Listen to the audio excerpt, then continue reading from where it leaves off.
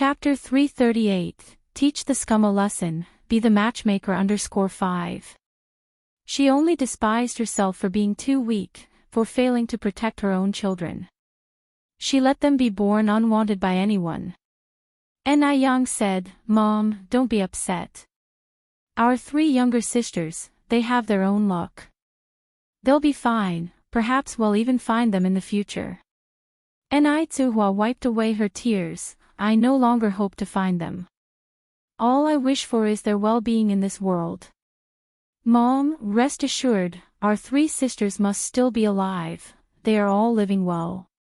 Yang embraced Tsuhua. Tsuhua sobbed uncontrollably. It started to drizzle on Tomb Sweeping Day. The weather was a tad chilly. The mood matched that poem. During Tomb Sweeping Day, rain trickles down, travelers on the road are filled with sorrow. Yang pulled out a coat from the cupboard to wear again, and followed Tsuhua outside to burn paper money. Because Tsuhua believed her 3 daughters were still alive, she did not prepare spirit tablets for them. She only honored the spirit tablets of her foster parents. Days flew by. In a blink of an eye, half a month had passed.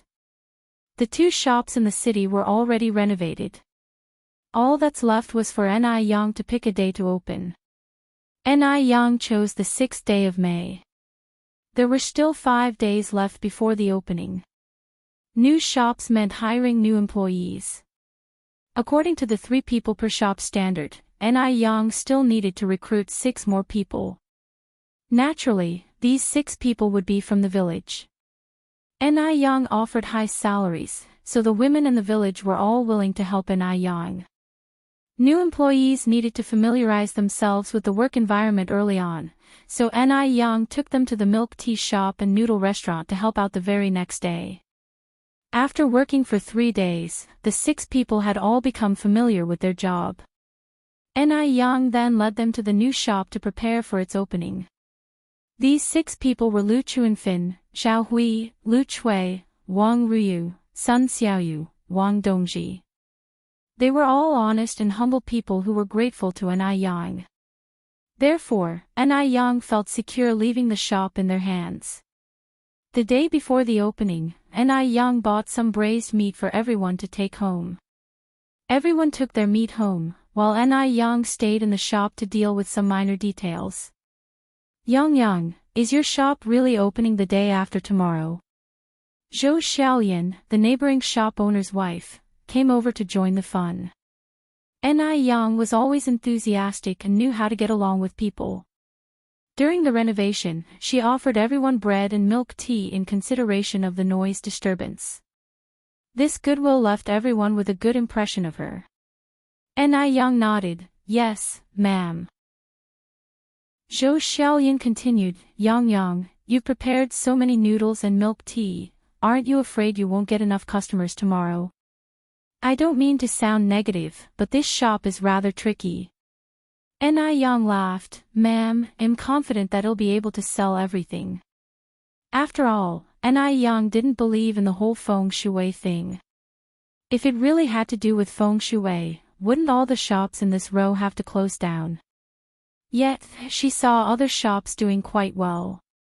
Moreover, Yang had spent 3 days doing promotions at the old shop. Yang wasn't worried about her business at all. After all, the noodle restaurant and milk tea shop had already built a substantial reputation in the city's food industry over the past half a year. Several imitators had already emerged in the city, yet none of them could match the taste provided here at Yang's. Therefore, everyone preferred to come to Yang's. Zhou Xiaolian gave Yang a look, Yang, you're still too young. There are things you have to believe in. Why don't you burn some things at the front of the shop to ward off evil? Otherwise, I'm really worried, if there weren't problems with the feng shui of these 2 shops, how is it possible that 3 shops opened in a row and all had to close down? Ma'am, Yang continued, I appreciate your kindness, I'll consider it when I get home. Zhou Xiaolian added, Yang, don't blame me for not warning you if you fail to get any business. Then Zhou Xiaolian changed the topic, by the way, Yang, the person who came with you last time, was that your mother? The one who was also holding a baby. Yes, that's my mother, Yang nodded.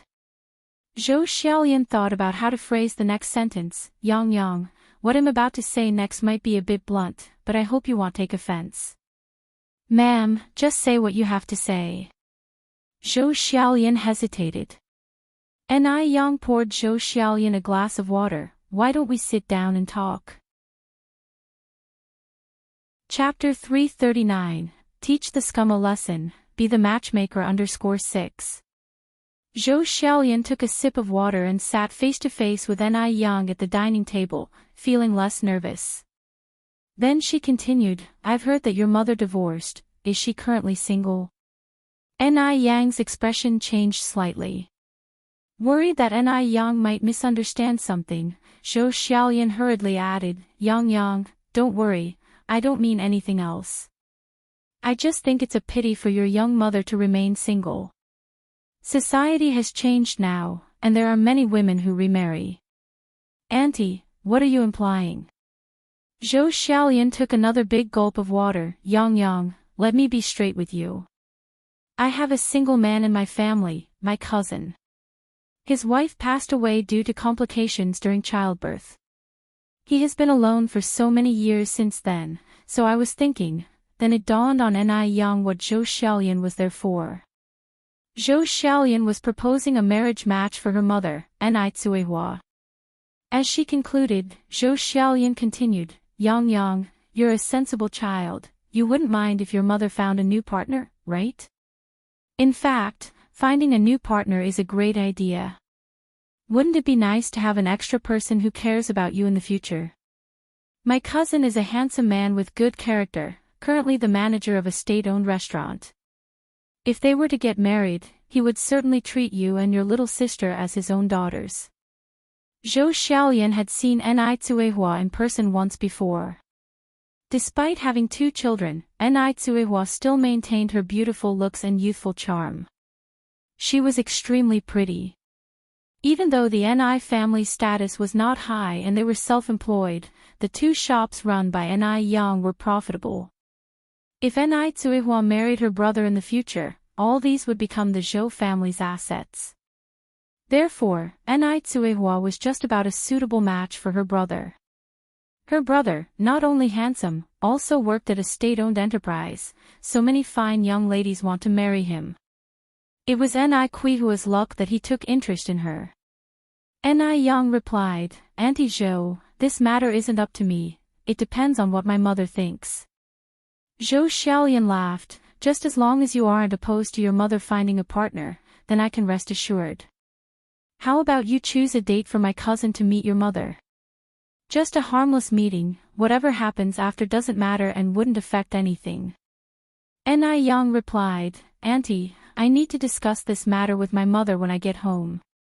If she agrees, then I have no objections.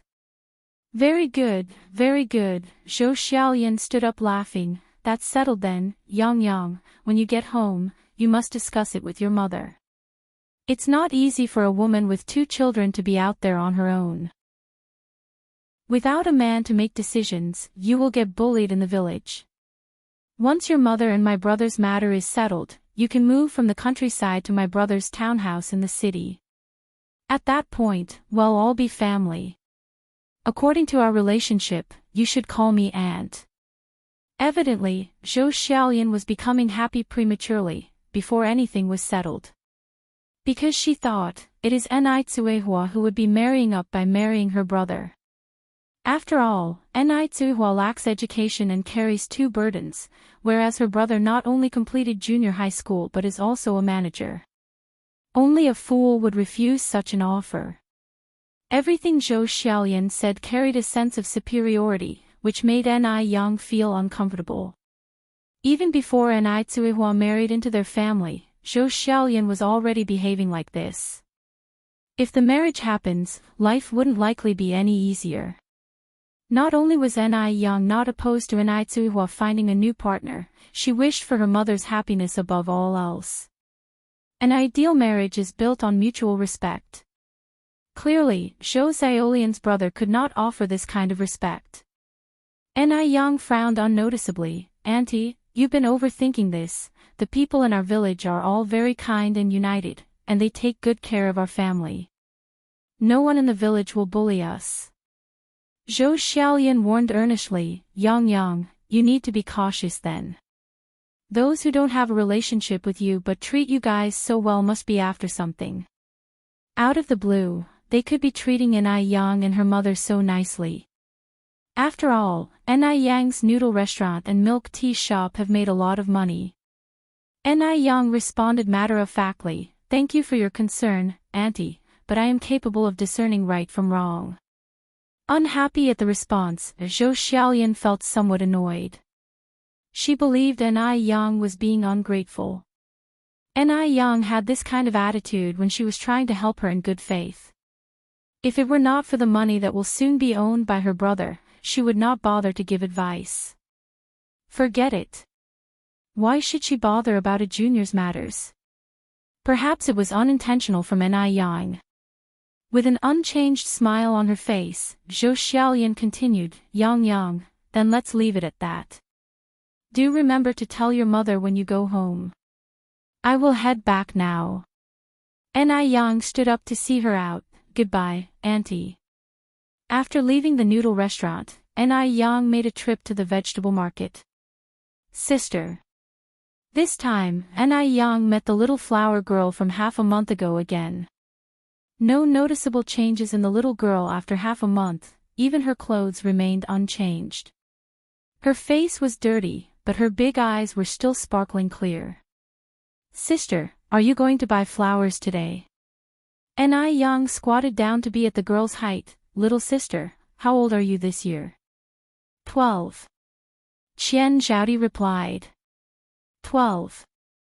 For some reason, Ni Yang suddenly remembered her abandoned fourth sister. If the fourth sister was still around, she would be 12 this year too. Ni Yang asked, where are your parents? Qian Zhaodi responded, they are at home. Do you have any sisters or brothers?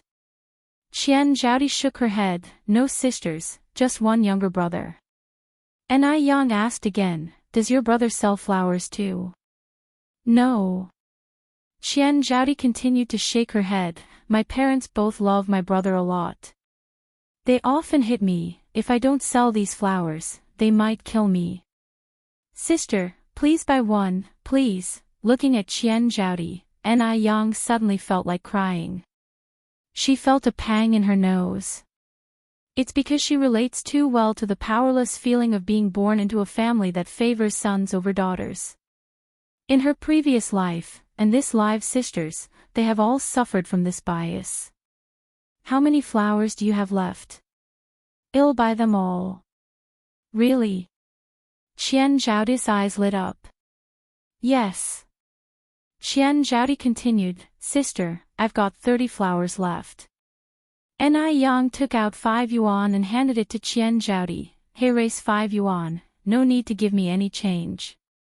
From now on, you can wait for me here every night. So sister, you will buy my flowers every night? Ni Yang nodded, then asked, what happened to your face? Qian Zhaodi replied nonchalantly, my brother poured boiling water on it. Chapter 340, Grand Opening, Li Yanren's invitation _1 burned by boiling water. Upon hearing this, Ni Yang's heart clenched tightly. What kind of family would allow their son to scald their daughter's face? Did it hurt? Ni Yang asked. Qian Zhaodi shook her head, it hurt at first, but then it stopped. She had suffered so much at such a young age, this pain was nothing in comparison. Ni Yang let out a soft sigh and handed her the braised pork she had just bought, take this. The aroma of the braised pork seemed to permeate into Qian Zhaodi's nostrils as she gulped, sister, is this meat? Ni Yang nodded, yes, it's meat. Sister, are you giving me all this meat? Qian Zhaodi asked, somewhat uncertain. Thank you, sister. A smile bloomed at the corner of Qian Zhaodi's mouth.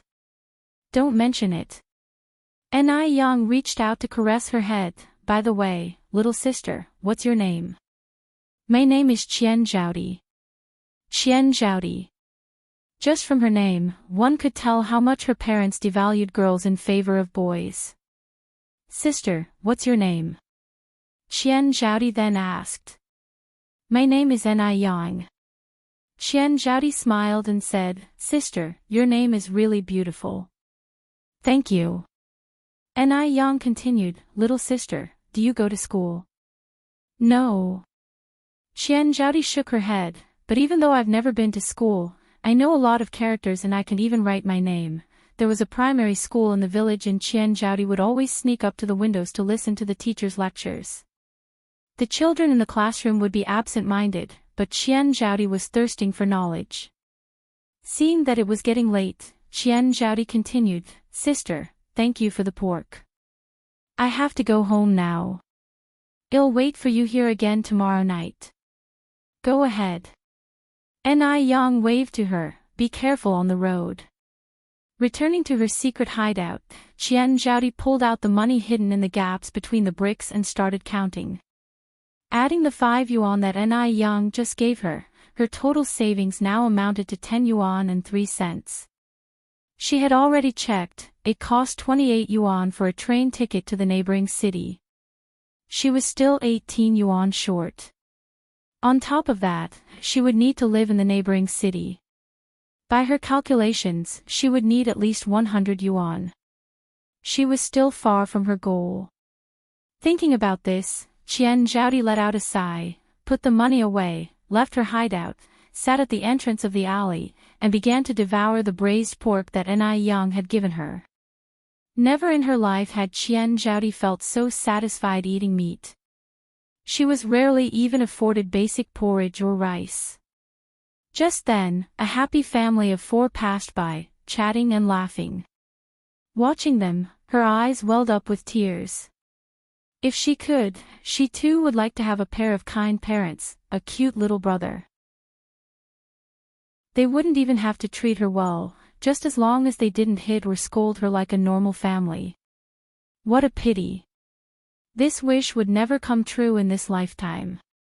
After eating, she wiped her mouth and limped her way home. After going on home, Ni Yang found a bottle to house the camellia, placed it on the coffee table in the living room. The radiant camellia formed a beautiful vista in the living room, filling the air with a faint fragrance. It smelled marvelous. Having finished that, Ni Yang started cooking with Ni Tsuihua tending the fire under the stove. Little Ni Yun was busy playing in a baby carrier, very well behaved.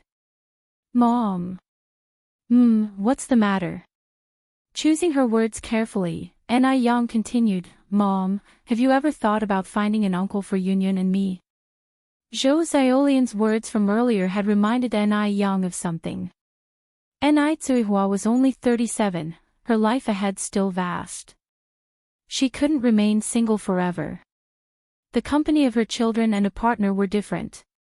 Ni Tsuihua was taken aback at first, then said, What are you talking about, child? Your mom's old, if someone heard us, wouldn't it be a joke? Remarriage was something Ni Tsuihua dare not even think about. Ni Yang said, Mom, you're only 37, not 67 or 77. Remarrying is completely normal, right? Don't worry, I'm understanding, I'm not an unreasonable child. At this point, Ni Yang changed her tone and said seriously, Mom, I genuinely hope you can find happiness. Chapter 341, Grand Opening, Li Yanren's Invitation _2. At the sound of this, Ni Tsuihua fell momentarily silent. She was fortunate to have such a thoughtful daughter. In other families, when one parent is gone, it's typically hard for children to accept the prospect of a parent remarrying because they often fear that a stepfather or stepmother may not treat them well. Yet, Ni Yang seemed completely indifferent to this and even voluntarily brought up the matter. Ni Tsuihua continued, Yang, Mom appreciates your concern, but I really haven't given any thought to these things.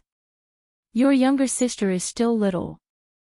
Let's revisit this topic when she's a bit older. Ni Yang's career was currently flourishing, and little Ni Yun was only 9 months old. Ni Tsuhua genuinely had no energy to contemplate such messy matters. She should make the most of her opportunity to assist Ni Yang. How could she pursue romance when her daughter is busy and working so hard? Ni Yang added, "Mom, Aunt Zhou Xiaoyan mentioned to me today that she has a single brother. From what she said, he seems not bad. Would you like to meet him?" Though Ni Yang had some reservations about Zhou Xiaoyan's brother, she felt it was nevertheless necessary to discuss this with Ni Tsuihua.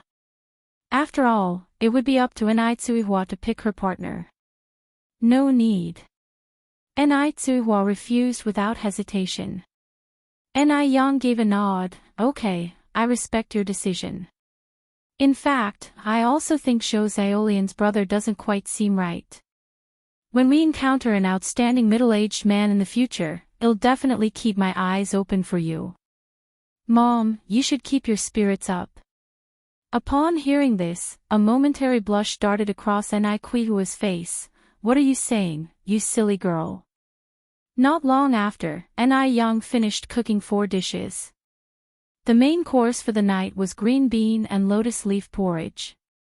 Modern medical research has shown that lotus leaves have beneficial properties such as lowering blood pressure, reducing blood lipids, relieving heat, suppressing bacteria, relieving spasms, and reducing fat.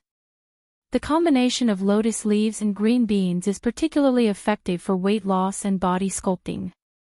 It's not sufficient to focus solely on breast enlargement, one needs to attain a perfect body proportion.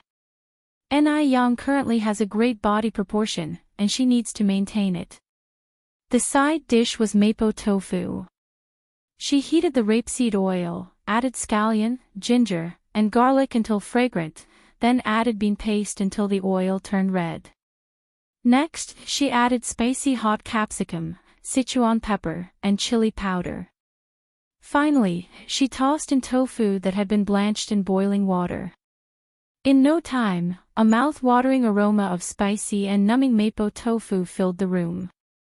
The spicy and numbing sensation was irresistible. With this bowl of mapo tofu, one could consume several bowls of green bean and lotus leaf porridge. Furthermore, tofu has the property of boosting metabolism which can contribute to longevity. Next, she prepared sautéed lamb liver with eel. Eel contains components such as vitamin A and lecithin, all of which are beneficial to hormonal secretion and essential for breast development. Therefore, during puberty, it's crucial for girls to consume more eel to achieve breast enlargement. Winter melon stew with black fish. The combination of black fish and winter melon has great blood circulation promoting and liver and kidney nourishing effects, making it a particularly beneficial dish for women. The final side dish was spicy pickled cowpeas. For dinner, there were 3 stir-fry dishes and a pickled dish, which made for a highly satisfying meal for the 3 of them. The next day, just as Ni Yang arrived at her shop, Zhou Xiaoyan showed up. "Yang, did you tell your mom about what we discussed yesterday?" "I did."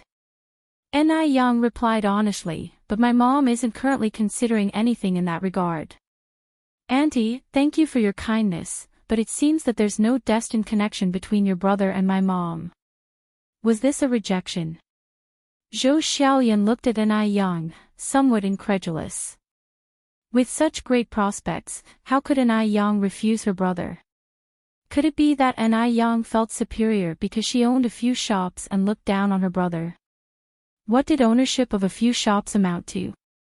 A petty proprietor could never compare to her brother, who was a high-ranking official. Or could it be that Ni Yang didn't tell Ni Tsuihua about this at all? Yes. That must be it. This seemingly sensible girl was far more cunning than she appeared.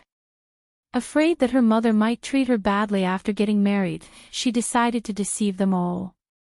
With a smile remaining on her face, Zhou Xiaoyan said, "All right, I understand.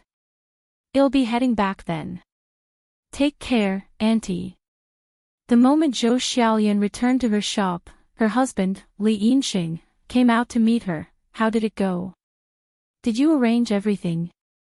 Zhou Xiaoyan shook her head. Li Yinxing said, I told you earlier, don't harbor unrealistic hopes.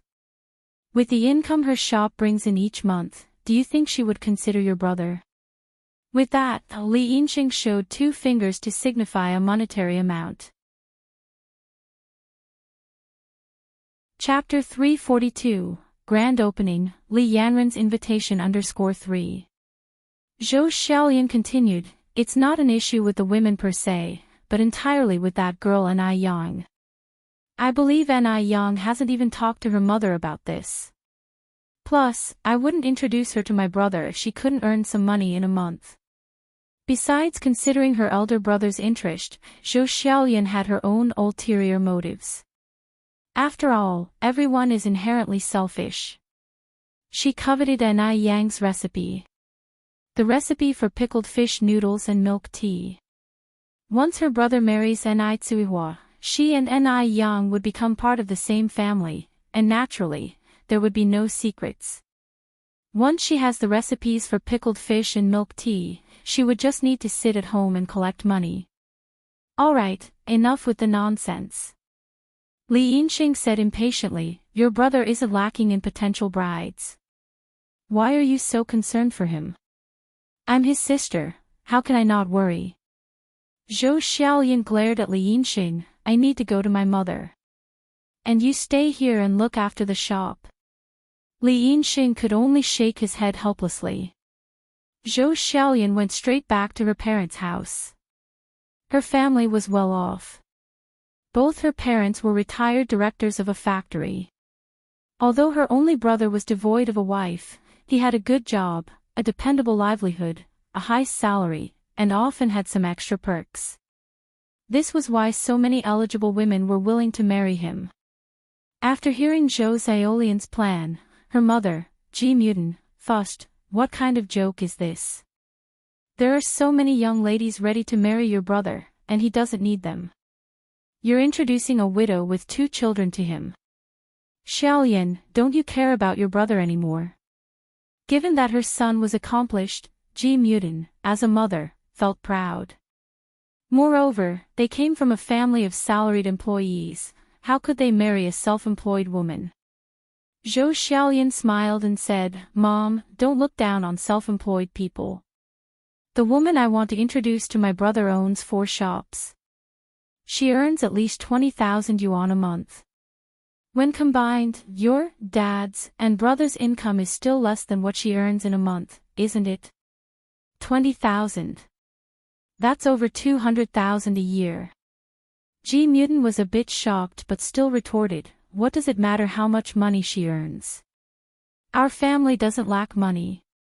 While the Zhou family was not immensely rich, they were not short of money either. Zhou Xiaolian continued, with more money, future kids could study abroad, we could move to a bigger house, hire a few nannies to serve you. Doesn't that sound good? Ji Mutin seemed slightly tempted at this, what you said seems somewhat reasonable. What does this woman look like?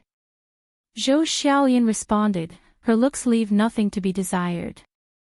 How about you come with me tomorrow and see for yourself? All right. Ji Mutin nodded. Even though Ni Yang had already declined this meeting, Zhou Xiaolian still wouldn't give up. Ni Yang's noodle restaurant and milk tea shop would open tomorrow, and Ni Tsuihua, her mother, would certainly appear. By then, they would definitely see Ni Tsuihua.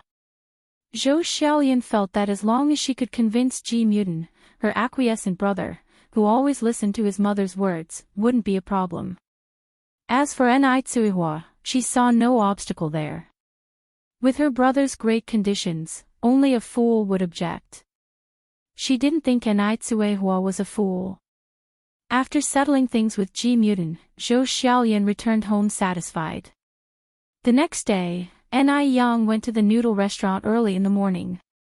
Just as she arrived, she saw workers laying out red carpets and arranging flowers in front of the noodle restaurant and milk tea shop. Could it be that Immortality had returned? Ni Yang raised her eyebrows slightly. Other than Immortality, no one else would give her these things. Just as she thought this, Wu Daming ran over from the side. Sister Yen, oh no. Sister-in-law, you're here. Wu Daming. Ni Yang looked at the man in surprise. Wu Daming said, Sister-in-law, my sixth bro isn't in the country, so he couldn't come here in person. He asked me to bring these things. Sixth sister-in-law. This address made Ni Yang's cheeks flush slightly. You have to admit, Immortality really is a qualified boyfriend. Thank you. By the way, when will Brother Immo probably return? If you calculate, Immortality has been out for about a month now.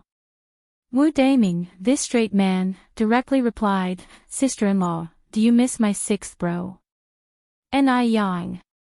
How should she respond to that?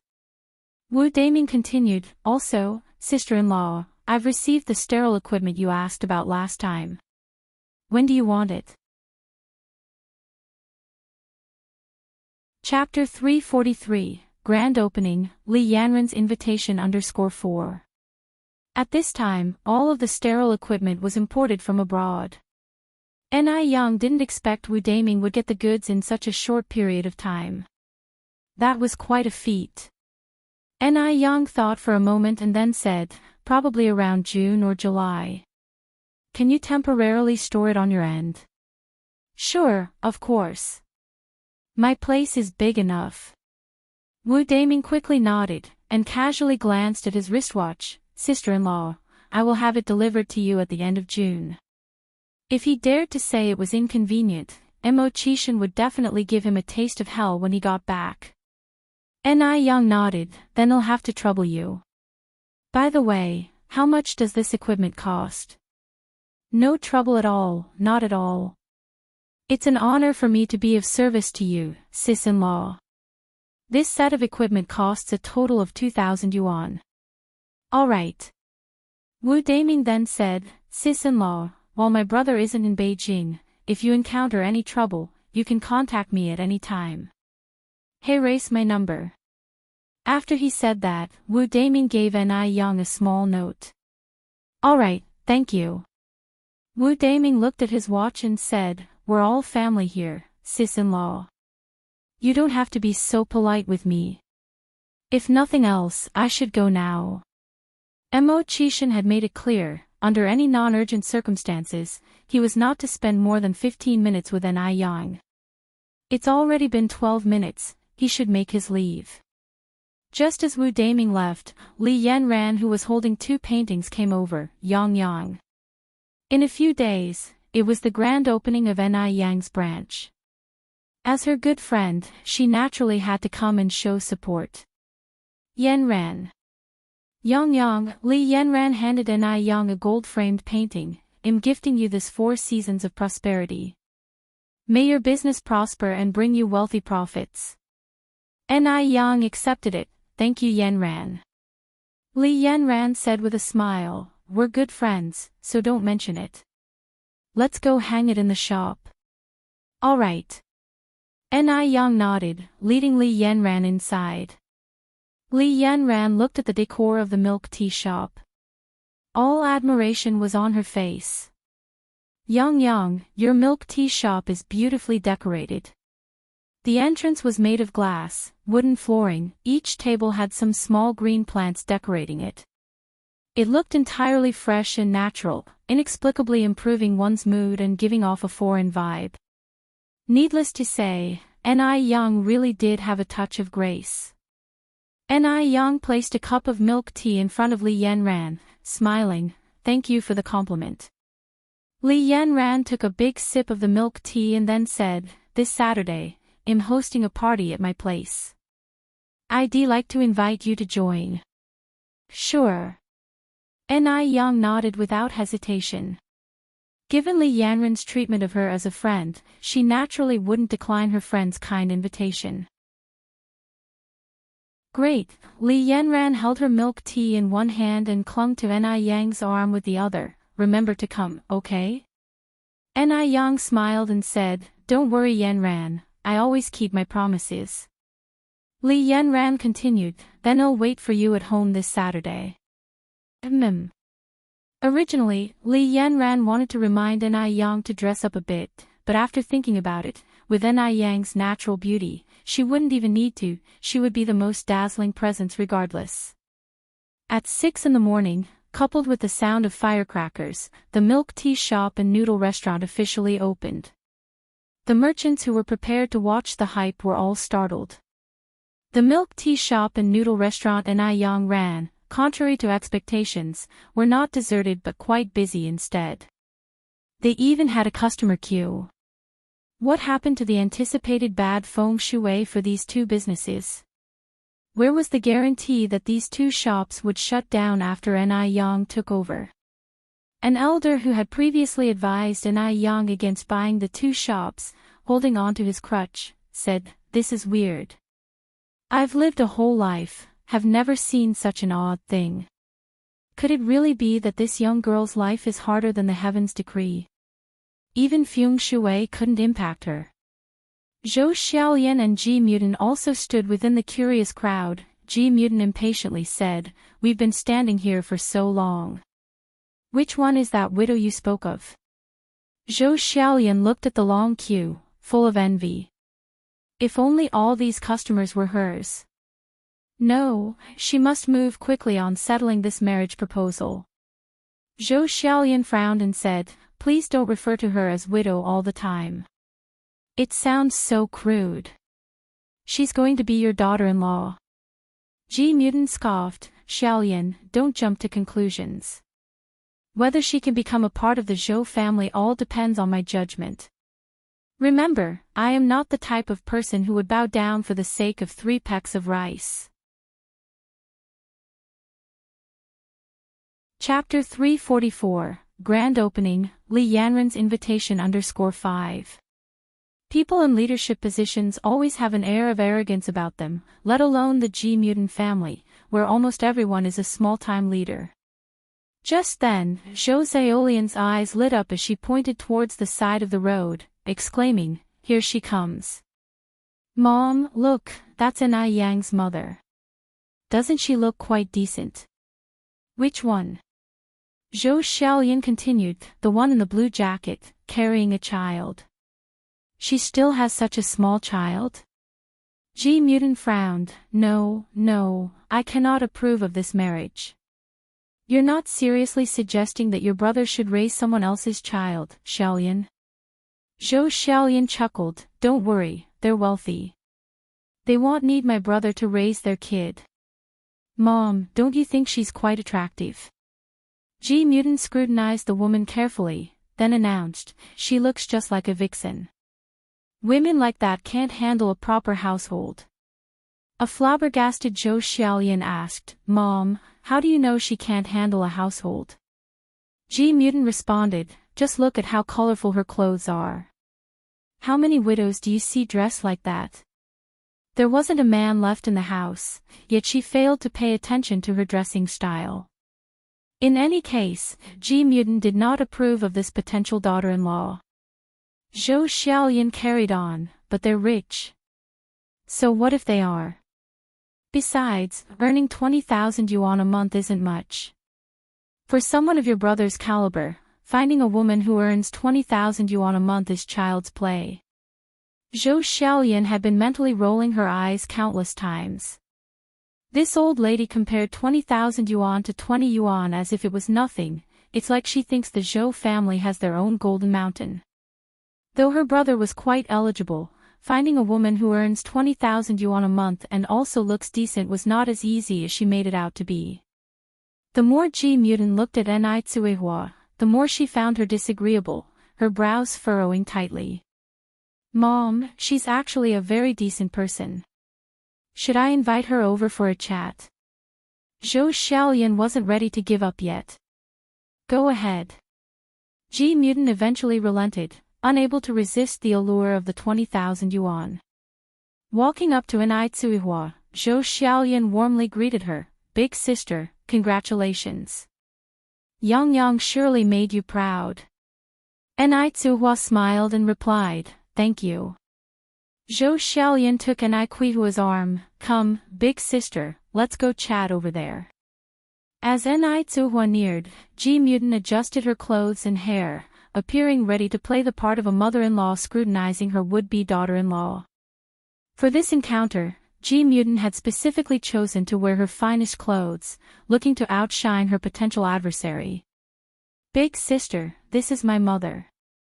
Zhou Xiaolian brought her along to Ji Mutant. While maintaining her composure, Ji Mutant looked Enai Zuihua up and down. Despite Enai Zuihua being wealthy, the Zhou family was a working-class household, so in terms of social status, Enai Zuihua was marrying up. Hello, madam. Enai Zuihua politely greeted her. Madam. Ji Mutant subtly wrinkled her brow. Goodness, what an outdated formality. Wasn't this only used by rural people? How could the Zhou family allow such a woman to marry into their home? Like a stern school principal, Ji Mutant asked, "What's your name? How old are you?" Enai Zuhua furrowed her brows slightly. What was this old woman trying to imply? Who begins a conversation by asking such questions? With a hint of apology, Enai Zuhua replied, "I'm sorry, but I need to return to the shop. I'll leave now." Once she finished speaking, Enai Zuihua, cradling little Enai Yun, took her leave. Ji Mutant was so enraged, she was practically hopping mad. What kind of attitude is that? Is that how she plans to treat her future mother-in-law? Giving me the cold shoulder even before she's married in. God knows what'll happen once they're married. A speechless Zhou Xiaolian replied, "Mom, you have to admit that you were out of line just now. Why did you even start off with such questions? You could have gone about it more subtly. People like her don't deserve to step through the doors of the Zhou family. Just because she has a little money, she thinks she's something special." Ji Mutant had a deep disdain for the rich. Zhou Xiaolian continued, "Mom, please calm down. Things aren't as bad as you're making it out to be. Let me go talk to her. We haven't even married her into the family yet. You can start teaching her once they're married and have their certificate. Then she'll be all yours to deal with." Zhou Xiaolian caught up to Enai Zuihua and quickly apologized. "Big sister, I'm sorry about my mother. She was a bit abrupt just now, but please don't take it to heart." "Hey Race, what's going on? You see, I have a brother." Chapter 345, Grand Opening, Li Yanren's Invitation _6. Zhou Xiaolian was afraid that Enai Yang hadn't told Enai Zuihua about the matter, so she explained it all over again, and specially boasted about how capable her brother was, and that they were all from working families. Enai Zuihua replied, "Big sister, thank you for your kindness. But I was born a peasant woman, I'm afraid I'm not match for your brother. Besides, I have no plans to remarry right now." Zhou Xiaolian didn't get the rejection in Enai Qihua's words, and hastily said, "You are a match, a perfect match. As the old saying goes, when marrying, marry a virtuous wife. Big sister, even though your personal condition is not as good as my brother's, I can tell you are quite virtuous. It's good that Enai Zuihua knows her worth and realizes she's not a match for her brother." Enai Zuihua continued, "I'm sorry, big sister, you should go find someone else." Zhou Xiaolian continued, "Big sister, you don't need to worry about other issues. My mother may have a foul mouth, but she means well. Once you married into our family, just sit and enjoy your blessings." Enai Zuihua found Zhou Xiaolian to be too persistent, so she said bluntly, "Big sister, let me tell you the truth, I have no plans to remarry." After that, Enai Zuihua turned and went into the shop. This time, Zhou Xiaolian understood what Enai Zuihua meant. So she thinks her brother is not good enough. Ha! What a big appetite. A widow who nobody wanted, and she's still so picky. She really thinks she can marry into a good family. Zhou Xiaolian walked back to Ji Mutant with a complex expression. Ji Mutant said, "Xiaolian, let me make it clear to you, firstly, I absolutely will not coax her. Secondly, I must make her apologize for her attitude just now. Otherwise, she can forget about marrying into our Zhou family in this lifetime. Zhou Xiaoyan was also furious. She retorted, you don't allow her to marry in our family. She might not even want our family. What? Ji Mutant widened her eyes in disbelief. She's picky about our family. Does she know what a working family is?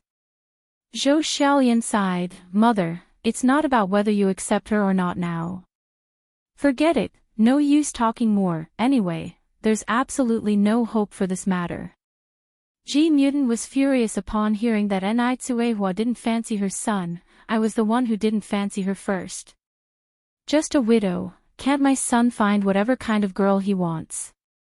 I'm sure that woman is just pretending she doesn't like us because she's afraid of losing face. Ji Mutant muttered angrily, she almost cursed Nitsuehua's ancestors. Just then, Zhou Xiaoyan saw something. Mother, isn't that my aunt?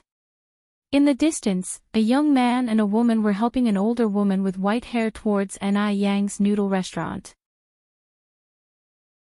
Ji Mutant immediately stopped muttering and looked over. It is your aunt.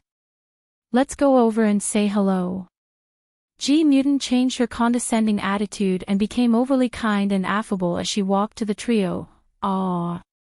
Isn't this my little aunt? What brings you here? Zeolian's shop is just nearby. I hope you, Xiaoxiu, and Cici can come and sit. Zhou Xiaoyan followed behind her and said, Aunt, I haven't seen you for years, and Xiaoxiu and Cici too. Since you're here today, you must dine at my place before you leave. With the mother and daughter being so enthusiastic, everyone could tell that this old lady was not an ordinary person. In fact, the old lady was indeed extraordinary. This old lady was the mother of Shengguan Dehui, and the grandmother of Shengguan Su and Shengguan Shi. The Shengguan family was just like the Mo family, both were prestigious families that had stood for centuries. Shengguan's old lady squinted slightly. I'm sorry, as one grows old, the memory is not as good as before. May I ask who you are? The Zhou family and the Shengguan family were at best distant relatives. This distant relationship traced back to the sister of Shengguan's old lady, whose son's wife's cousin sister-in-law's daughter was related. So, it was normal that the old lady didn't recognize Ji Mutant and her daughter. Ji Mutant introduced herself formally. Listening from the side, Shengguan Su was afraid that Ji Mutant would suffocate from talking too much without being able to catch her breath. Such a distant relationship, and they still dared to recognize relatives randomly, how audacious. Indeed, poor people in a bustling city find no one paying attention to them, while the rich in the remote mountains have distant relatives. After listening for half a day, Shengguan's old lady still couldn't figure out what relationship Ji Mutant and her daughter had with their family. She turned her head and looked at Shengguan Su. Little Cici, let's hurry up and get in line. I'm telling you, the noodles at this place are really delicious. She had seen too many people recognizing relatives out of nowhere, like the people in front of her. The three of them walked towards the noodle restaurant. Ji Mutant stepped forward and said, Little aunt, noodles are not nutritious. Why don't we go to Zeolian's shop, let her cook something delicious and serve you properly. Zhou Xiaoyan quickly added, Yes, auntie, let me cook something yummy, to serve you properly. The Shengguan family was a true prestigious family, who wouldn't want to be related to them? Otherwise, would Ji Mutant be so humble? Ever since she became a leader, Ji Mutant had never bent over. Today was the first. Shengguan's old lady calmly said, The two of you, I am not your aunt. I do not know you, please do not follow us anymore. After saying that, the three of them went directly into the noodle restaurant and started lining up. Ji Mutant sighed, the old lady of such a big family is indeed different. She's already so old, yet her mind is still so sharp. If Shengguan's old lattice mind could be a little more muddled, maybe today she could have recognized her as her niece. There were many people eating in the restaurant.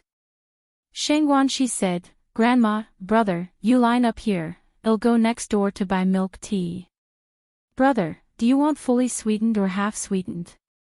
Sheng Guanxi didn't understand what full or half-sweet meant for a moment. Sheng Guanxi explained, "You like it sweeter or milder?" Sheng Guanxi said, "Half-sweetened is fine." "Cici, I want a sweeter one." Sheng Guan's old lady looked at Sheng Guanxi pitifully. Sheng Guanxi was quite determined. "Grandma, doctor he said you have to eat less sweet." Chapter 346, The lovely Mrs. Sheng Guan heavily mistreats the family of Qian Zhaodi_1. Why can't I eat sweets anymore? Elderly Madame Sheng Guan became worried as soon as she heard she couldn't have sweets anymore. "Granny, you have diabetes, so eating too many sweets is bad for your health." Elderly Madame Sheng Guan started to play dumb in order to eat sweets. "Since when do I have diabetes? I don't remember having diabetes at all." "I don't care, I want to drink something sweet." Old baby, once you grow old, you revert to being a child." Sheng Guanxi, feeling helpless, said, "Granny, have you forgotten what the doctor told you? If you eat too much sugar, it will make your condition worse." "Those damn idiots only know how to exaggerate the dangers." Elderly Madame Sheng Guan grumbled unhappily, "I've been eating sugar all my life, and now that I'm old, they suddenly won't let me eat any." This year, elderly Madame Sheng Guan is already 88 years old. Apart from a slight case of diabetes, she's still robust. "Cici, your grandmother's good grandson, will you let me have something sweet to drink?" Elderly Madame Sheng Guan held on to Sheng Guanxi's clothing, begging for sweet food with a childish charm. "Just once," Granny promises, only once, and Granny swears it. Elderly Madame Sheng Guan raised 3 of her fingers. "Granny, it doesn't matter if you swear 5 times, you really can't eat anything too sweet." Elderly Madame Sheng Guan grunted lightly, "Are you still Granny's good grandson?" Sheng Guanxi smiled and said, "Granny, I'm going to get you milk tea now." Elderly Madame Sheng Guan proudly lifted her face, ignoring Sheng Guanxi completely. Although there's a line waiting for milk tea as well, the speed at which the cups are served is much faster than for noodles, so Sheng Guanxi quickly returned with 3 cups of milk tea. "Granny, this is yours, this is my brother's. This one's mine." Elderly Madame Sheng Guan pointed at Sheng Guanxi's cup and said, "Young fellow, I want to drink this one." "No," Sheng Guanxi shook his head, "this one's mine, mine is full sugar." "Why is yours full sugar and mine half sugar?"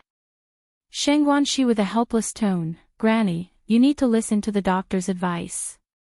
Elderly Madame Sheng Guan was indignant, "I've never listened to anyone in my life, not even your grandfather. Why should I listen to that brat doctor?"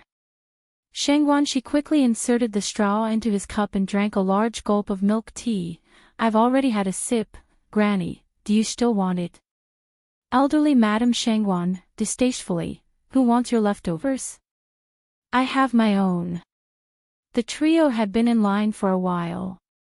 Their cups of milk tea were almost finished by the time they got to their seats. "What would you all like to eat?" A soft, familiar voice came from above. That voice seemed vaguely familiar.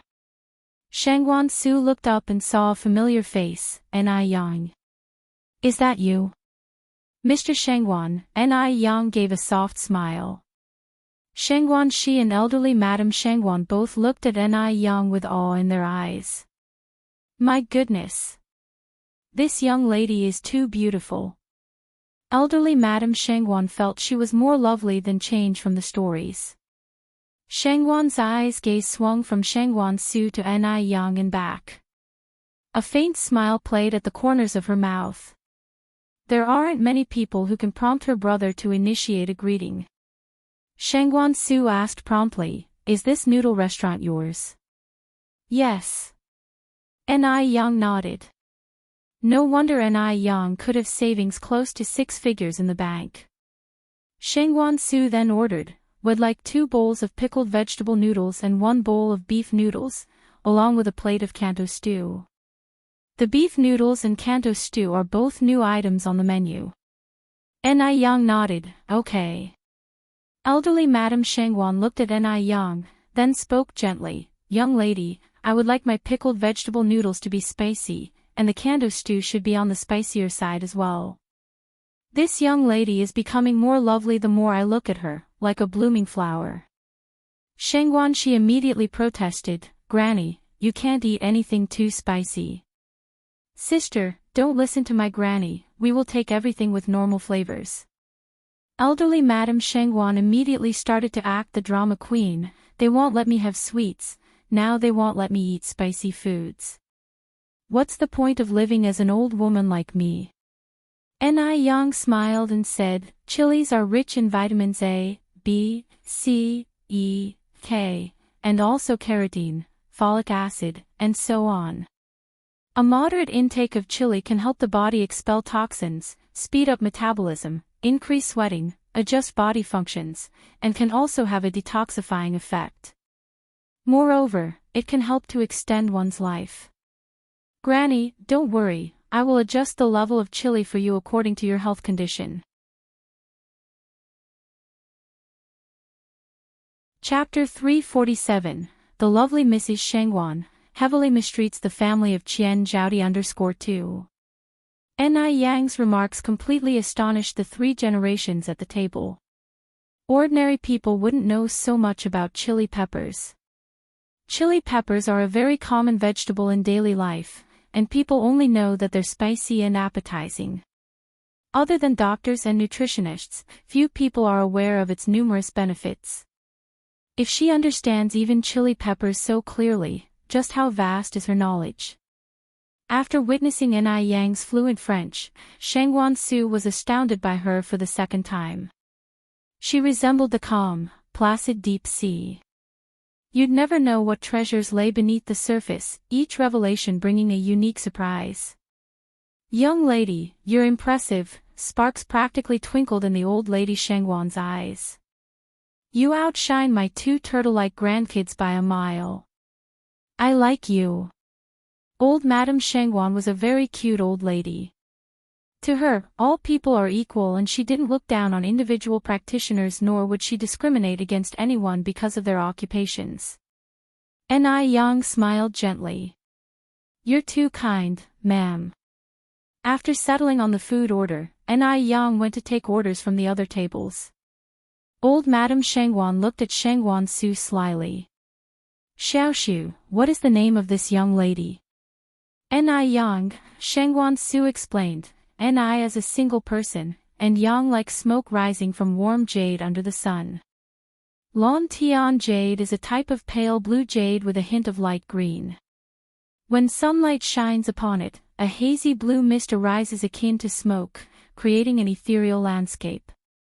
Shangwan she exclaimed, wow! What a beautiful name!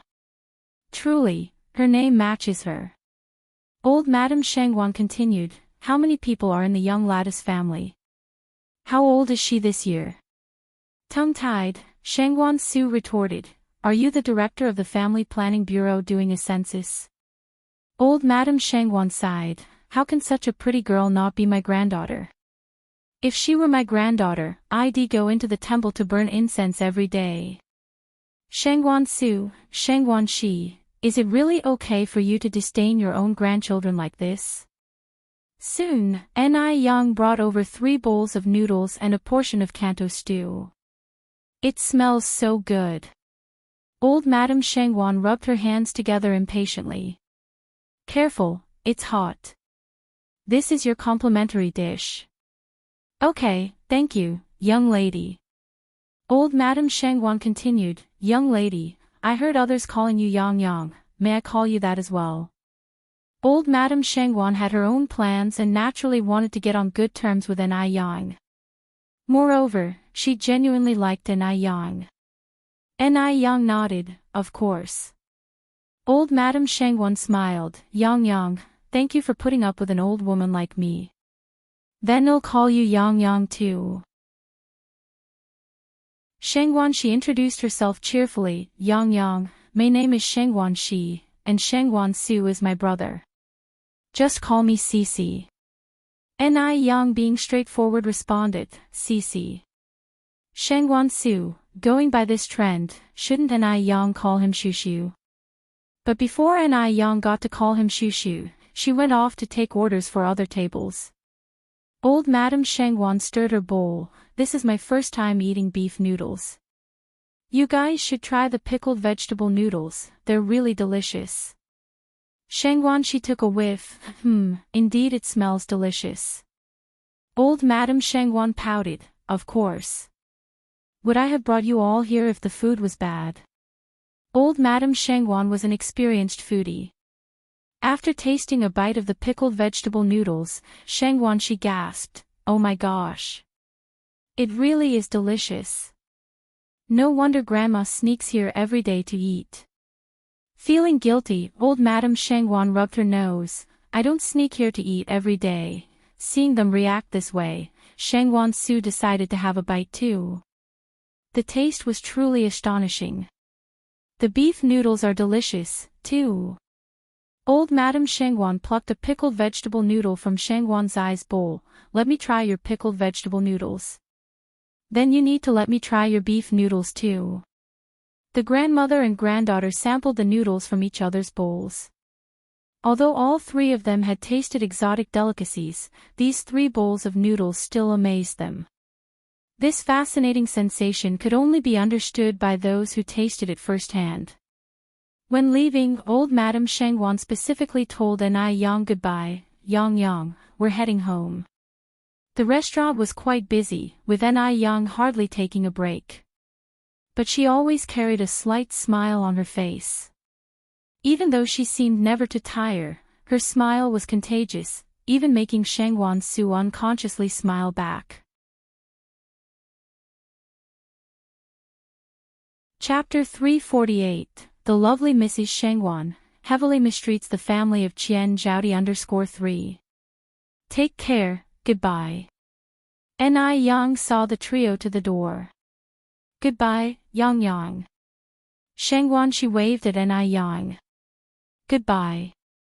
Once out of the noodle restaurant, Shangguan Shi tugged at Shangguan Zu's sleeve. Brother, that girl Yang Yang is quite impressive. She's well-mannered and cultured, just like a young lady of a noble family. The Shangguan matriarch nodded repeatedly. Indeed, she is quite impressive. You need to put in effort, Xiaoxiu. The grandmother also made a cute cheering gesture. Shangguan Su replied, Grandmother, what are you thinking?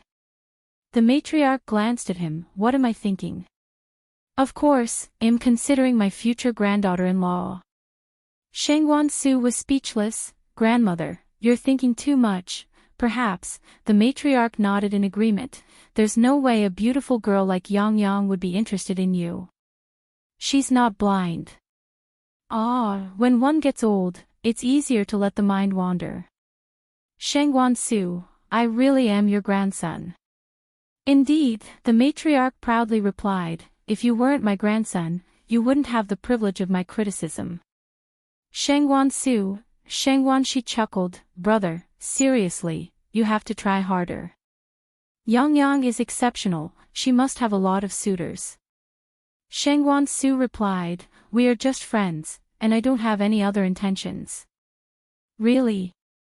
Shangguan Shi arched an eyebrow. Really?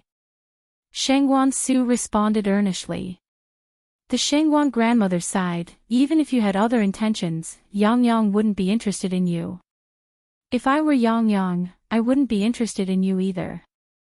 I would look for someone tall, handsome and rich. Someone more handsome than Tony Leung Chiu. At this time, the 1984 version of Dear Cauldron, starring Tony Leung Chiu, had just come out. The show was a hit and gained a group of dedicated fans, and the Shangguan matriarch was one of them. Shangguan Su, this is really my grandmother. After the noodle restaurant closed for the night, Ni Yang went to the vegetable market.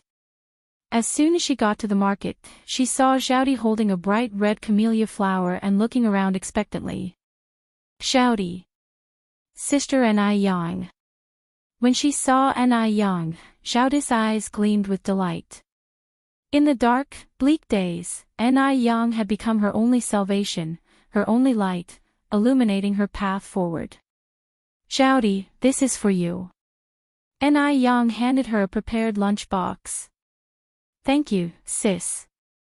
You're welcome. Ni Yang patted her on the head and took 5 yuan out from her pocket. This is for your expenses today. Xiaoti took the money and hesitated a bit before saying, Sister Ni Yang, you don't have to give me 5 yuan every day. Ni Yang smiled subtly. It's fine, take it.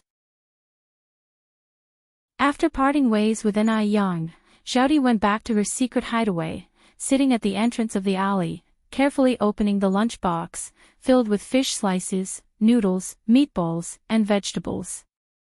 Xiaoti took a bite of the noodles and narrowed her eyes in content. So delicious. She had never eaten such delicious noodles in her life. After finishing the noodles and hiding the money, Xiaoti headed home, hobbling. When she got home, Qian Xingqian, Zhao Xiaoxi, and Qian Wangkai had already had dinner, leaving her a bowl of cold rice soup. Xiaoti gulped down the soup and went back to her room. It was more of a pigsty than a room, with a faint smell of stench still lingering in the air. Xiaoti didn't mind. She reached under the bed and pulled out a peach pit. The pit was small and red, and one side already had a small notch from being rubbed against the ground. Xiaoti took the pit and began rubbing the other side on the ground. If she could smooth the other side, the pit could be shaped like a small vegetable basket. Just then, the door was kicked harshly open.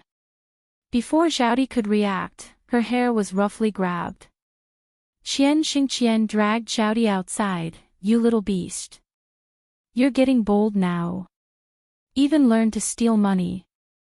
Dad, I did not steal any money. Dare to argue, do you? Zhao Xiaoxi approached with a rolling pin, striking Xiaoti's back forcefully. Qian Xingqian also ridiculed Xiaoti with punches and kicks. The couple was ruthless, showing no mercy. You little slut. How dare you steal my money? Do you want to die? This will teach you to steal. This will teach you. Chapter 349. The lovely Mrs. Shengwan heavily mistreats the family of Qian Zhaoti 4. Qian Zhaoti cried out, I didn't steal the money, I didn't. But Qian Xingqian and Zhao Xiaoxi didn't give her any chance to explain. In no time, they had beaten Qian Zhaoti until she was black and blue. While feasting on a large chicken thigh, Qian Wangkai clapped and cheered. It's her who stole. Beat up this money-wasting brat to death. So it wasn't you who stole. Zhao Xiaoxi spoke cruelly. Then where's my money? Was it stolen by a ghost? You little parasite, I'll beat you to death today. Qian Zhaoti's heart-wrenching cries attracted the neighbors. What on earth did the child do wrong to deserve such a beating from you? If you keep beating her like this, someone might end up dead. The person speaking was an old woman with white hair. Grandma Gu. Qian Zhaoti hid behind Grandma Gu in fear. Zhao Xiaoxi stood with her hands on her hips. You think we want to hit her? This little parasite, she's even learned how to steal money now. I didn't, Grandma Gu, I didn't. Qian Zhaoti shook her head, her face streaming with tears. Good child, Grandma believes you. Grandma Gu wiped the tears from Qian Zhaoti's face and continued. Xingqian, Xiaoxi, listen to my advice. You must do good deeds to have good outcomes. If you are unwilling to keep Zhaoti, you can give her to me to raise. You want to raise her? Give me money, Qian Xingqian said. How much do you want? Grandma Gu replied. Qian Xingqian said, by the standard of 1,000 yuan per year for 12 years, you should give me 12,000 yuan. 12,000. At that time, a farmer's annual income was just over 112,000 was astronomically high. Qian Xingqian was simply asking for an exorbitant amount. Qian Xingqian continued, if you don't have the money, stay out of my family's business. Even if a life is lost, it's my own family matter, none of your business. You little parasite, come here. He was Qian Zhaodi's father. Even if he killed Qian Zhaodi, no one could do anything to him. Qian Xingqian dragged Qian Zhaodi into the house and shut the door to continue beating her. Desolate howling noises kept coming from inside the house. Oh, what a sin, Grandma Gu sighed and shook her head. The couple kept beating Zhaodi for a whole 20 minutes, only stopping when she passed out. Qian Wangkai walked over and kicked Qian Zhaodi. Mom, has this money waster died yet? Just then, a large renminbi bill fell out of Qian Wangkai's pocket. Qian Wangkai's eyes widened in shock. Zhao Xiaoxi picked up the bill, surprised. Isn't this the 10 yuan I lost? Wangkai, how did it end up with you? As she suspected the money was stolen by Qian Zhaodi, Zhao Xiaoxi put a mark on each bill. So, as she recognized at a glance that it was her money. Qian Wangkai immediately burst into tears. He was very wronged. Qian Xingqian said, why are you angry at our son? Is it just about 10 yuan? Zhao Xiaoxi bent down to pick up Qian Wangkai, soothing him. Wangkai, I'm sorry. Mom didn't mean it. Don't cry. If you want money, you can ask Mom. Why did you have to steal it?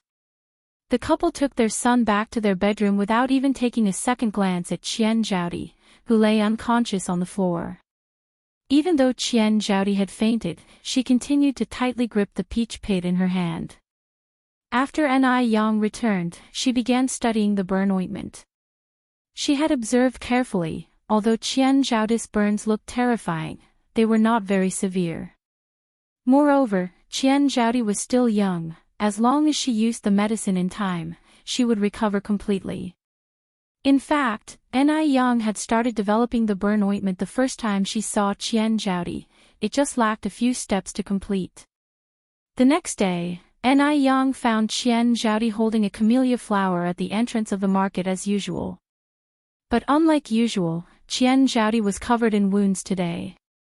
Zhaodi, what happened to you? Ni Yang got a shock. It's nothing. Qian Zhaodi gave a slight smile, my parents did this. Ni Yang frowned slightly, why would they hit you? They were too harsh.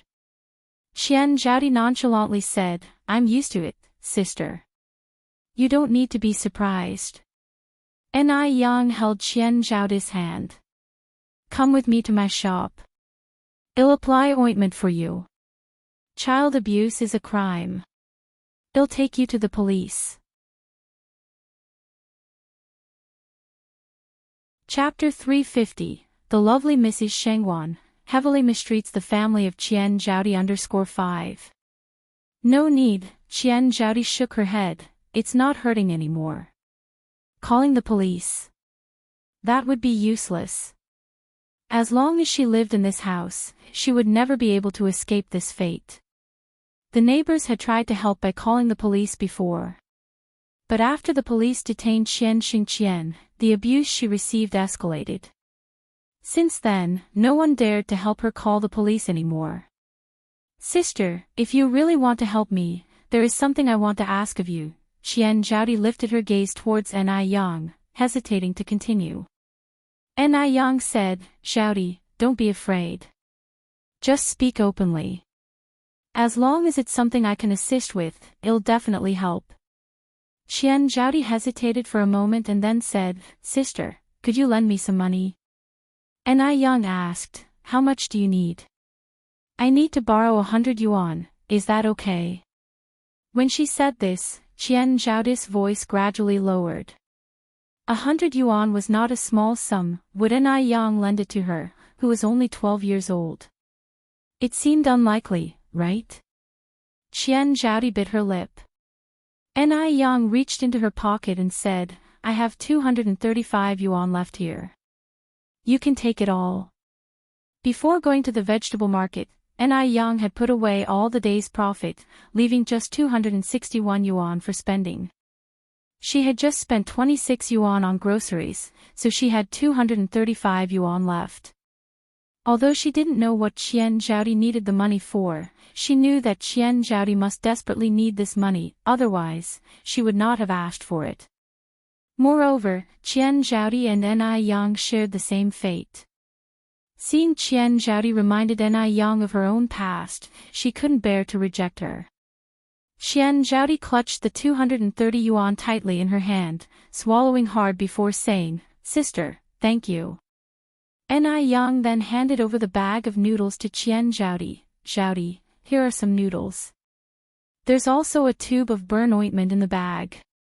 Apply it on your scars before you sleep every night, it's good for your burns." "Thank you, sister." Qian Zhaodi's eyes reddened instantly. She wanted to hug Yang, but her clothes were dirty and tattered, and she was afraid of dirtying Yang's clothes. As if reading Qian Zhaodi's mind, Yang reached out to hug her. "You're welcome, Zhaodi. If you ever run into any trouble, just tell me directly." Qian Zhaodi held her head against Yang's shoulder, sobbing softly. For many years to come, she would never forget this moment. "Don't cry anymore." Yang caressed her head, whispering to comfort her. The next afternoon, when Yang saw Qian Zhaodi again, her bruises had faded considerably, looking less terrifying than the day before. As before, Yang brought noodles for Qian Zhaodi and also bought flowers. Watching Yang's retreating figure, deeply, Qian Zhaodi bowed. Her eyes filled with unspoken emotions. "Sister, thank you." After Yang left, Qian Zhaodi took out a penny and went to the shop to buy 10 fruit candies. Then, she asked the old man who swept the train station to help her buy a train ticket. After she finished these tasks, she went home. Since it was still early, Zhao Xiaoxi and Qian Xingqian had gone to work in the field and hadn't returned yet, leaving Qian Wangkai sitting at the doorstep. "Wasteful brat, finally home. I'm hungry. Cook me something now. Has mom and dad not come back yet?" Qian Zhaodi looked inside. "Wasteful brat, worthless runt. I'm telling you to cook for me. Are you deaf?" The hand Qian Zhaodi hid in her sleeve clenched into a fist. Speaking in a low voice, she said, "Wangkai, do you want candy?" Qian Wangkai bellowed, "Wasteful brat. You dare to eat candy behind mom and dad's back. Speak. Did you steal money? I'm going to tell mom and dad right now, let them beat you to death, you worthless runt." No, Wangkai, you misunderstood. I didn't steal the money, I found my candy up on the mountain, look. Qian Zhaodi slowly opened her hand, revealing a piece of candy still covered in dirt. "Candy." Qian Wangkai snatched the candy, unwrapped it and stuffed it into his mouth. "You little runt, where did you find this candy?" "Just up on the mountain," answered Qian Zhaodi. "Then take me there now." "Okay," Qian Zhaodi nodded, leading Qian Wangkai towards the mountain. Qian Zhaodi led Qian Wangkai deep into the forest, pointing to a spot amongst the foliage. She said, "Wangkai, look, the candy is over there." Fearing that Qian Zhaodi would snatch the candies, Qian Wangkai immediately dashed over to pick them up. Chapter 351, The Lovely Mrs. Shengwan, heavily mistreats the family of Qian Zhaodi_6. But in the next second, a piercing scream of agony echoed through the air. Ah! Qian Wangkai's foot was caught in a large animal trap. The sharp teeth of the trap bit tightly into Qian Wangkai's ankle, and his cotton pants were instantly soaked with blood. Pain. Extreme pain. The air was filled with a strong stench of blood. Qian Wangkai was in so much pain that he was on the verge of passing out. Crying, he yelled out, useless bastard. You little jerk. What are you staring at? Hurry up and help me. Qian Zhaodi immediately rushed forward, trying to pry open the trap with her hands. Wang Kai, don't be afraid, your sister is here to save you. Unfortunately, the trap didn't open, but instead clamped tighter. The pain was unbearable, like being bitten by a tiger. Unable to withstand the intense pain, Qian Wang Kai fainted. Before he lost consciousness, he cursed at Qian Zhaodi, you bitch. How dare you harm me? Mom! Mom, come save me. Come beat this bitch. Unfortunately, no one could hear his cries in the thick forest. Qian Zhaodi didn't linger at the place and ran back to the village, Mom and Dad. It's bad. Wang Kai is missing.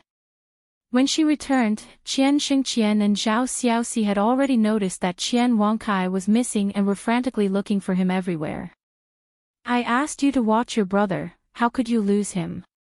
What kind of sister are you? Zhao Xiaoxi slapped Qian Zhaodi across the face. Qian Zhaodi cried out, Wang Kai said he wanted to go play in the back mountain, I couldn't stop him, so I went with him. But all of a sudden, Wang Kai disappeared while we were playing. I don't know what happened. Qian Xingqian grabbed a flashlight and walked out of the house anxiously. Xiaoxi, let's go find Wang Kai. Once we find him, we'll settle the score with this good-for-nothing girl. If something happens to Wang Kai today, I'll skin you alive. The couple left the house, cursing and swearing. Not long after, a huge fire broke out in a small farmhouse, consuming everything inside. The flickering flames lit up Qian Zhaodi's dirt-streaked face, and a hint of a smile appeared on the corner of her mouth. She finally took the step. Before leaving, Qian Zhaodi went to the door of Granny Gu's house next door and gave a sincere kowtow. These years, Granny Gu had taken care of her time and time again. Without her, she might have died long ago. Just then, the tightly closed door suddenly opened. Granny Gu. Qian Zhaodi looked up at Granny Gu, surprised. Granny Gu shoved a bundle into Qian Zhaodi's arms. Child, don't say anything. Go quickly. Granny Gu, Qian Zhaodi choked out, goodbye. Qian Zhaodi's frail figure disappeared into the dimness of the night. Granny Gu watched her leave and sighed slowly. It's better that she's gone. Because if Qian Zhaodi continued to stay in this family, she would eventually face certain death. By the time Zhao Xiaoxi and Qian Xingqian brought the unconscious Qian Wang Kai back from the mountain, the fire was completely out of control, and the beams of the house had collapsed. Oh my God! What happened? Help! Somebody help put out the fire. Qian Xingqian was quite wealthy, and underneath his bed, he had hidden treasures handed down from his ancestors. My treasure. My treasure. Without his treasures, how would his family live the high life in the future? When the couple shouted out in panic, it drew quite a few villagers to come and watch the excitement. But they were there just to watch. In the village, Qian Xingqian and Zhao Xiaoxi were notorious for their domineering, cunning, and evil behavior, frequently abusing their daughter.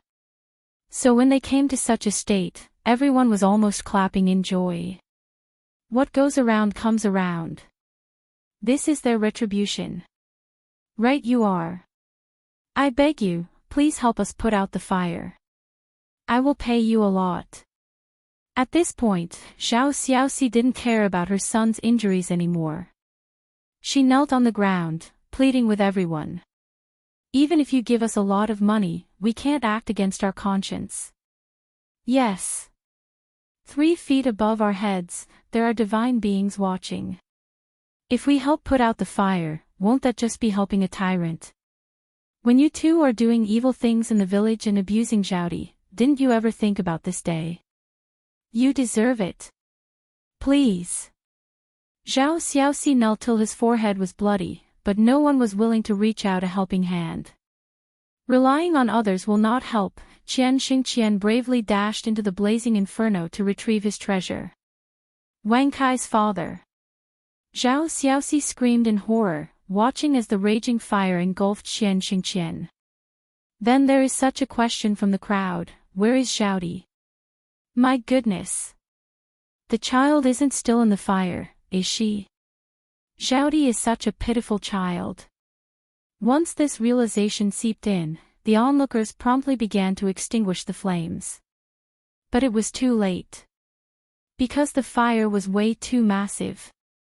However, they managed to drag Qian Xingqian out of the burning area, but by then, it was too late. Qian Xingqian was so charred that he was unrecognizable. He was barely alive, but bedridden for the rest of his life. Qian Wangkai, on the other hand, had to have his limb amputated because his wounds were not properly cared for in time and thus had become infected. As for Qian Zhaodi, everyone speculated whether she had been reduced to ashes in the fire. Everything was lost. No more people, no more money. Zhao Xiaoxi sat on the cold ground, crying uncontrollably, and finally, unable to cope with this blow, he turned mad overnight. At this time, Qian Zhaodi had just gotten off the train. Watching the rising red sun, her eyes brimmed with endless hope. A new life. It had begun. She would tread along the pathway leading towards her future, slowly but steadily.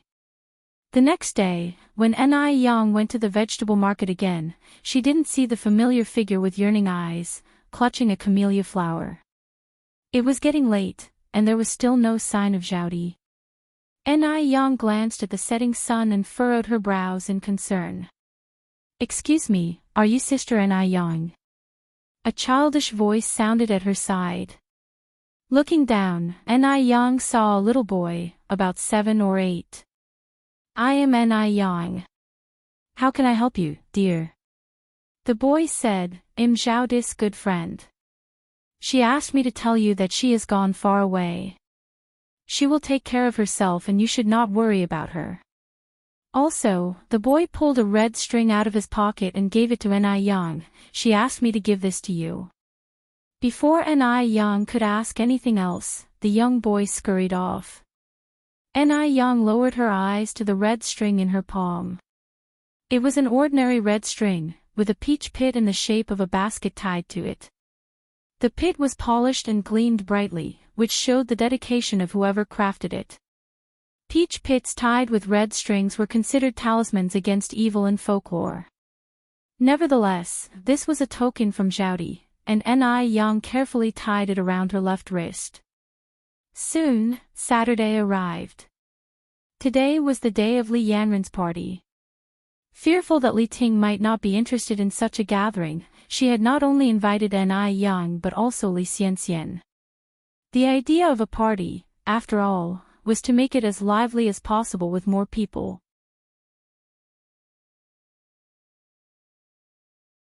Chapter 352, Handsome Counterattack, revealing the true face of Li Xianxian _1 Ni Yang, having accepted Li Yanren's invitation, naturally wouldn't break her promise.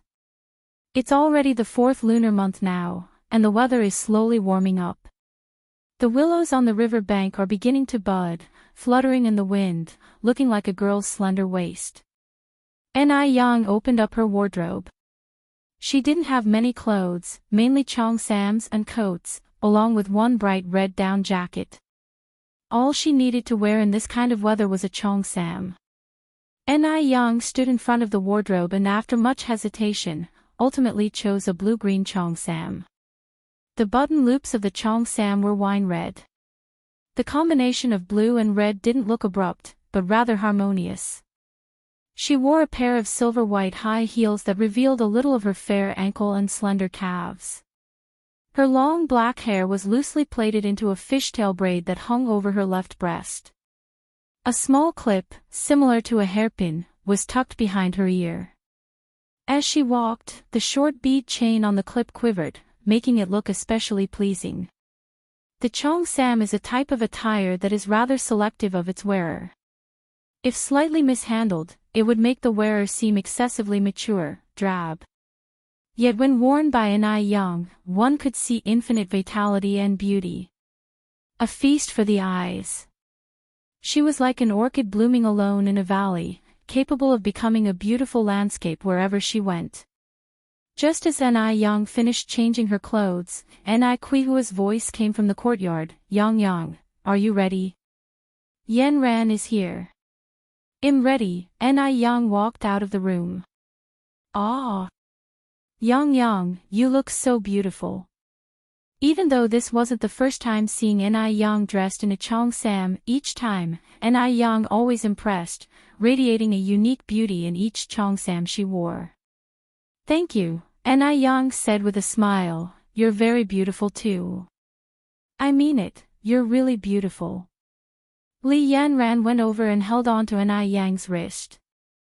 Oh, how wonderful it would be if beautiful Ni Yang could become her sister-in-law and save the gene pool of the Li family. Li Yanran mused happily.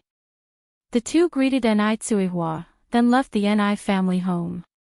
Due to the poor roads in the village, Li Yanran's car could only be parked at the entrance of the village. The two walked to the village entrance.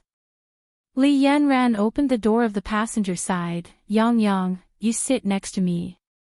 Ni Yang was somewhat surprised. Yanran, you drove here yourself. In the 80s, it was rare for women to drive. But then again, Li Yanran was from a wealthy family, so her being able to drive wasn't a rarity. Li Yanran nodded. Yes, I drove here myself. Ni Yang leaned in and slid into the car. The car that Li Yanran was driving was a well-known domestic brand, with all other seats, and even a radio installed inside. At that moment, the radio was broadcasting a famous martial arts novel. Not only could the radio broadcast novels, but it could also play music. Li Yanran turned to Ni Yang. Yang Yang, would you like to listen to some music? Sure. Ni Yang nodded. Li Yanran flipped the switch, and a familiar song instantly began to play from the radio. It seems as if I've seen it in a dream. Waves appear in my heart, casting aside worldly worries and grievances. This song, The Iron-Blooded Loyal Heart, was the theme song for The Legend of the Condor Heroes, starring Huang Rihua and Wang Meiling. The Legend of the Condor Heroes first aired in 1983, and in the years that followed, it became an unforgettable memory for an entire generation and an unparalleled classic on screen. This was too familiar a song, and it made Ni Yang hum along subconsciously. Her voice was clear and melodious, possessing an indescribable charm when humming Cantonese songs. Li Yanran exclaimed in surprise, Yang Yang, you can actually sing The Iron-Blooded Loyal Heart. The Iron-Blooded Loyal Heart was in Cantonese, which Li Yanran had wanted to learn for some time. Cantonese was rather difficult, and she hadn't yet mastered it. Ni Yang smiled, I can sing a bit.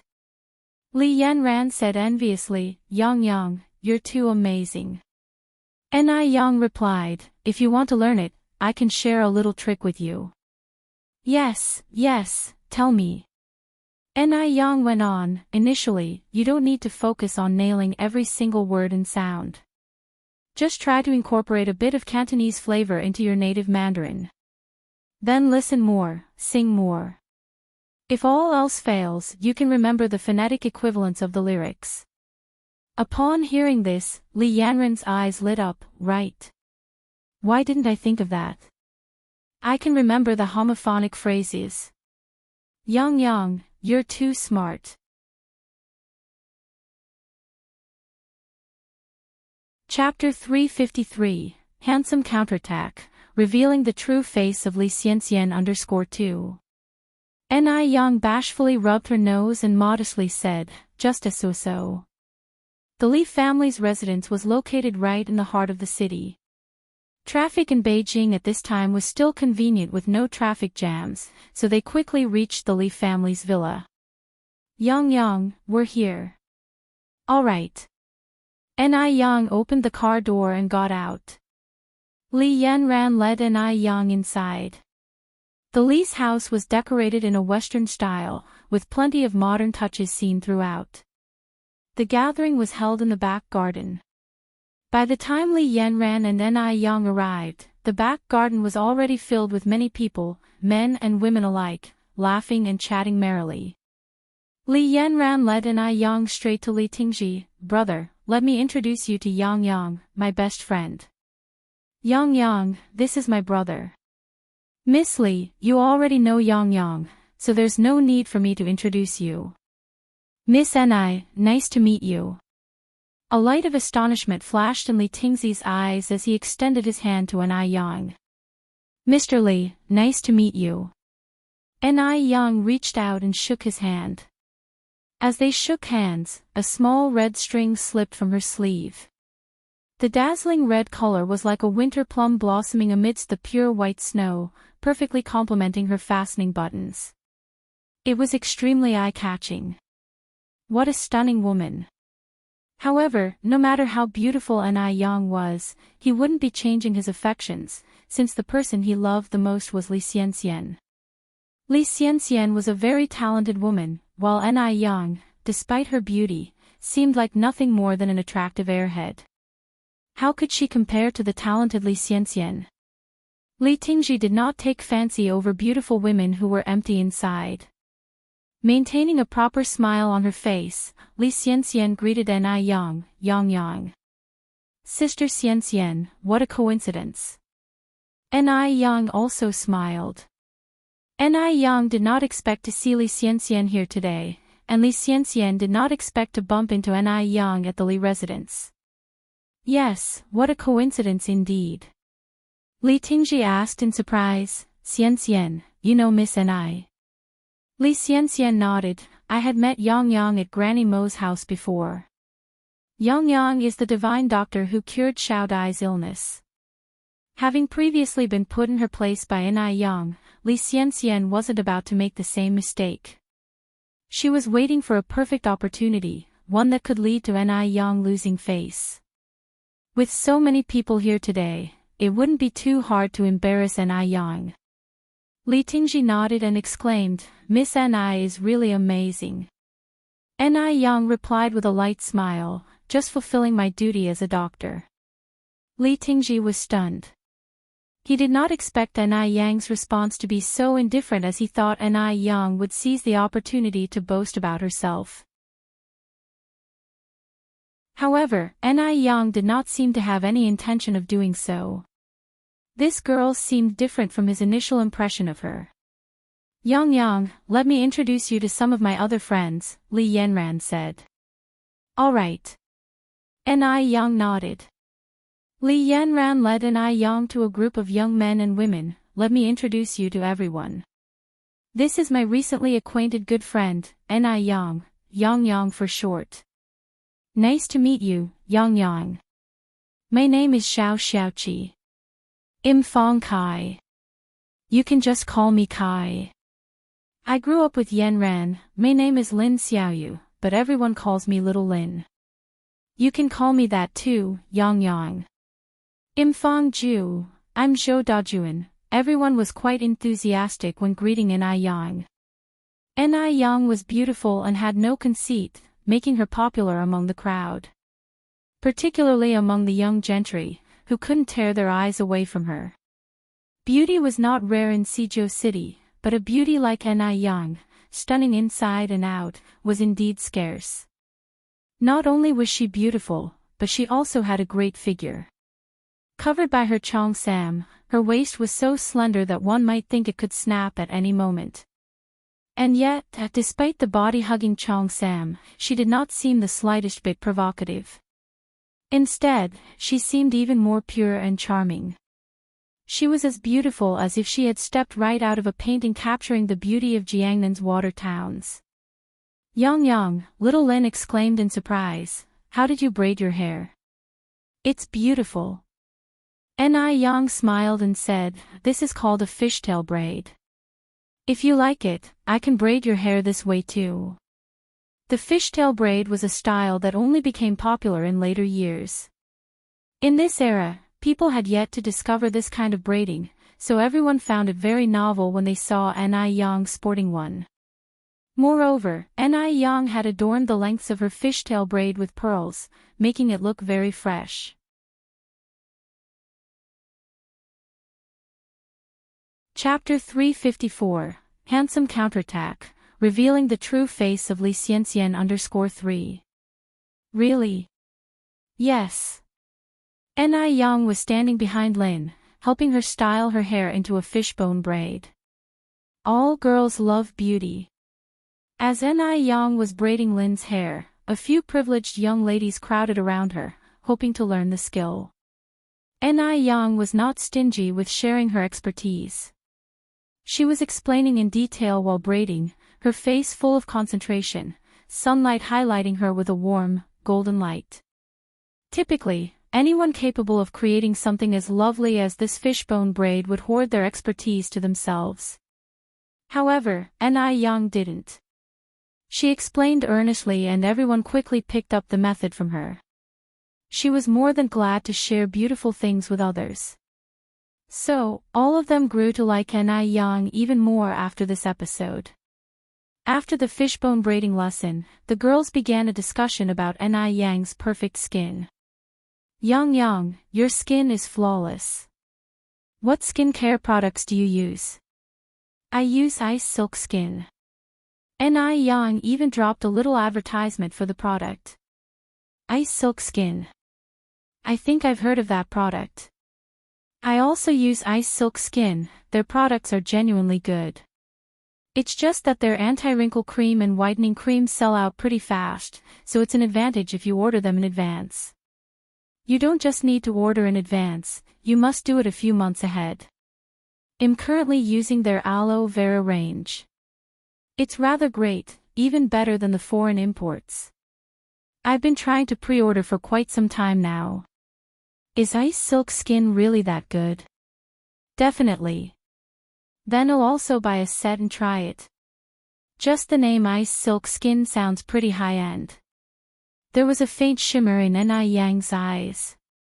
It seemed like Ice Silk Skin had successfully made its mark within the glamorous circles. It was perhaps time to introduce a membership system. Membership marketing is precision marketing fueled by designing detailed business plans. You refine every aspect of your work to perfection in order to meet higher targets, leading to constant growth in business benefits and expansion. Ni Yang believed that someday, Ice Silk Skin would make its name on the international stage. Li Xianxian watched everything unfold, a flash of dark light flickering in her eyes. Before Ni Yang arrived, she was the most popular person in the circle. But now, her radiant glory had been completely overshadowed by Ni Yang. What a cunning little minx. Since it was a social gathering, there were various entertainment facilities set up in the garden. Li Xianxian's gaze fell on the dartboard nearby. At this time, dart games had only just become fashionable among the elite. There were not many who were actually skilled at it, but Li Xianxian just happened to have practiced it before. Li Xianxian walked up to the dartboard, picked up a dart, and, standing about 20 meters away, elegantly flung the dart. Snap! The dart hit right on the 8th ring. Given that the 10th ring is the best score, an 8 is an impressive achievement. Moreover, Li Xianxian is a girl, whereas darts is usually seen as a more masculine game. Wow! Xianxian, that's amazing. Xianxian, you're good. A heroine amongst women. Li Ting looked at Li Xianxian, admiration burning in his eyes. Li Xianxian was truly amazing, not only in possessing a wealth of knowledge, but she also played darts so well. Li Xianxian modestly said, "It's just a little trick, it's nothing big." Speaking of darts, Yang is definitely much better than me, after all, she is a talented and versatile woman. Ni Yang raised an eyebrow slightly. Sister Xianxian, you overestimate me. How can a country bumpkin like me know how to play such a game? Exactly. How could a country bumpkin like Ni Yang know how to play it? Amusement sparkled in Li Xianxian's eyes as she said with a smile, "You're just too modest, Yang." Gu Yi, who was close to Li Xianxian, approached the two of them, saying gently, "Xianxian, you and Yang stop being so humble. Why not have a competition between you two? Then we can see who is better." Birds of a feather flocked together. Gu Yi, just like Li Xianxian, was filled with envious hatred towards anyone more attractive than her. Would I have the honor of competing with you, Yang Yang? Li Xianxian looked up at Enai Yang. Together, the two of them pushed Enai Yang into the spotlight.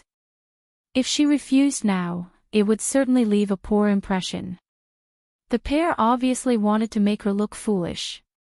Enai Yang gave a light smile. Since Sister Xianxian has cordially invited me, it would be impolite to decline. Sister Xianxian, after you. Li Xianxian nodded and picked up a dart.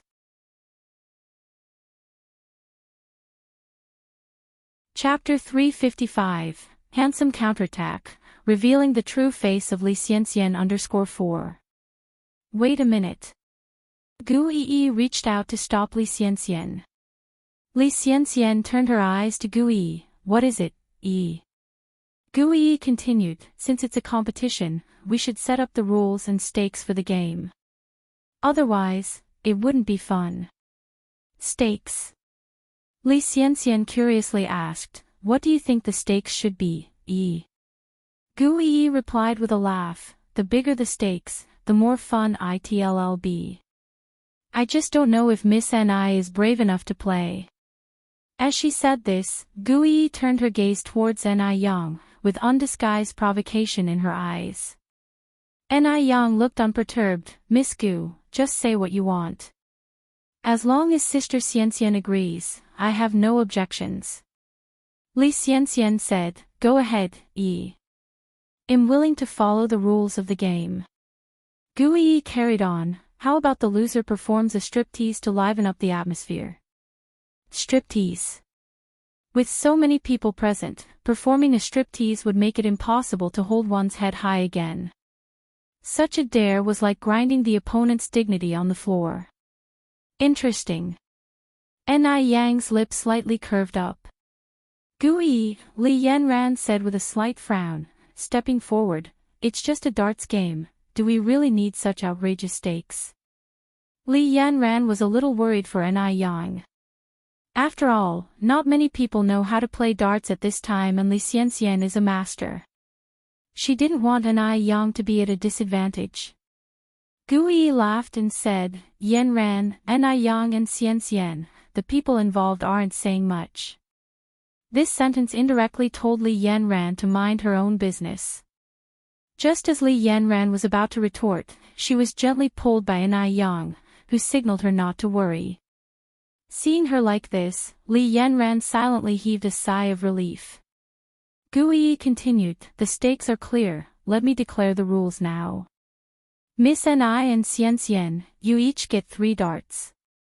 The person with the highest score wins. Li Xianxian smiled at Enai Yang and said softly, since you have no objections, Yang Yang, to the stakes and rules, I'll start first. All right. Enai Yang nodded. Li Xianxian picked up a dart and threw it swiftly. The black dart hit directly into the 9th ring. Moreover, the dart stuck between the boundary lines of the 9th and 10th rings, almost into the 10th ring. Without waiting for the crowd to react, Li Xianxian picked up the 2nd dart. This time, the dart astonishingly hit the 10th ring. The 10th ring. The highest score on the dartboard. Even the men at the scene who had practiced darts probably couldn't hit the 10th ring. Li Xianxian looked at the surprised eyes of the crowd, and an imperceptible proud look flashed in her eyes as she picked up the 3rd dart. This one also hit the 10th ring. In total, it was 29 points. That was incredible. There was a burst of applause from the crowd. Even some professional players probably couldn't achieve 29 points. No one expected Li Xianxian to have such skills. I'm sorry if I've made a fool of myself, Li Xianxian modestly responded. Xianxian, I really admire you. Gu Yi approached Li Xianxian. Did you underperform with your first dart? Li Xianxian nodded. I haven't played for a long time, my hand's a bit rusty. Someone at the side exclaimed, a rusty throw got the 9th ring, Xianxian, you're the first girl who's made me entirely admire. Li Xianxian smiled and said, "It's just a little trick, you're too kind, show." If her rusty throw got the 9th ring, how many rings could Enai Yang get if she gives it her all? At this moment, the more Li Xianxian downplays her skills, the more it underscores Enai Yang's incompetence. Striptease, ha! The very thought of it felt exhilarating. "Miss Enai, what kind of striptease do you plan to present to everyone?" Gu Yi looked at Enai Yang rhetorically. Enai Yang kept a calm face. "The game has not been decided yet." "What are you so worried about, Miss Gu?" "I'm not worried," Gu Yi responded with a ridiculing look, "as long as Miss Enai doesn't play dirty when the time comes and accept her loss."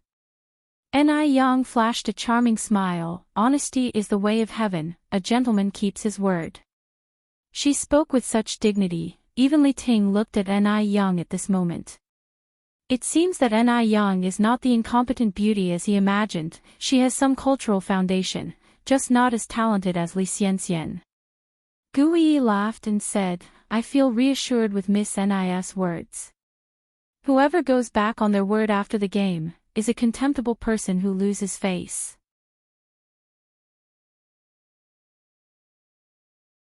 Chapter 356, Handsome Counterattack, revealing the true face of Li Xianxian _5. Naturally. Enai Yang nodded. No one present thought Enai Yang would win. After all, Li Xianxian scored 29 points. Unless Enai Yang could score 30 points. Although Enai Yang was beautiful, beauty didn't equate to skill.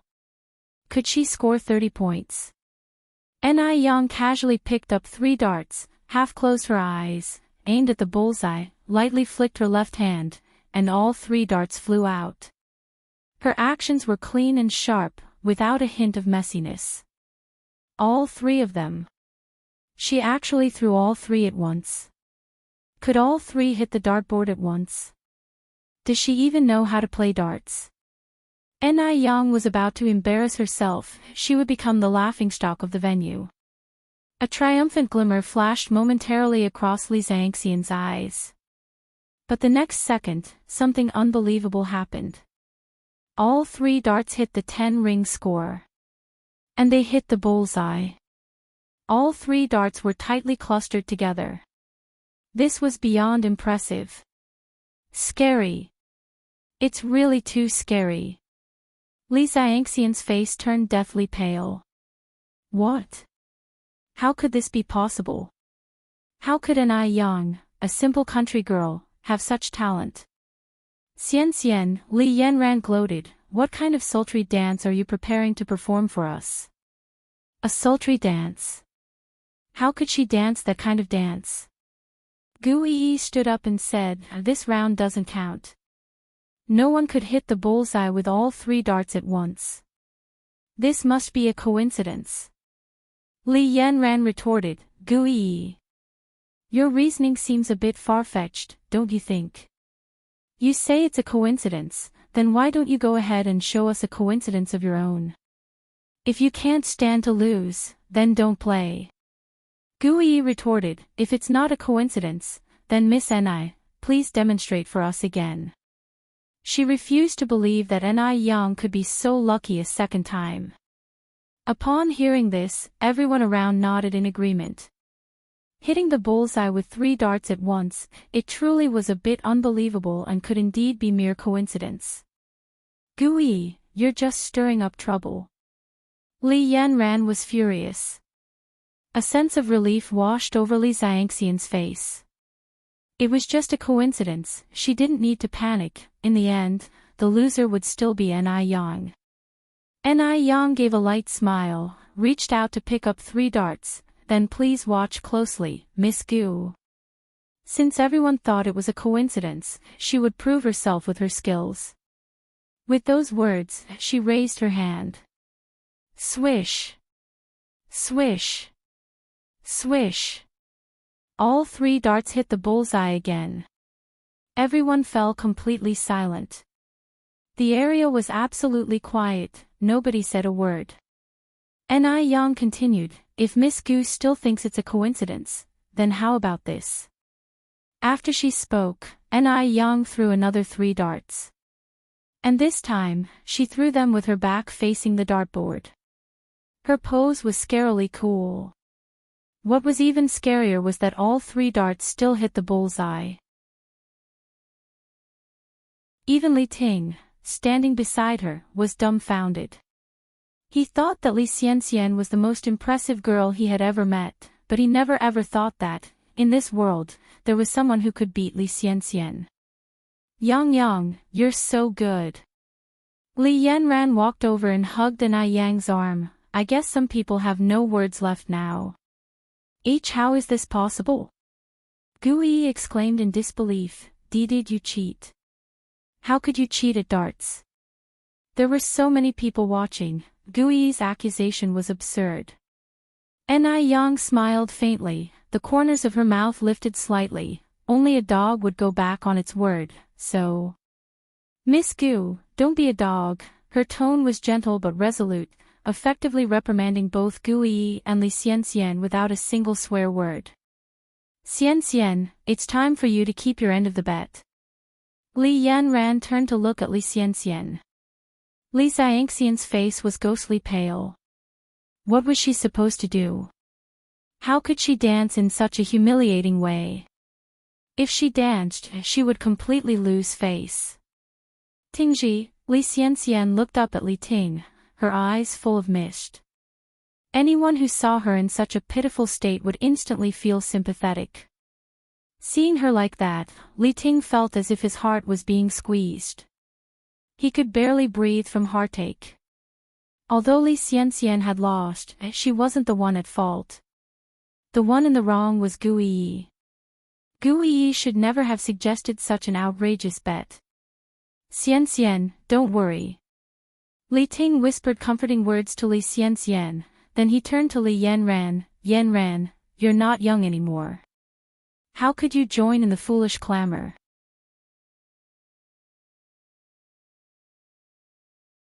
Chapter 357, Handsome Counterattack, revealing the true face of Li Xianxian _6.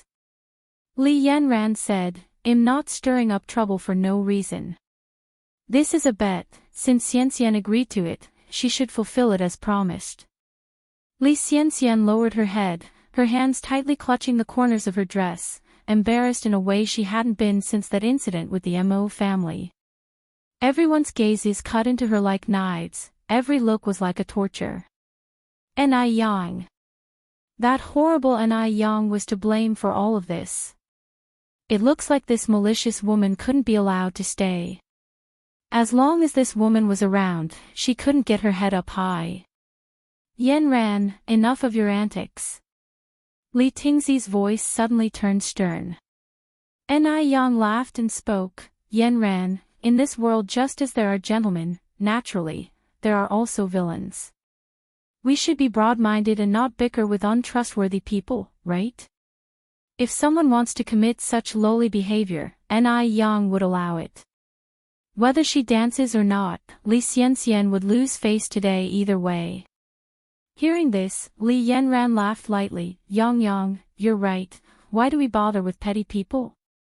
Li Xianxian bit her lip, raised her head to look at Li Tingji, and said with a pale face, Tingji, I'm feeling a bit unwell, I'm going home early. Li Tingji said in a worried tone, I'll send you home. No need, I want to be alone for a while. After saying this, Li Xianxian turned around and left directly. Li Tingji walked up to Li Yanran and said angrily, Yanran, do you realize that you went too far just now? Xianxian is our guest, look at what you've reduced her to. Since Yang was a guest, Li Tingji couldn't directly point fingers at her, so he indirectly criticized his own younger sister instead. How have I gone too far? I was just abiding by the bet. Li Yanran said, brother. The one who's being unreasonable is you. You know that Li Xianxian is a guest, but Yang is also a guest who I invited. Li Tingji choked up, anyway, you're not allowed to treat Xianxian like this in the future. Li Yanran got tired of dealing with her confused elder brother and, pulling Yang aside, she walked away. Yang, let's go over here. The two sat in front of a small flower bed, where Li Yanran began to tell Yang about the past between Li Xianxian and Li Tingji. My brother is a man who values substance. The reason he is so protective of Li Xianxian is because of her talent. Although Li Xianxian's character is questionable, she is indeed talented. I remember she wrote a poem called Mountain Moon that was particularly good. Mountain Moon. Yang raised an eyebrow slightly. Yanran, do you remember the content? Li Yanran thought for a moment, then said, I once came by moonlight, solely because you were in the mountains. Yang continued, the mountain breeze brushes against my hair, my neck, and my bare shoulders. The moonlight dresses me in radiant garments, the moonlight dresses me in radiant garments. Just as Li Tingji happened to be passing by, he was surprised. Miss Ni, you also appreciate Xianxian's poetry? Li Yanran looked at Yang in shock as well. Yang laughed and said, Li Xianxian's poem. When did this poem become Li Xianxian's? If I remember correctly, this is clearly Shi Murong's poem. In Yang's previous life, she clearly remembered Shi Murong's existence, and that Shi Murong had been famous all over China in 81, but in this life, there was no news about Shi Murong at all. It is unclear whether this is due to the butterfly effect brought about by reincarnation. However, it was disgusting that Li Xianxian blatantly claimed others' work for her own. Nonsense. Li Tingzi's face changed. Miss Ni, even if you have an issue with Xianxian, there's no need for you to insult her like this. Do you know how important a reputation is to a girl? Yang looked indifferent, and continued, Li Xianxian told you that she wrote Mountain Moon, but did she also tell you that Mountain Moon was selected from a poetry collection named 7 Mile Scent, which not only contains Mountain Moon but many other famous poems? And Mountain Moon does not end at the moonlight dresses me in radiant garments, there's another part following it. The reason Li Xianxian didn't write the following part was likely because she only read the first half of Mountain Moon. Always ready to fan the flames, Li Yanran asked, Yang, what's the latter part about? Yang continued, new greenery appears in the forest, just like my youthful appearance. Youth is transparent like strong liquor, drinkable, able to be drained, able to part ways, but eventually, how many things we two have exchanged as the stars shifted. Li Tingzi's face grew increasingly dark, for he had never heard Li Xianxian recite this last part. Could Li Xianxian actually have plagiarized? Li Yanran shook her head. Tut tut, Li Xianxian is such a hypocrite. Does such a thing. Shameless. Li Tingji couldn't accept this blow and subconsciously defended Li Xianxian. There must be some misunderstanding. Mr. Li is a smart man. Whether there is a misunderstanding or not, you should be clear in your heart. Yang added, it was better to leave things unsaid here, otherwise, it could backfire. Li Tingji stumbled away from the back garden. After Li Xianxian left the Li family, she headed to a public phone booth. Mother. The coldness in Li Xianxian's voice coming through the phone gave Li Shu a shudder. Xianxian, what happened? Li Shu stuttered in fear. Ever since Yang left Dam Village, Li Shu had been unable to eat or sleep properly, afraid that Li Xianxian would discover the truth. Did Mu Yang leave Dam Village? No. Li Shu wiped the cold sweat off her forehead. How long are you going to keep lying to me? What did I tell you? Why did you let her leave Dam Village? Li Shu hastily explained, Xianxian, listen to me. It's not what you think, I really tried my best, but you need to understand that it's difficult to go against the will of others. Li Shu recounted the events that had happened in Dam Village to Li Xianxian. After hearing the events, Li Xianxian narrowed her eyes. She is quite capable. She even managed to enlist the help of a city official. Li Xianxian continued, Mother, do you want to live a good life in the city? Xianxian. Li Shu exclaimed joyfully, are you finally going to bring me to the city to live a good life? Mother, now you have more than just one daughter. Li Shu furrowed her eyebrows. Xian, what are you talking about? Apart from you, how many daughters could I have? Li Xian said, didn't you already marry Mu Jinbao? Then Mu Yang is also your half-daughter. As your daughter, she should fulfill her obligation of supporting her parents and elders. Mother, Mu Yang is now doing well in the city. She has opened 4 noodle restaurants and has become quite wealthy. Wealthy? Li Shu's eyes lit up immediately. She didn't expect that little wretch Mu Yang to now have such ability. It seems that she was going to live the life of a rich wife in the future. The thought of this brought Li Shu much excitement. Li Xian continued, Mother, you don't need me to teach you what to do, right? No, Li Shu laughed. Xian, rest assured, this time I promise not to disappoint you.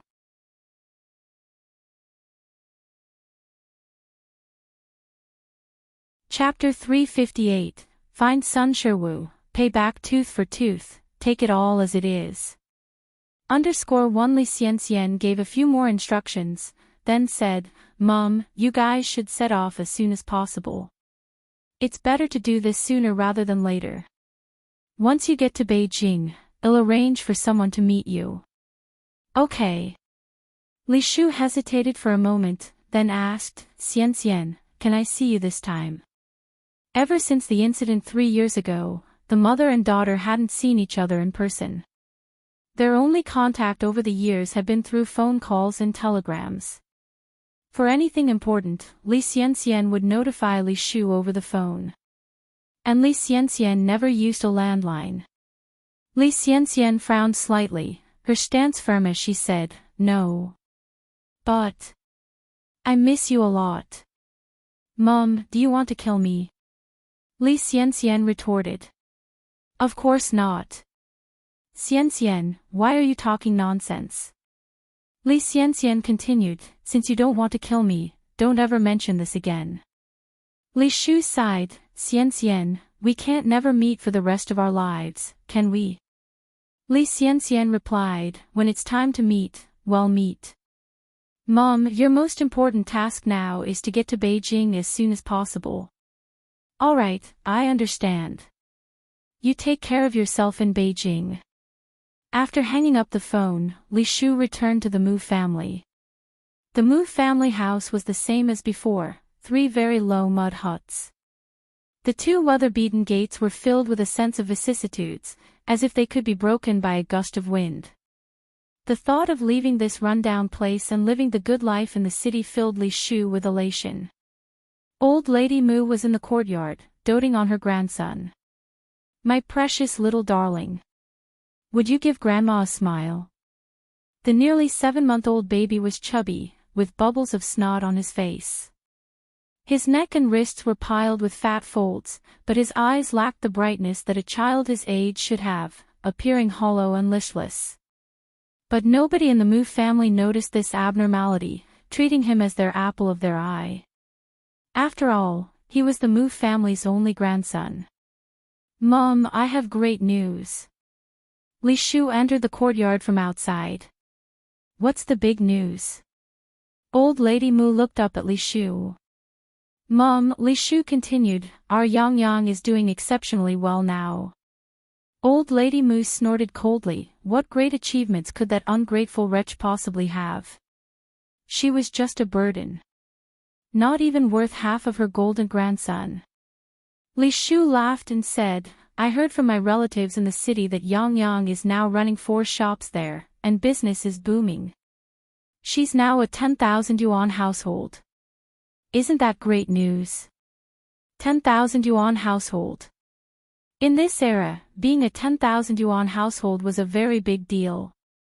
Often you couldn't find one in 10 villages.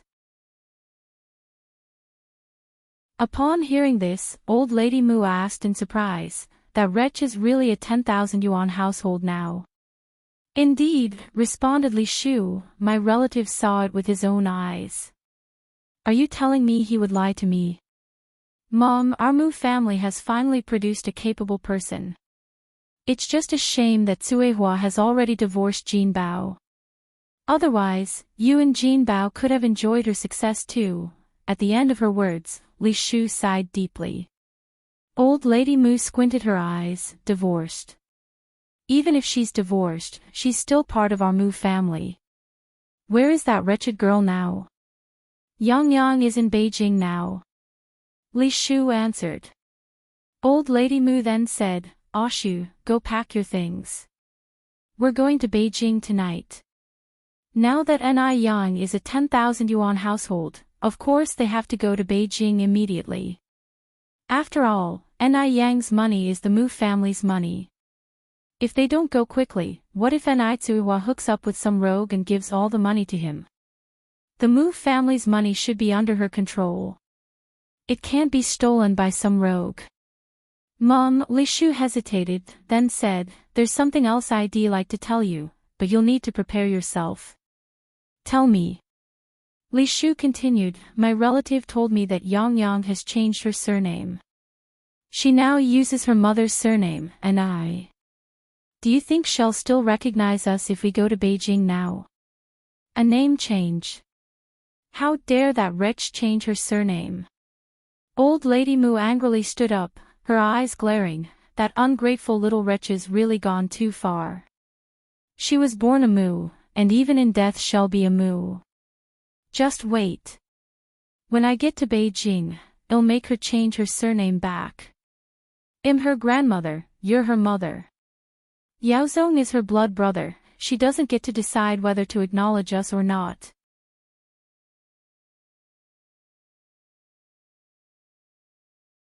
Chapter 359, Find Sun Sherwu, an eye for an eye, take it all as listed. _2. Yang is nothing but part of the Mu family. What right does she have to deny us? As for this, the old Madame Mu didn't worry at all. Li Shu pretended to sigh, but I am still a little worried. Mrs. Mu followed with, don't worry. I am her grandmother, she is not obliged to disobey me. Li Shu nodded, then I'll go pack now. Go ahead. I will go to call Jinbao back. Mu Jinbao was working in the fields. When he heard about this, he was overjoyed. He was so excited that he didn't even know his last name anymore. He had never dreamed that he could become a man of tens of thousands in his lifetime. Didn't expect this little wretch to be so capable. Old Madame Mu huffed, what skill does a loss-making wench have? It's all because our old Mu family's ancestral grave is well located and can emit green smoke. Otherwise, the loss-making girl probably would have starved to death outside. Now, she doesn't know how to be thankful, and she even dared to change her surname. This time, I must give her a good lesson. Otherwise, this little wretch might even move heaven and earth. Mu Jinbao agreed, Mom, you are right. She needs to be disciplined. Li Shu said, Mom, how should we split those 4 shops? I heard from my relatives that the shops have a good business and can make several thousand yuan a day. Several thousand a day. Upon hearing this, lustful lights appeared in the eyes of both Mu Jinbao and Mrs. Mu. Let me think about it, said old Madame Mu squinting her eyes, calculating, let's divide it this way. Yaozong will get 2, I'll get 1, and you 2 will get 1. However, Yaozong is still young and his shop will be managed by me for now. Old Mrs. Mu was a cunning woman herself. After all, Li Shu was an outsider. Mu Jinbao was a simple-minded honest man, naturally too much couldn't be given to Li Shu. What if Li Shu took the money earned from the shop and secretly nourished another man outside? All the money in their family belonged to Mu Yaozong. Okay, I have no objections. Although Lady Mu only gave her 1 shop. But sooner or later, those other 3 shops will also be hers. After all, Mu Yaozong was born from her womb. It's her womb which is creditworthy.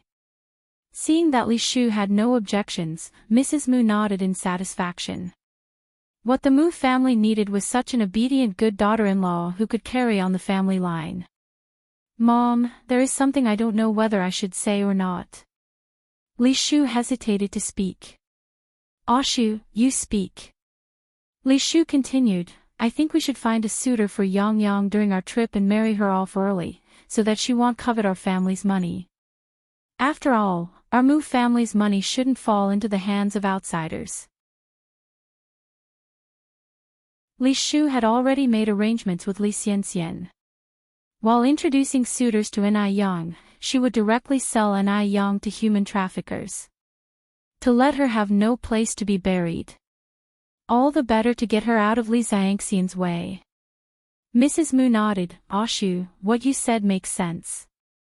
Li Shu expressed her concern. It makes sense indeed, but what if Yang Yang refuses? Didn't my distant relative get scared off by her last time? Mrs. Mu shouted angrily, if that little wench dare to refuse, well, just lock her up. Not giving her any food, until she agrees. The old ginger is always spicier. She didn't believe that little wench Ni Yang could be tougher than her. Then what about Sister Tsuhua? Li Shu continued. Ni Tsuhua. Mrs. Mu said with a disgusted face, she is just a Shu that nobody wants. She doesn't deserve to live in our Mu family. Once we arrive at Beijing, I will let her roll as far as possible. Mom, is it a bit too harsh for us to do this to Sister Tsuhua? Li Shu said, after all, Yang Yang is her daughter, no matter what. Mrs. Mu said, Mu Yang is our Mu family seed, what does she have to do with that cheap bitch? If it hadn't been for that worthless woman who can't have sons, maybe our Mu family would be prosperous by now. That bitch Mu Yang secretly lives a good life outside while making our whole family living in the country suffer hardships. Shu, you are just too kind to speak for them. Old Mrs. Mu had made her decision. This time, after they arrived in Beijing, she would definitely make Ni Yang understand that as a grandmother she wasn't to be trifled with.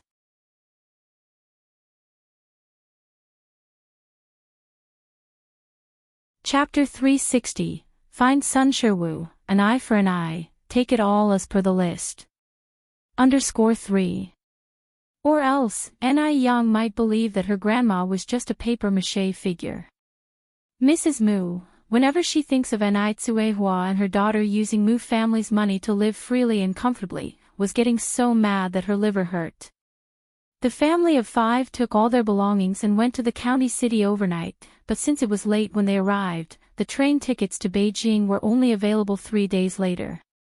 So, they had no choice but to buy these tickets. Ni Yang had recently been busy with the customized member system of Ice Skin and Jade Bone. She wasn't aware that the people from the Mu family were on their way here to Beijing. Yang Yang, someone is looking for you. Ni Kuihua's voice came from the yard. Someone is looking for her. Who could it be? Ni Yang put down her pen and walked toward the yard. Mr. Xiaozhou. Seeing the man that came, Ni Yang was slightly surprised. Miss Ni. Being a detective, Xiaozhou wouldn't visit her for no reason. Ni Yang chuckled and said, Mr. Xiaozhou, let me introduce you. This is my mom. Mom, this is my friend Mr. Xiaozhou. To Xiaozi's surprise, Ni Yang took the initiative to introduce him to her mom as her friend. Indeed, a great fortune in life is becoming friends with a beauty like Ni Yang. Xiaozhou cordially greeted, good to see you, Auntie. You can just call me Xiaozhou. Ni Tsuhua nodded, nice to meet you, Xiaozhou. Yang Yang, lead Xiaozhou to take a seat inside. Okay. Mr. Xiaozhou, this way. Xiaozhou followed Ni Yang to the living room. Take a seat, Mr. Xiaozhou. I'll make some tea. Xiaozhou somewhat embarrassedly replied, Miss Ni, you don't have to be so polite. I only need to say a few words and then I'll leave. Ni Yang smilingly answered, it's no big deal, just a cup of tea. It wasn't long before Ni Yang came over with a cup of freshly brewed tea. Xiaozhou took a sip of the tea, originally thinking it was just an ordinary cup of green tea. Unexpectedly, it was surprisingly good. This tea was incredibly aromatic. Miss Ni, where did you buy this tea? Ni Yang replied, I roasted it myself. Miss Ni, you are truly remarkable. Xiao Zhou put down his teacup, then added, by the way, Miss Ni, the reason for my visit is to discuss something with you. Although it was not a significant matter, Xiao Zhou believed it would indeed be of considerable importance to Ni Yang. Please go ahead, Mr. Xiao Zhou. Xiao Zhou continued, Li Shu, Mu family's Bao, and their old lady are coming to Beijing. They will take a train tomorrow and will probably arrive in Beijing in 3 days. Since Ni Yang had previously asked Xiao Zhou to look into Li Shu's past, Xiao Zhou had been keeping a close watch on Li Shu's movements. Actually, Xiao Zhou was returning a favor to Ni Yang. After all, Ni Yang had done him a great favor last time. Ni Yang's eyes slightly narrowed. She didn't expect that the Mu family would take the initiative to come to her doorstep. Without a doubt, this had Li Xiangxian's handprint all over it. What are you going to do now, Miss Ni? Ni Yang replied calmly, with a faint smile, of course I will accept everything as is. Unknowingly, Xiao Zhou seemed to see a touch of coldness from her smile. She didn't act like an 18-year-old girl at all, but rather like a seasoned woman who had seen it all. Even Xiao Zhou, a well-experienced detective, couldn't help but admire her. Ni Yang continued, Mr. Xiao Zhou, this information is incredibly crucial to me. Thank you so much.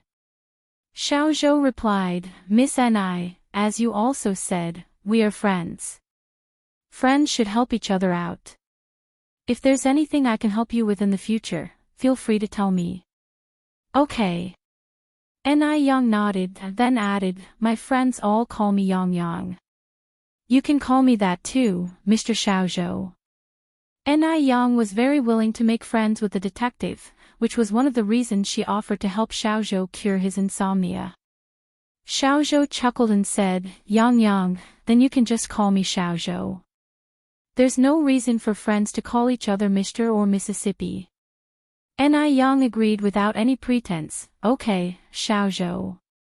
Xiao Zhou continued, Yang Yang, now that everything has been clarified, I should go back.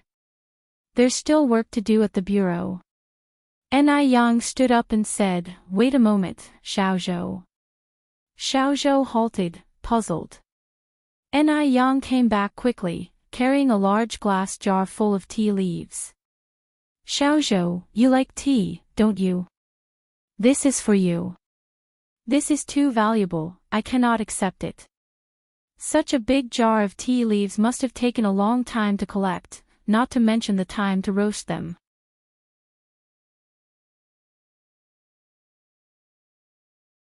Chapter 361, Find Sun Shiwu, give him a taste of his own medicine, except as per the list. _4. Xiao Zhou was not an ignorant person. Ni Yang said with a smile, it's all tea that I made myself, it can't compare with bought tea, as long as you don't mind. It was then that Xiao Zhou reached out to take it, Yang Yang, you're too modest, your tea is much better than the bought one. Ni Yang escorted Xiao Zhou all the way to the village entrance. After going back home, she rode her bike to the city. She went to the vegetable market and bought some stewed meat and vegetables, then went to the store to buy 5 bottles of liquor, and then walked to number 18, Backstreet Lane. Number 18 Backstreet Lane was inhabited by a bunch of social misfits. Rarely would someone as young and beautiful as Ni Yang set foot there. By this time, quite a few individuals with dubious intentions had emerged. A shady-looking delinquent, with a rub of his hands, sneakily followed Ni Yang, attempting to grab her shoulder. At that moment, Ni Yang landed a perfect backspin kick. Bang! The person was harshly kicked to the ground, so much so that he didn't even have the strength to crawl up. The sound of gasps filled the air, and no one else dared to come forward. Ni Yang, unobstructed, reached Sun Shiwu's residence. The door was closed. While knocking on the door, Ni Yang called out, Uncle Shiwu, are you inside? It was quite a while before Sun Sherwu creaked open the door, grumbling, "Who is it so early in the morning?" Recognizing that it was Ni Yang, Sun Sherwu smiled from ear to ear. "It's Yang Yang. What brings you here? Come inside quickly." As Sun Sherwu led Ni Yang into the room, he kicked the empty liquor bottles on the ground. "My room is a mess, I hope you don't mind, Yang Yang." Ni Yang said with a smile, "I don't mind. If Aunt Ashu were with you, it certainly wouldn't be this messy." Whenever Li Shu was mentioned, that cheap woman, Sun Shiwa's anger surged. He launched into a torrent of swearing. Sun Sherwu cleared the messy table a bit. "Yang Yang, have a seat." "Thank you, Uncle Sherwu." Ni Yang put her things on the table. "Uncle Sherwu, I brought some liquor and snacks." Sun Sherwu said somewhat embarrassedly, "Yang Yang, you've spent money on me again." Ni Yang chuckled, "It's okay. You are my elder, and I used to get along so well with Sister Dalian, so it's only right that I show respect to you." Sun Sherwu exclaimed, "Yang Yang, you are a good girl. Not like that disrespectful daughter. She no longer sees me as her father." Speaking of Sun Dalian, Sun Sherwu's eyes filled with venom again. As his words fell, Sun Sherwu continued, "Let's not talk about that damn girl. Bad luck. Today is a good day, let's have a drink." "Sure." Ni Yang nodded, setting out the stewed meat and vegetables. Sun Sherwu went inside to bring 2 ceramic cups. Worried Ni Yang might mind his cups, Sun Sherwu washed them several times, then disinfected them twice with hot water. Although Sun Sherwu was not a reputable man, he held great respect for Ni Yang. For one, he was impressed by Ni Yang's skills, and secondly, Ni Yang treated him really well. She brought him food, drinks, and even gave him money to spend. "Thank you, Uncle Sherwu." Ni Yang stood up and accepted the cups with both hands. Sun Sherwu said, "We two are like family, no need for formalities." As the drinks flowed freely, Ni Yang added, "Uncle Sherwu, living alone like this isn't right. Have you considered finding Aunt Ashu and Sister Dalian?" Sun Sherwu furiously slammed his cup onto the table. "Once unfaithful, forever useless. Once I find them, they'll pay." Ni Yang picked up a peanut. "Uncle Sherwu, you're being too harsh. There might be some kind of misunderstanding. Being together as a family is always better than being alone. Besides, Sister Dalian has always been smart. If I can keep myself fed in Beijing, Sister Dalian can definitely do better. Just wait to enjoy the blessings brought by Sister Dalian. I don't even know where they are now, how can I enjoy any blessings?" Sun Sherwu said, taking a big gulp of liquor in frustration. Ni Yang laughed and said, "Rest assured, Sister Dalian is filial. She won't abandon you." Sun Sherwu sighed. "Ah. Why couldn't he have a good daughter like Ni Yang? Uncle Sherwu, I drink to you. I believe that in the future, Sister Dalian will surely bring you happiness. Then let's hope your words come true. Yang Yang, let me drink to you." In this manner, Sun Sherwu got progressively drunk, and finally, he tried to make Ni Yang his sworn sister, starting to address one another as siblings.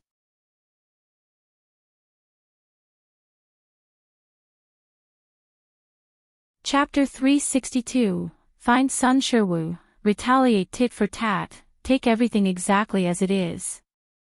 _5. Little Yang Yang, listen here, your good old brother has had an incredibly lousy life, meeting a damned whorish woman. Burp. One day, I'm gonna kill them all. Burp, since they aren't letting me be, then I won't let them be either. Burp. Crash.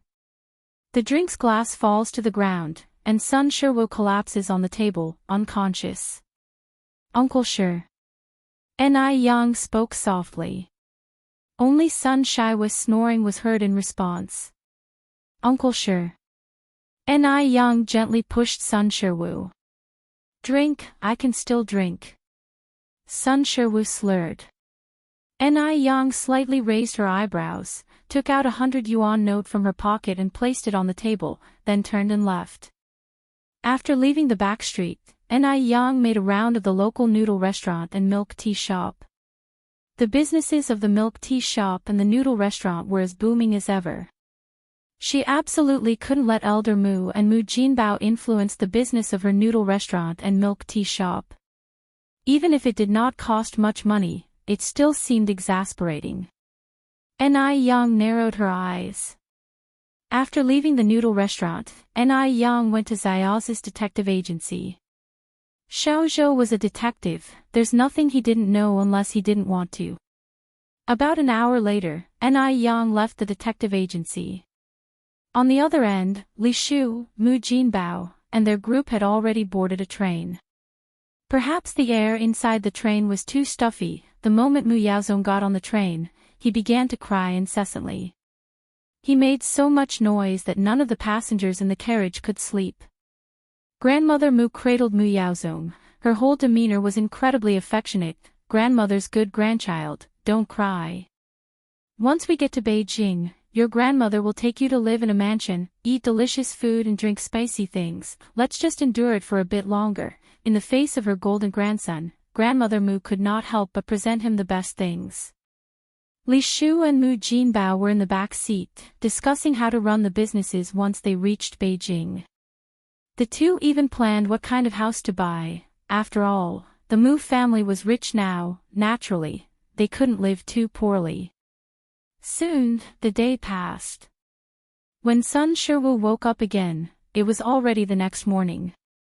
When he saw 100 yuan on the table, his sleepy eyes instantly lit up. It was 100 yuan. With these 100 yuan, not only could he drink alcohol, but he could also buy cigarettes. Sun Shiwu quickly grabbed the 100 yuan and went out. He exited the back alley, ready to eat a good meal out. Recently there was a noodle restaurant that seemed to sell very delicious noodles at a not expensive price. Sun Shiwu wanted to try their noodles. Just as he walked to the entrance of the restaurant, he saw a familiar figure. Was this Ni Yang? And all the customers referred to Ni Yang as the boss. So Ni Yang was the boss here. If Ni Yang was the boss here, then she was really stingy. She made so much money every day, yet she only gave him 100. Did she think he was a beggar? Sun Shiwu's eyes flickered. Perhaps he could pull off a big one. Didn't Ni Yang drink with him yesterday? This meant that Ni Yang had lowered her guard against him. Suddenly, Sun Shiwu had a better plan in mind. Sun Shiwu didn't even eat the noodles. He took the money and went to a small illegally operated shop in the back alley and bought a rope, a hallucinogenic drug, a dagger, and a mask. Once the preparations were complete, Sun Shiwu had a good sleep at home, planning to invite Ni Yang for a drink the next morning. Sun Shiwu didn't wake up until the next morning. Meanwhile, Li Shu, Mu Jinbao, and Grandma Mu had just descended the train with the golden child of the Mu family. All of them were visiting the city for the first time. As soon as they got off the train, they were amazed by Beijing's massive buildings. Li Shu exclaimed in surprise, "The city is so big. Even larger than our village's cattle farm." Mu Jinbao said, "My God. That small car looks impressive." Grandmother Mu laughingly said, "Our family owns 4 stores now. We are surely making a lot of money. It's not a problem even if we want to buy a car, or even 10. Mother is right," Li Shu said, looking very pleased. Grandmother Mu continued, "Shu, Beijing is so big. Did your relative tell you where that slut Mu Yang opened our Mu family stores?"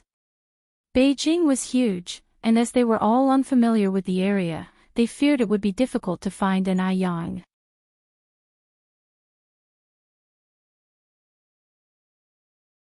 Chapter 363. Find Sun Shiwu, repay in kind, accept everything as listed. _6. We have no such worries. My relatives will come pick us up soon. Mom, you don't need to rush. Li Xianxian had everything arranged, and now they just had to wait here. That's good, Oshu, you always think ahead. Old Lady Mu nodded with relief. Ni Yang knew that Li Xianxian must have arranged for someone to pick up Li Shu and the others this morning. So, he came early to the train station. From afar, he saw Li Shu and Old Lady Mu standing among the crowd. The child in Old Lady Mu's arms must be Li Shu's son. The child had a dull look in his eyes, obviously not a normal child. Ni Yang subtly curved his lips, scanning the crowd, and finally noticed two figures looking around. Finally, he held up a large wooden sign with the three big characters, Mu Jinbao, written on it. What a pity. No one in the Mu family could read. Ni Yang slightly raised his brows, approached the two. Excuse me, comrades, are you here to pick up Mu Jinbao and Li Shu? Yes. One of them nodded. Who are you? Ni Yang smiled. My surname is Ni. You comrades can call me Xiaoni. Mu Jinbao and Li Shu have already been picked up by their daughter, Mu Yang. I've already spoken with Comrade Li Xianxian. You two don't have to worry. The two narrowed their eyes warily. So, you really discussed this with Miss Li? Certainly. Ni Yang laughed. Dear comrades, why would I lie to you? It's a shame you came here for nothing. By the way, here is the departure fare given by Mu Yang for you. The money's not much, you can use it to buy some cigarettes. With that, Ni Yang handed out two large notes. Upon seeing the money, their eyes sparkled. The Qian Men cigarettes only cost 50 cents a pack, 10 yuan can buy 20 packs. That's quite generous. The two took the money and left without questioning Ni Yang any further. Who would lie for 10 yuan anyway? It's not like they're stuffed. Seeing the two leave, Ni Yang went to the public telephone booth, made a call, and said, hello? The voice on the other end was a slightly hoarse male voice. If someone were on the scene, they'd find that this voice belonged to one of the two men who just left. The person on the other end of the phone didn't notice anything unusual. How's it going? Ni Yang replied, rest assured, everything is well arranged. Upon hearing this, the heavy stone in Li Xianxian's heart finally landed. Since last night, her right eyelid had been twitching non-stop. She thought something must go wrong. Apparently, she was overthinking. After all, Ni Yang couldn't predict the future. How could anything go wrong? After hanging up the phone, Li Xianxian poured herself a glass of red wine to celebrate. Now, she just had to calmly wait for Ni Yang to be sold to the human traffickers. From then on, no one would stand in her way. She had also sent her work to the newspaper agency. Twin joys have come her way recently. The more Li Xianxian thought about it, the happier she became. After Sun Shiwu had prepared the meal and drinks, he locked the door and headed towards the noodle restaurant. From afar, he saw Ni Yang rushing, as if she had run into some trouble. Yang, what's wrong? Why are you so flustered? Sun Shiwu acted concerned and approached her. Ni Yang's face looked unpleasant. Uncle 15, it's good that you're here. I have something to tell you. Sun Shiwu said, what is it, Yang?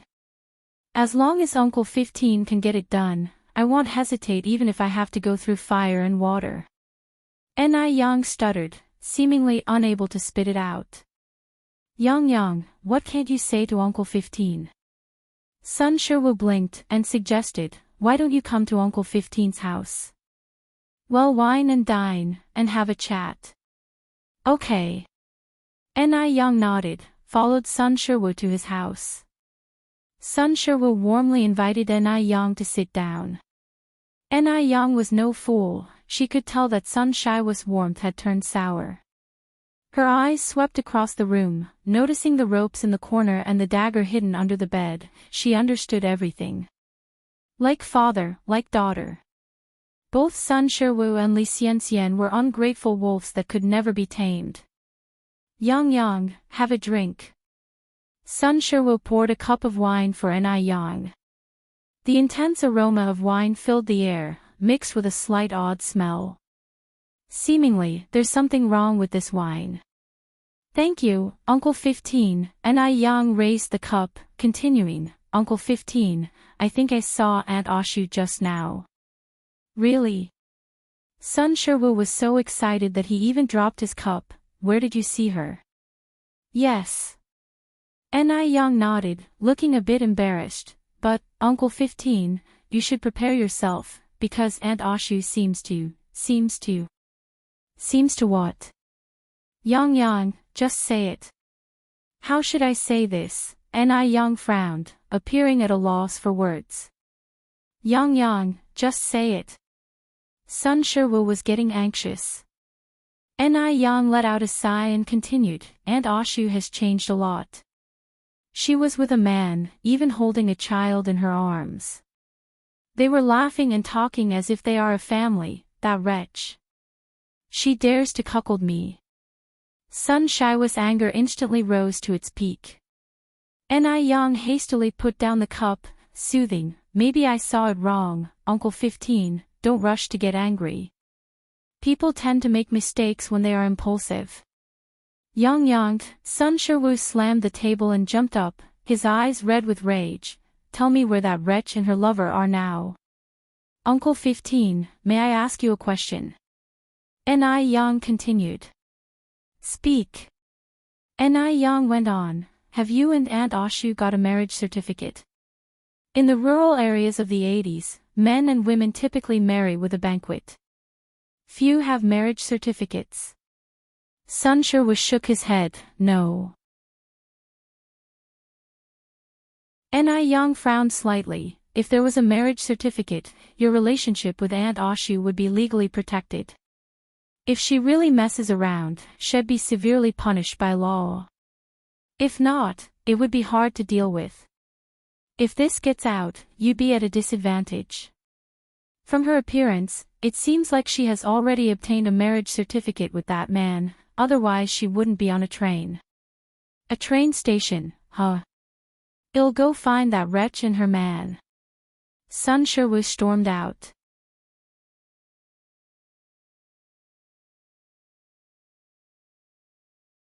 Chapter 364, Sun Shiwu's Revenge, Second Update, _1 Uncle 15.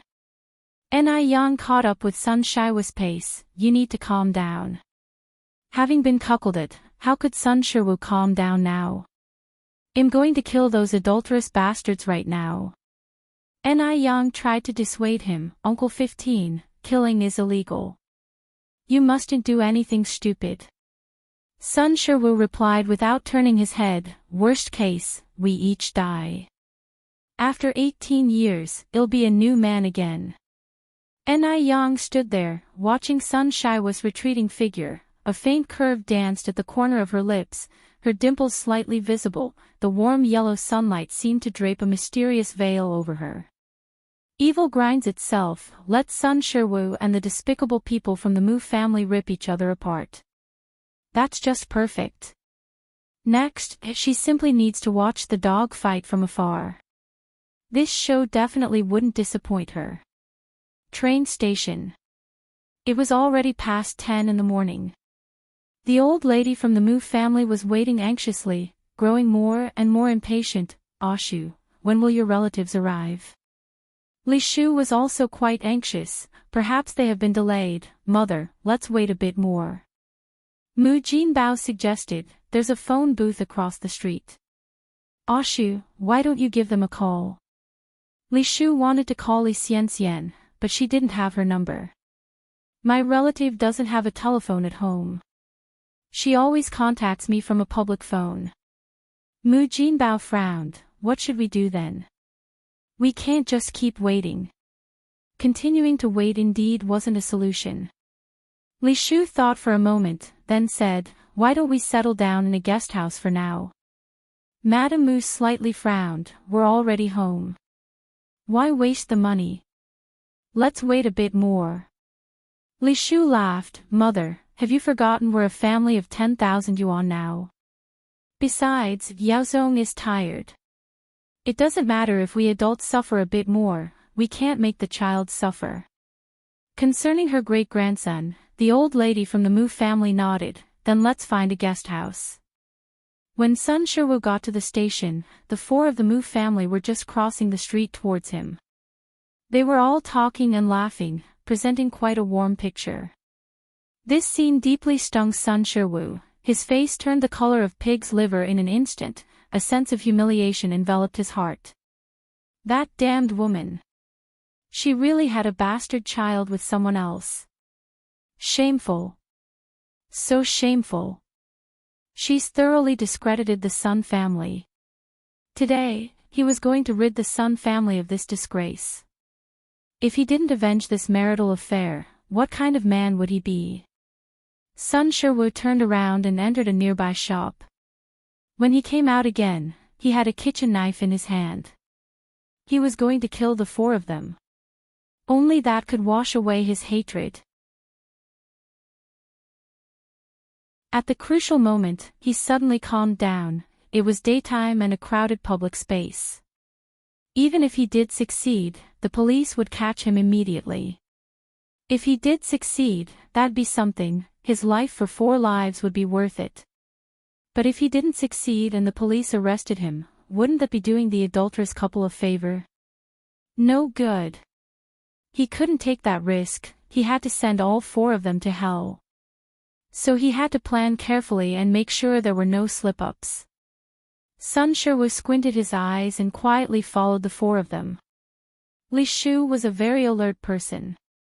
She felt as if someone was following them from behind, but when she turned around to look, there were only ordinary pedestrians. Oshu, what are you looking at? Mu Jinbao asked curiously. Jinbao, Mother, do you feel like someone is following us? No. Mu Jinbao shook his head. The old lady of the Mu family became frightened and held her great-grandson tighter, looking around. Is there a child trafficker trying to kidnap Yaozong?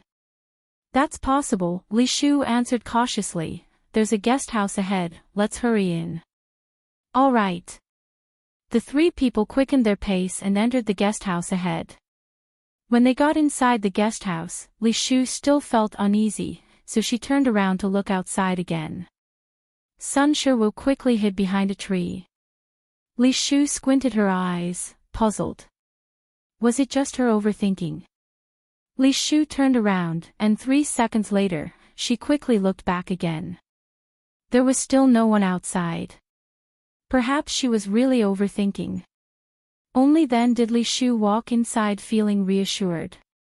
To prevent Li Shu from suddenly looking back again, Sun Shiwu hid behind the tree for more than half an hour before he stepped out. You cheap slut. Sun Shiwu spat on the ground. See how I'll kill you all this time. Sun Shiwu carefully examined the terrain around the guest house and confirmed Li Shu's room, before returning to the alley in the back street. When he returned to the alley, Ni Yang had already left. Sun Shiwu saw the food and drink on the table, and only then did he remember his original plan. Since he had decided to go for a big score, he might as well go all the way. The saying goes, fortune favors the brave. First, get rid of that slut Li Shu, then find a way to get money from Ni Yang, and finally disappear. If Ni Yang didn't cooperate, he would kill her too. After all, killing 4 or 5, it's all the same. At this point, what does he have to fear? Thinking of this, Sun Shiwu went to the shop again and bought some other stuff. Night fell, and all was quiet around. A figure emerged from the alley, seamlessly blending into the darkness.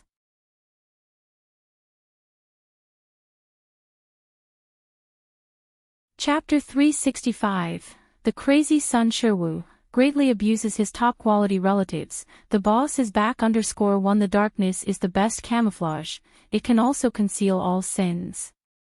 All the unbearable, grimy aspects all happen in the darkness of night. The night is even more dense tonight, there isn't even a single star in the night sky. The guest house. Li Shu sat on the edge of the bed, uneasily said, I don't know what's wrong today. My right eyelid has been twitching incessantly. Mrs. Mu laughed, a twitch in the morning signifies disaster, at noon wealth, in the evening ingots rolling in. This is a good omen. It means our family's days will get better and better. Their family was now well off, in the future the money would generate more money, maybe they could even become the richest or something. The more Mrs. Mu thought about it, the happier she became. A good thing. A mocking look emerged in the eyes of Sun Shiwu, who was hiding behind the window. Soon their entire family was going to hell, in a certain sense, this was indeed a good thing. Li Shu nodded, Mom, you're right. Mu Jinbao put his arm around Li Shu's shoulder, of course, can what our mom says be wrong? Listening to the conversation coming from inside the room, Sun Shiwu clenched his teeth tight, his entire body was trembling. Bitch! But he didn't rashly burst in from the window, instead he waited until the lights in the room went out and confirmed that everyone inside was asleep, only then did he openly arrive at the front desk of the guest house. It's past 2 a.m., the prime time for sleep, the old man at the front desk was snoring loudly with his head down on the table. Old man. Sun Shiwu gently pulled open the drawer and spoke at the same time. The old man was sleeping soundly and didn't respond at all. Sun Shiwu then felt at ease, he pulled open another drawer and took out a large bunch of keys. Sun Shiwu found the key he needed, put the rest of the keys back and then swaggered inside. Li Shu and the others were staying in a double room, located on the first floor of the guest house. Sun Shiwu carefully opened the door with the key, took off his shoes at the door, and quietly went in. Using the dim light, Sun Shiwu first went to Li Shu's bedside, took out a white towel from his bag, and covered her mouth and nose. This towel had been soaked in high-grade ether, only a dozen seconds were needed in the sleep to make her fall unconscious. After dealing with Li Shu, Mu Jinbao was next, then Mrs. Mu, and finally the child. Only after ensuring that all 4 persons in the room were unconscious, did Sun Shiwu switch on the light in the room. With a snap, a dazzling white light lit up in the air, and everything in the room was revealed. Sun Shiwu took several ropes out of his bag, tied the 3 adults together, sealed their mouths round and round with tape. After confirming that there were no problems, he fetched a basin of cold water from the bathroom and splashed it ruthlessly on their faces. The 3 dazedly woke up. The 3 didn't know what was happening and could only struggle unconsciously. Bitch! Only when a cold voice came from above their heads, did they lift their heads to look. With one glance, Li Shu was stunned. This is Sun Shiwu. How did Sun Shiwu find this place? Fear gradually took over Li Shu's eyes, and wave after wave of cold sweat broke out on her back. She never dreamt that Sun Shiwu, this bastard, would find this place. What now? Looking at Sun Shiwu's current state, he doesn't look as if he would let this go easily. Did Li Xianxian know Sun Shiwu came to Beijing? Bitch! You dare to cuckold me. Sun Shiwu grabbed Li Shu's hair in one hand and pulled out a sharp kitchen knife from his bag. The light reflected a glaring, cold light. Having been a couple with Sun Shiwu, she knew this beast was capable of anything.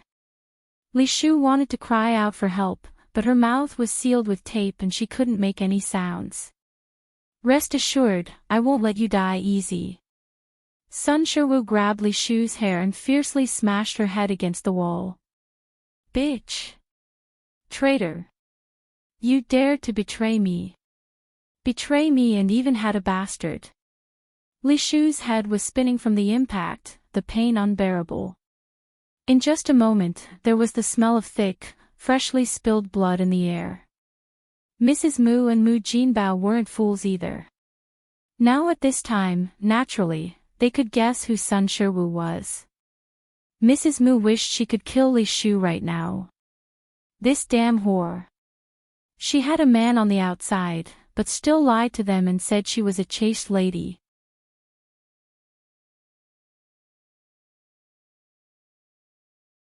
Chapter 366, The Crazy Sun Shiwu, Greatly Abusing Top-Quality Relatives, The Big Boss is Back _2. What now? What about her precious grandchild? Her newly embraced grandchild, they had just become wealthy. She didn't want to die. She was waiting to enjoy her fortune. If she died, wouldn't all the money and shops in her family just go to Enlightenment and that outsider man she was with? This is Mu family's money. How could it benefit outsiders? No. She couldn't die. Even if she died, she would drag Enlightenment and her daughter down with her. If she couldn't live a good life, she wouldn't let them either. The old lady Mu frantically signaled to Sun Shiwu, hoping Sun Shiwu would spare them. After all, it was Li Shu who had wronged Sun Shiwu. Their family had been kept in the dark too. They were victims. As long as Sun Shiwu spared her, she could give him a lot of money. Unfortunately, Sun Shiwu didn't read minds. He turned to old lady Mu. Old hag, you're in such a hurry to die, huh? Sun Shiwu let go of Li Shu's hair and instead grabbed old lady Mu's hair. How dare your son cuckold me? I'll make sure you don't know what's coming. Fear filled old lady Mu's eyes. Please let her go. As long as Sun Shiwu let her go, she was willing to pay any price. As the saying goes, the daughter pays the father's debts. She wanted to tell Sun Shiwu. She had a beautiful granddaughter, she could marry her granddaughter off to Sun Shiwu. After all, Yang was better looking than Li Shu. She was serious. As long as Sun Shiwu let her go, she would forgive and forget, and let Yang pay the debt. After all, that little wretch would have to get married someday. If Yang wasn't enough, they could add Enlightenment. If Sun Shiwu still felt unappeased, he could kill Yang and Enlightenment. But Sun Shiwu didn't give her the chance to speak. All of a sudden, old lady Mu became anxious and scared, her face full of old tears. She had never been this scared in her life. Sun Shiwu made his move. Blood splattered everywhere. Old lady Mu, in the midst of planning to use Yang and Enlightenment to pay off her debt, fell down in a pool of blood. Murder. 2 murders. Li Shu and Mu Jinbao were ordinary people. When had they seen such a scene? A strong smell of urine filled the air. Sun Shiwu looked down to see that it was Mu Jinbao who was so scared he had wet himself. Not only urinated, even defecated. The odor was nauseating. Sun Shiwu held the bloody knife and lightly patted Li Shu's face with it. You've chosen such a coward. Li Shu's eyes were wide open, as if her eyeballs were about to pop out. Her expression was filled with terror. She began to regret. She shouldn't have come to Beijing. HMN. Li Shu struggled constantly. Whore, this time next year will be your deathivversary. A thin silhouette appeared by a public telephone booth. She dialed 3 numbers, and the call was quickly answered. Hello, this is the Beijing Public Security Bureau. Hearing this, Yang's cold expression vanished, replaced with a layer of fear. The hoarse male voice on the phone was filled with heavy crying. Public Security Bureau. Yao Yao C Guest House, Room 104. There's a murder. Sun Shiwu wasn't a good man either. Of course Yang wouldn't let him get off scot-free. Moreover, now that Sun Shiwu had already started killing, even if he couldn't do anything to her, Yang still had to consider for her family's mother and sister. She couldn't let other loved ones be threatened with their lives. As for Li Xianxian, Yang had other plans. After all, Li Xianxian had been scheming for so long. Ni Yang certainly intended to let her experience the feeling of standing on top of clouds. Then let her fall from the clouds. After all, the higher one stood, the harder they fell. Don't be afraid, comrade. We're coming right now. Ni Yang hung up the phone, a faint smile playing on her lips. The righteous wail of a police siren shattered the quiet night. When the police broke through the door, Sun Shiwu was in the bathroom, dealing with the bodies. Upon seeing the police, Sun Shiwu's face turned white and his blood ran cold. At this moment, he knew he was done for. His life was over. Clang! The blood-soaked cleaver fell to the ground, making a piercing sound. Don't move. Several officers pinned Sun Shiwu down. The news of the murder at Yao Si guest house was buzzing by the next day.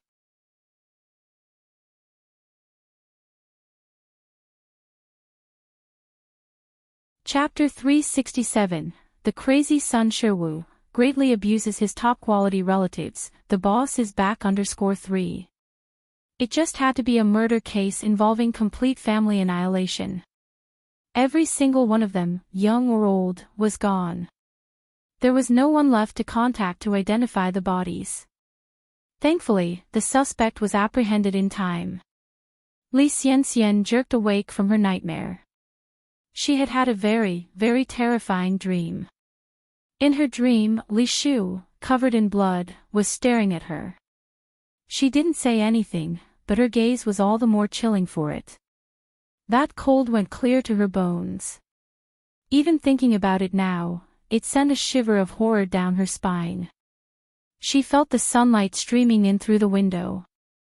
Some of Li Xianxian's calm returned. She got dressed, got out of bed and went to eat in the cafeteria. Everyone in the cafeteria was buzzing about the horrifying murder of an entire family the night before. The two people seated next to Li Xianxian were whispering about it.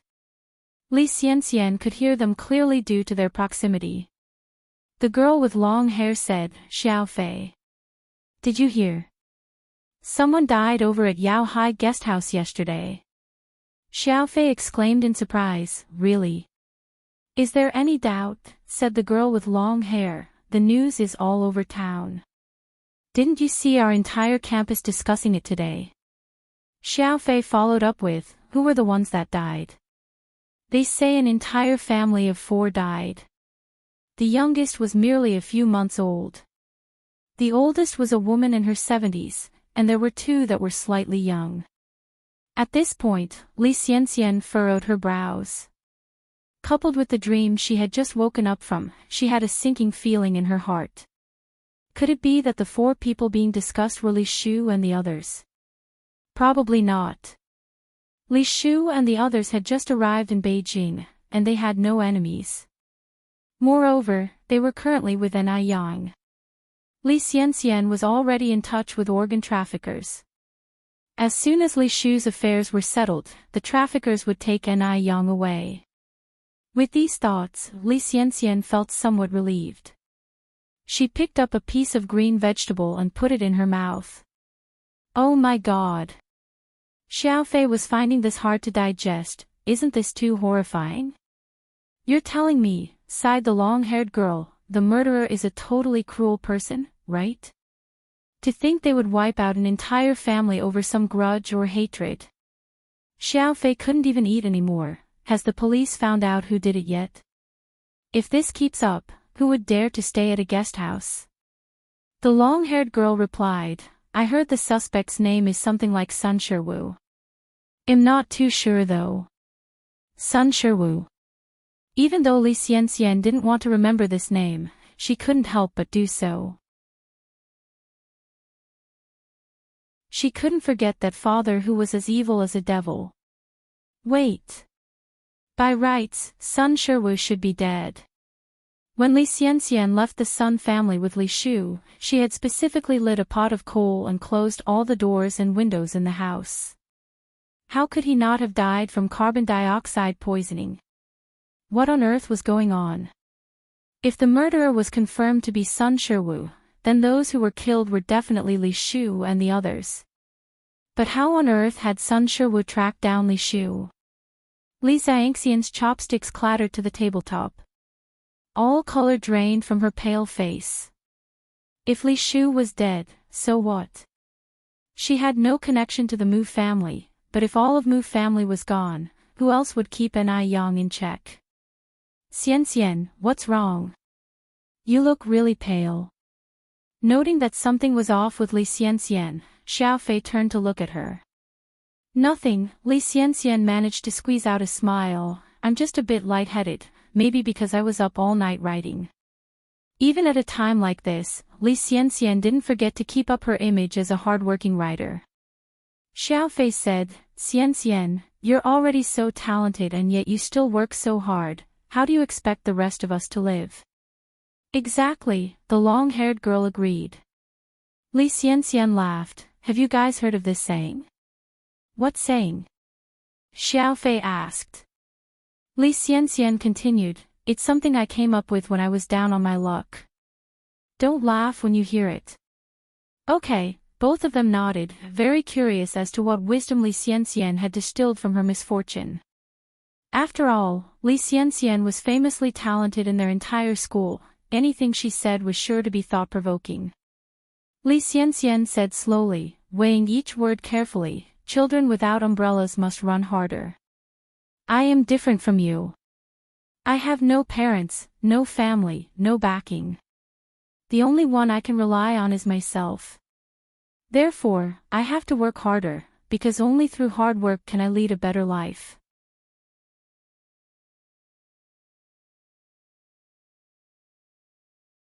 Chapter 368, The Crazy Sun Shiwu, greatly abuses his top-quality relatives, the boss is back _4. The child with no umbrella should try their best to run. This phrase may seem ordinary. But when you look into it, you can find it filled with life's philosophy. Very motivating. Li Xian indeed deserves to be a talented girl. Xiaofei and the long-haired girls admired, saying, Wow Xian, you are so amazing. If you become a famous writer in the future, don't forget to give your old classmates a hand. Remember us when you're rich and successful. Li Xian replied softly, I'll rely on your good words. I'll work hard. I'm almost done eating, I'll go first, you guys take your time. After speaking, Li Xian picked up her plate and left. Li Xian, being an orphan now, found it inconvenient to verify at the police station, therefore she could only go to Ni Yang's noodle restaurant. If Li Shu and others hadn't died, they would surely show up at the noodle restaurant. Despite the situation, Li Xian still held a glimmer of hope. After all, the Mu family were the last bargaining chip she had. She hoped to see Li Shu and the Mu family at the noodle restaurant. God bless. Li Xian clasped her hands together. When Li Xian arrived at the noodle restaurant, she just saw the queued diners and employees, but no one else. Thus, Li Xian went to the second noodle restaurant. Here, she saw Ni Yang taking orders from customers. There was an old lady with white hair sitting in front of Ni Yang. The old lady looked at Ni Yang, her face almost breaking into a bloom. Who is this? Lady Shengwan. Ni Yang is really getting better and better. She managed to get in touch with the powerful Shengwan family so quickly. No wonder. Ni Yang could not possibly have opened up 4 shops in such a short time. Turns out she had so many helpers. She has been in business for so long and has only made a connection with the Mo family. She wondered what special means Ni Yang had used. Disgusting. Also, she didn't see Li Shu and the Mu family here. Could it be that it was indeed Li Shu who died last night? Li Xian glared at Ni Yang, wishing she could bore 2 holes through her. Just then, Ni Yang, who was talking to the old lady, suddenly turned her head and locked eyes with Li Xian, her lips curving up slightly at a painfully slow pace. She was clearly smiling, yet Li Xianxian felt no warmth from it. Instead, it sent chills down her spine. Li Xianxian nervously avoided Ni Yang's gaze and left the noodle restaurant hastily. Walking down the bustling street, Li Xianxian gradually regained her composure. What was with Ni Yang's gaze just now? Could it be that Ni Yang also returned from the past? If that's the case, then it will be troublesome. But Ni Yang's certain actions weren't quite alike someone who returned from the past. If Ni Yang really returned from the past, she shouldn't be so low-key. As far as she knew, the Ni Yang of the past was a graduate from a prestigious university. A graduate from a prestigious university would undoubtedly have extensive knowledge and reading volumes. All she needs to do is reference famous people or inventions to become famous in Beijing. Why would she need to work so hard to run a noodle restaurant and sell milk tea? It doesn't make sense at all. Regardless of whether Ni Yang returned from the past, she is a very difficult person to deal with. The death of Li Shu and the Mu family members disrupted all of Li Xianxian's plans.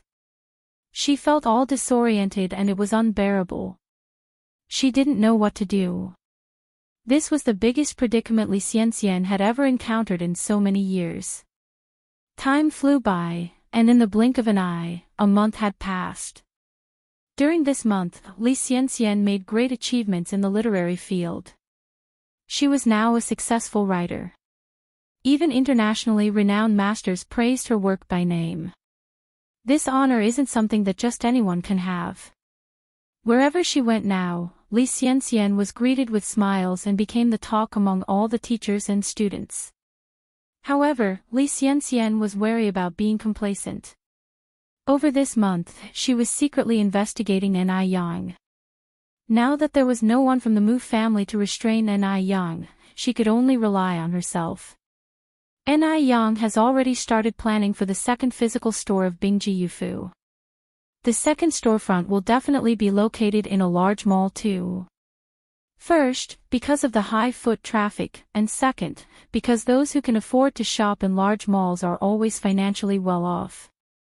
Ni Yang is a businesswoman, her first consideration is always benefits. With Bingji Yufu's good reputation and high sales, and thanks to Zhou Hua putting in a good word, Ni Yang was not worried about not being able to rent a shop. While eating dinner, Ni Qinggui handed Ni Yang a document. Yang, this is what Sister Zhou Hua asked me to give you. Have a look at which mall you want to open your branch store in.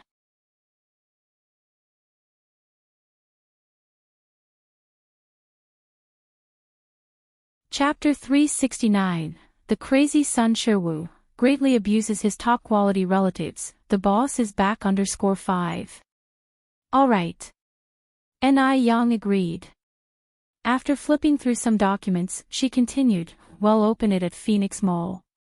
By the way, Auntie and I, go to the store tomorrow and tell the 3 young girls that whoever can reach a performance of over 30,000 next month, without being late or leaving early, that person can become the store manager of the new store.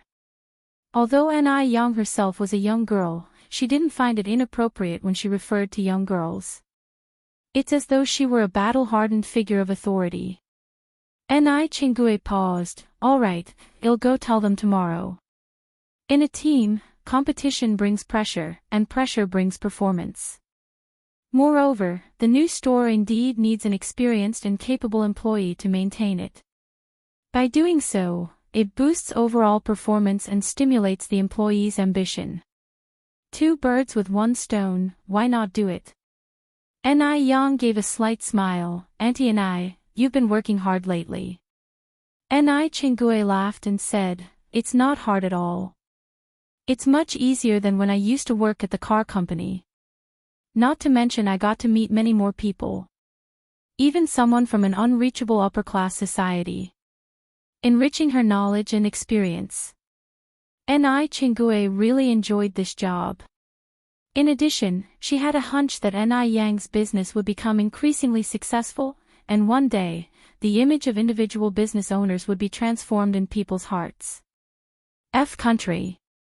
A tall and straight figure was walking on the exotic streets filled with foreign charm. Behind him were 6 or 7 blonde blue-eyed country bodyguards. The passing pedestrians all glanced in his direction. Oh God! He's just perfect. Which country is he from? Judging from his attire and looks, he seems to be Chinese. Chinese men are really handsome. Some young ladies were about to scream. The women abroad were much more open-minded, and some bold ladies that initiated contact were politely rejected by the bodyguards. The man stopped in front of a transparent window. On display was a beige high-grade silk cheongsam, beautifully embroidered, with peonies blooming in the wind that appeared charmingly attractive. At a glimpse, it was elegant and reserved, simple yet dignified. The peony is the king of flowers and not everyone can carry it off. A slight misstep might even backfire. Although the cheongsam looked very nice, no one actually dared to buy it. Because it was too lavish. Yang would look good in this cheongsam. The man murmured, an image of her wearing the cheongsam even came to mind. He headed to the cheongsam store. After a few steps, the man looked back to his bodyguards and said, "I'll go in, you guys wait out here." Yes. Several bodyguards immediately halted and waited respectfully outside the door.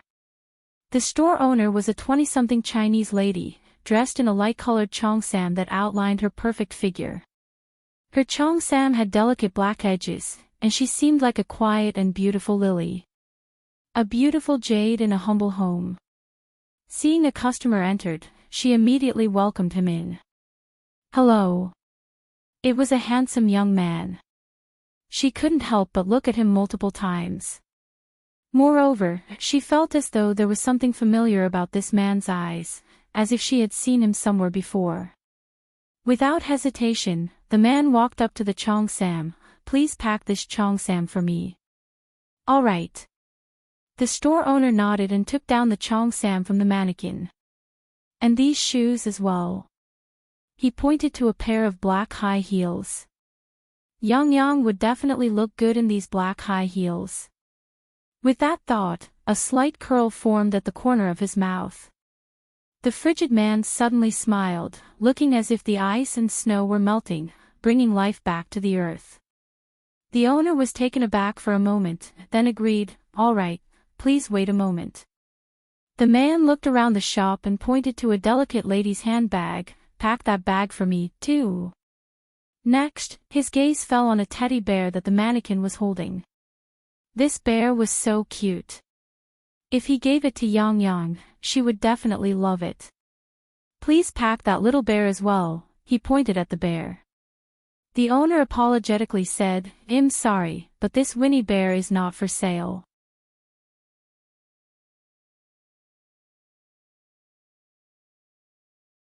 Chapter 370. The crazy son Shiwu greatly abuses his top-quality relatives. The boss is back _6. Not for sale. Yes. The shop owner nodded. The man continued, "Name your price." "I'm sorry, but this really isn't for sale." She had seen plenty of men like him who tried to gain her attention by flashing money. The shop owner steadfastly replied, "I'm sorry, sir, no matter how much you offer, I won't sell it." At these words, the man lowered his gaze to look at the shop owner. Only then did he notice that the shop owner was also wearing a cheongsam. However, although she was wearing a cheongsam, she didn't look as good as Yang, lacking that certain aura. Her face didn't match, nor did her figure. Something was off about her. For the first time, the man realized there could be such a huge gap between individuals. Feeling the man's gaze on her, the shop owner's heart rate quickened, and a faint blush spread across her cheeks. While she did have her fair share of suitors, she had never felt this strange sensation before. She thought she might have fallen in love at the first sight. The man casually withdrew his gaze, then helped me wrap up the other items. All the items were packed by the shop owner, who then looked up at the man and suddenly asked in Chinese, "Are you Chinese?" Yes. The man nodded. The shop owner continued, is your last name Mo? Before the man could respond, the shop owner quickly asked, are you Mo-chishin? Seeing her recognition, Mo turned to her with a quiet sigh, and you are? The shop owner laughed, I'm Ji-ro. The girl who sat behind you in the 3rd grade. Don't you remember me? Mo shook his head. Ji-ro went on, that's alright if you don't remember, as long as you do now. I didn't expect to see you in F country, are you working here now? Instead of directly answering her question, Mo said, I have other matters to attend to, I need to be going. Hey, wait a second. Ji-ro called out to Mo's retreating figure, running over to grab the teddy bear from the mannequin, didn't you want this teddy bear? It's yours. Thanks, but I can't accept it. Mo politely declined. Accepting a gift given by another woman to give to Yang Yang, what does that make him? Yang Yang might not mind, but he would. Besides Yang Yang, Mo didn't want to accept gifts from any other woman, nor become entangled with them. Take it, didn't you want to buy this teddy bear? Mo directly said, I'm sorry, I don't want my girlfriend to misunderstand. Ji-ro was surprised, you have a girlfriend? Yes. Mo replied lightly. Ji-ro continued, I bet she must be very pretty. Without any hesitation, Mo said, she is indeed very beautiful. Ji-ro nodded, a flicker of light flashing in her eyes. I wish you two a long-lasting relationship, and hope you get married soon. Thank you. After expressing his gratitude, Mo left the Cheongsam store carrying his purchases. Watching Mo's figure disappear down the street, Ji-ro finally turned around and headed to the counter to make a phone call. Hello, Lon Lon, I need to ask you something. What is it, Ji-ro? I promise, I'll tell you everything I know. A crisp female voice came from the other end. Ji-ro continued, do you remember Mo-chishin? Yes. Zhao Lan replied, I saw him during the New Year. Ji-ro, why are you asking about that loser? Loser? Ji-ro frowned slightly. Why was Mo-chishin a loser? Zhao Lan laughed, Ji-ro, you've been overseas for years, it's understandable that you don't know about some things. Let me tell you, Mo-chishin is not the same person he used to be. Xiao explained to Ji all the changes Mo had undergone over the years. Upon hearing this, Ji-ro didn't seem too surprised. A loser? How could Mo-chishin be a loser? Would a loser have 7 or 8 bodyguards with him when he went out? Would a loser be fluent in the language of F country? Ji-ro continued, does Mo-chishin have a girlfriend back in China? Zhao Lan replied, you know Zhao Jingrong, right? Yes. Ji-ro thought for a moment, she was studying abroad, wasn't she? Zhao Lan said excitedly, she's already returned home not long ago, and let me tell you something, Zhao Jingrong is Mo-chishin's fiancé. Zhao Jingrong. Ji-ro squinted her eyes. No wonder Mo said that his girlfriend was very pretty. From what she remembered, Zhao Jingrong was indeed beautiful, a woman who could stand her ground against her. Zhao Lan continued, however, Zhao Jingrong is no longer Mo-chishin's fiancé.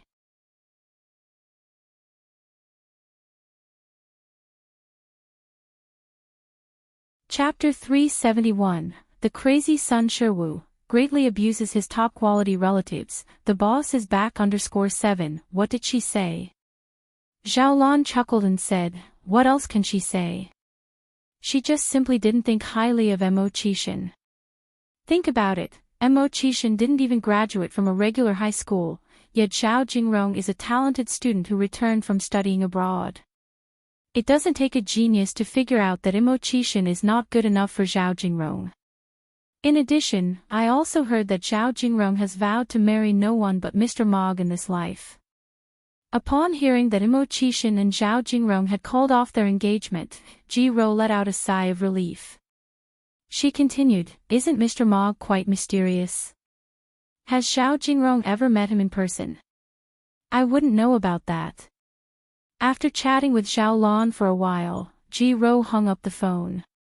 This phone call had given her a new understanding of Mo Qishan. A waste, huh?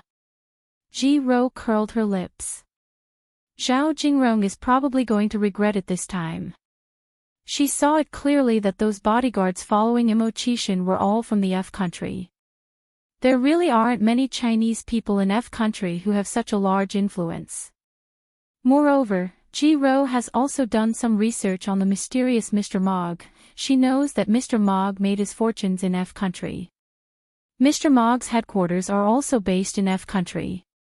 You don't have to think to know that Mo Qishan is hiding a big secret. She thinks that she can take a gamble on it. Success or die trying. She has been holding on alone in F country for so many years just for Mr. Mog, hasn't she? She is already 29 years old now.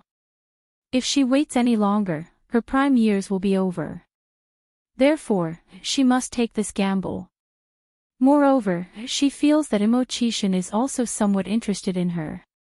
Otherwise, why would a grown man come to a Cheongsam store to buy clothes?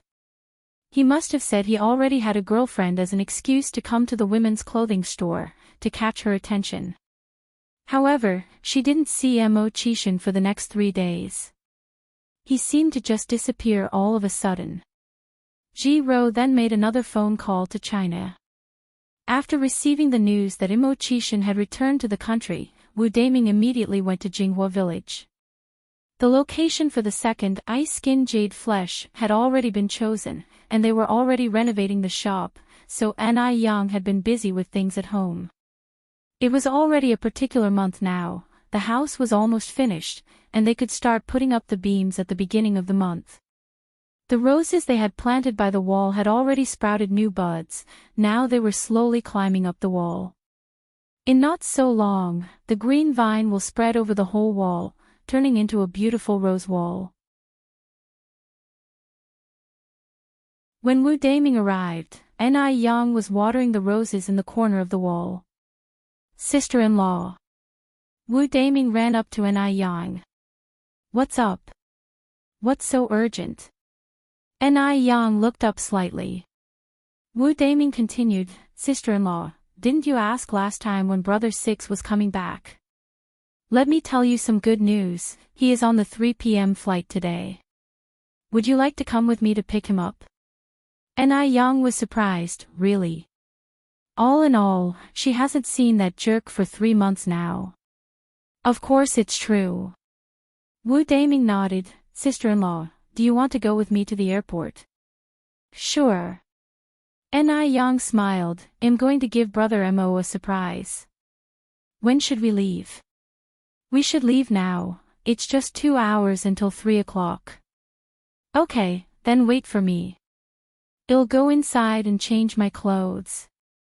If she was going to pick up her boyfriend, there should be some sense of ceremony. Ni Yang didn't want to meet Mo Qishan looking all dirty and messy. She had gotten a bit of mud on her while watering the flowers. And because she wasn't planning to go out this morning, she didn't even bother brushing her hair properly. "Okay." Wu Daming nodded. Ni Yang took the bucket and went into the house. It wasn't long before she came out looking neat and tidy. Wu Daming incredulously looked down at his wristwatch.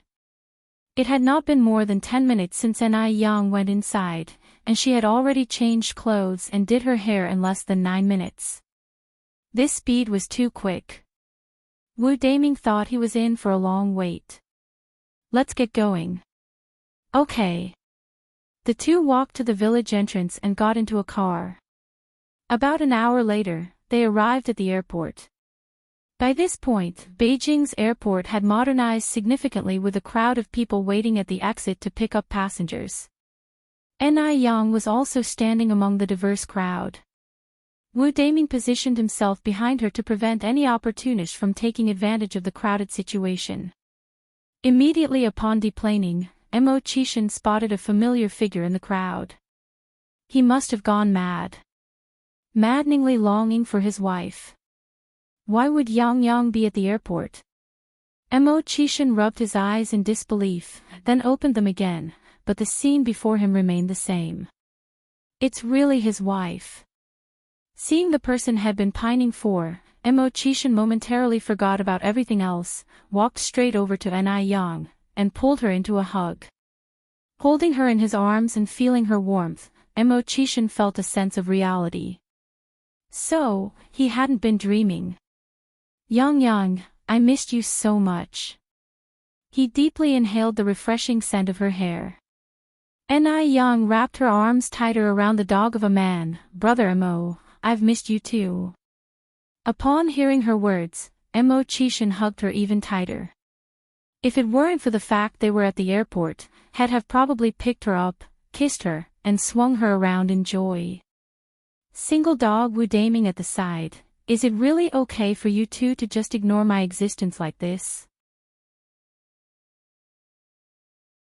Upon seeing Chishan refusing to let her go, Yang pushed him away slightly. Brother Mo, we should head back. Oh. Chishan reluctantly let go of her. Wu Daming extended his hand to take Chishan's luggage off his hands. Chishan looked at Wu Daming with distaste. Daming, how come you're here? Wu Daming, so this is the said brotherly love forgotten once the wife comes, huh? Yang laughed and said, Wu Daming gave me a ride here. Otherwise, I wouldn't even have known that you were coming back today. Chishan nodded and said, oh, I see. Thank you for your trouble, Daming. Wu Daming pretends not to hear the offhand thanks. The three walked out of the airport and got into a car. With Wu Daming driving the car, Yang and Chishan took the back seat. Where to go now?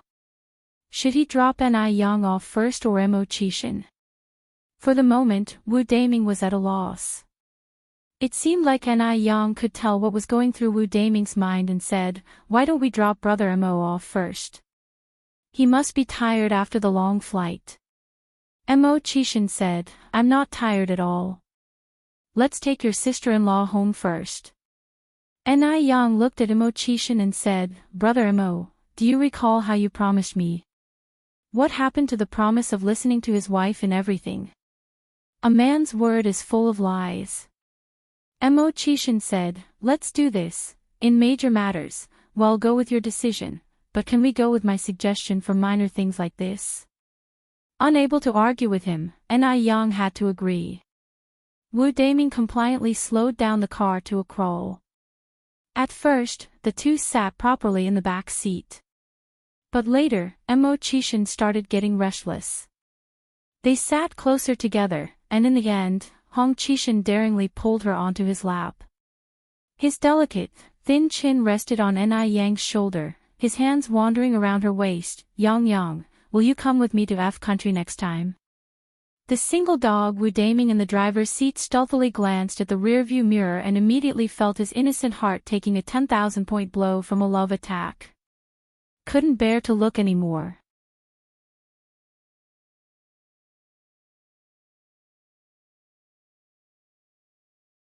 Chapter 372. Abuse the rotten peach blossom, sent for identification _1. Could the two at the back seat consider the feelings of this single, pitiful man?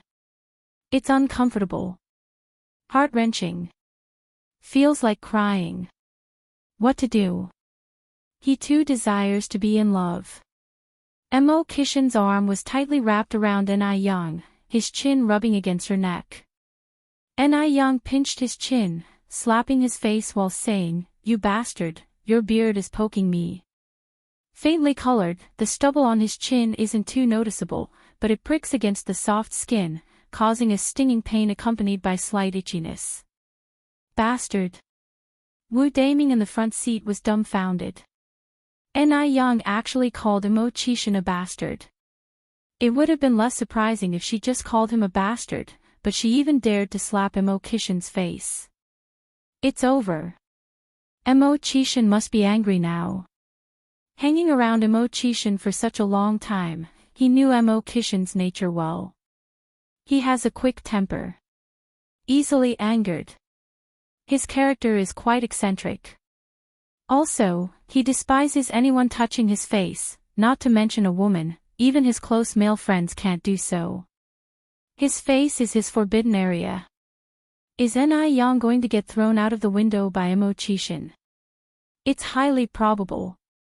After all, such a thing has happened before. Considering this, Wu Daming slowed down the car once more to prevent Yang from getting seriously injured when she gets thrown out. Did it prick you? Immortality asked with a worried face. Does it hurt? I'm sorry, I was in a rush this morning and forgot to shave. At this moment, Wu Daming wondered if he was hallucinating. Was this still the Immortality he knew? Does he not care about his face anymore? And Yang called him a bastard, yet he did not respond. My God! This is too terrifying. Wu Daming was doubting his life. It appears that Immortality is really serious about Yang. Wu Daming looked at Yang differently now, with more respect. Immortality was carefully blowing on the prickly spot. Yang, with disgust, covered his mouth. Stop blowing, are you a fool?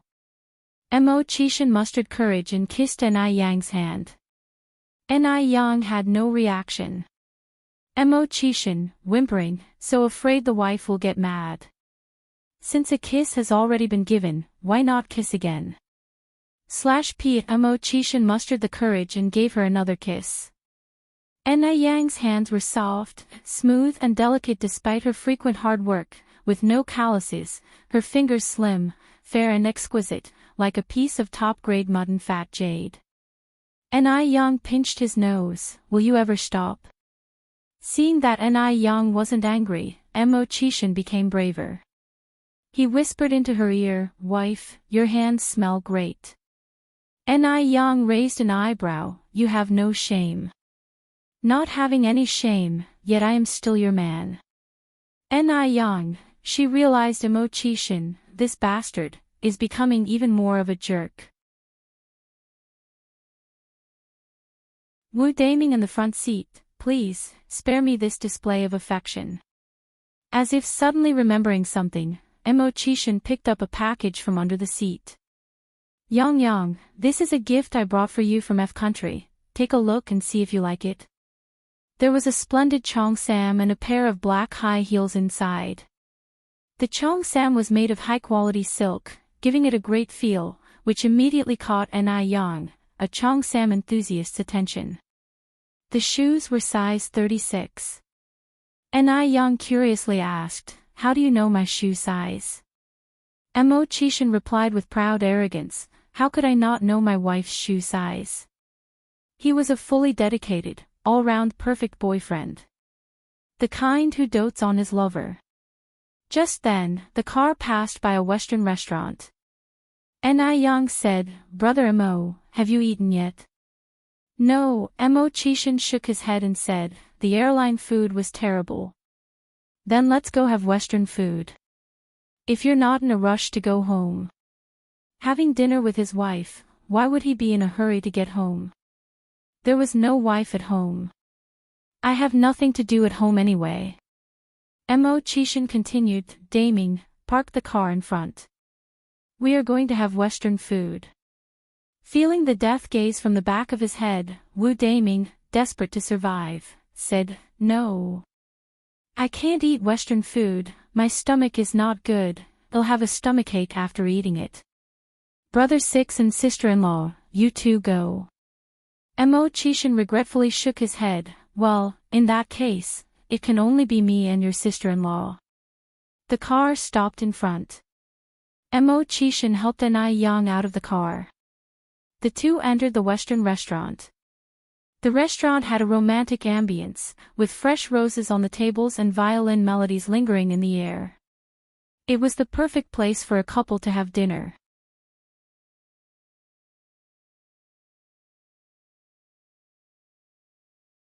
Chapter 373, Abuse the Rotten Peach Blossom, sent for identification _2. Immortality carefully pulled out a chair for Yang. Thank you, Brother Imo. Ni Yang said as she gracefully took a seat opposite him.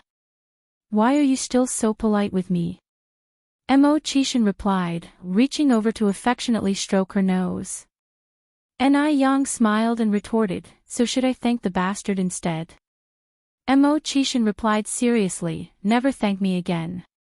Because being nice to his wife was only natural. Got it. Ni Yang, her eyes brimming with laughter, handed him the menu. Go ahead and order. You order. Ni Yang questioned, how would I know what you like?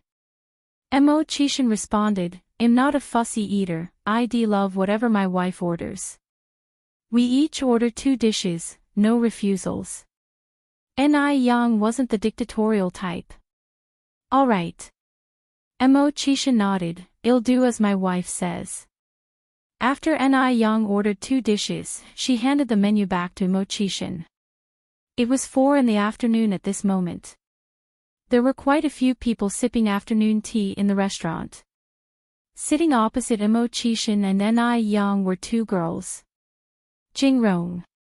Ying, sitting opposite Zhao Jingrong, signaled her with a glance. What is it? Zhao Jingrong was puzzled. Ying continued, Jingrong, look behind you. Zhao Jingrong turned to take a look and her face immediately twisted, distaste clouding her features. Why did he follow me here? Ying stated, certainly, Mo Chishan must still have a thing for you. That's why he sneaked in after you. What a disgusting man, you have broken off the engagement so long ago, yet he is still stubbornly clinging to you. Shameless. Zhao Jingrong snorted, if he had any shame, he wouldn't have followed.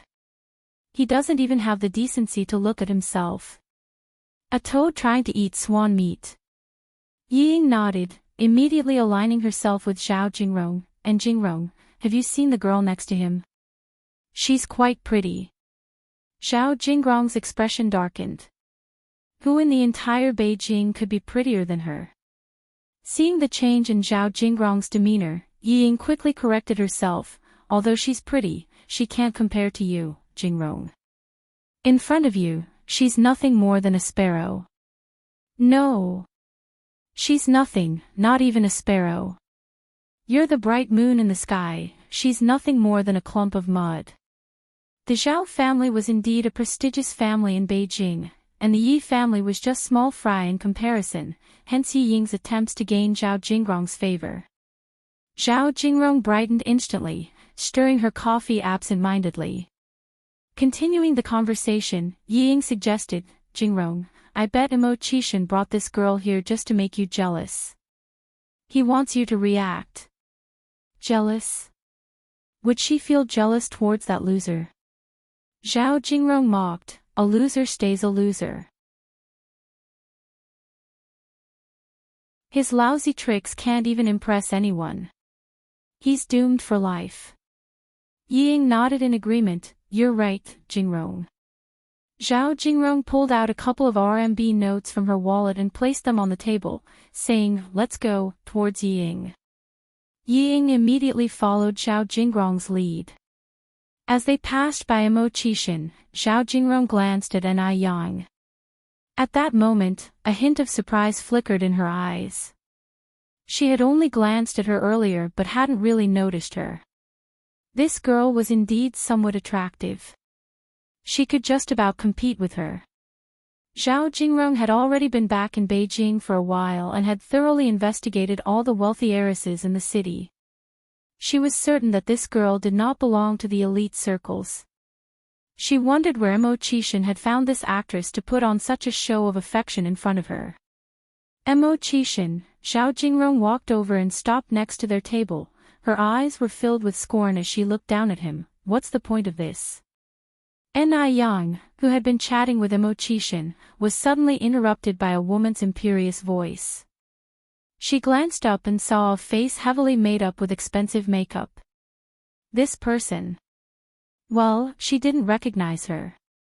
Could she be Mo Chishan's stalker? Ni Yang turned to look at Mo Chishan. Mo Chishan quickly explained, Yang, don't get it wrong, I have nothing to do with her, she's just been persistently annoying. Hearing this, Zhao Jingrong retorted angrily, "I'm the one being annoying. Mo Qishan, you're obviously playing your part too well. Clearly, it's you who has been stalking me. You've been severely disrupting my life. As if stalking wasn't enough, now you've even hired an actress for your play. You think this could provoke me? Let me tell you, our engagement is long over. I would never, ever be attracted to someone like you."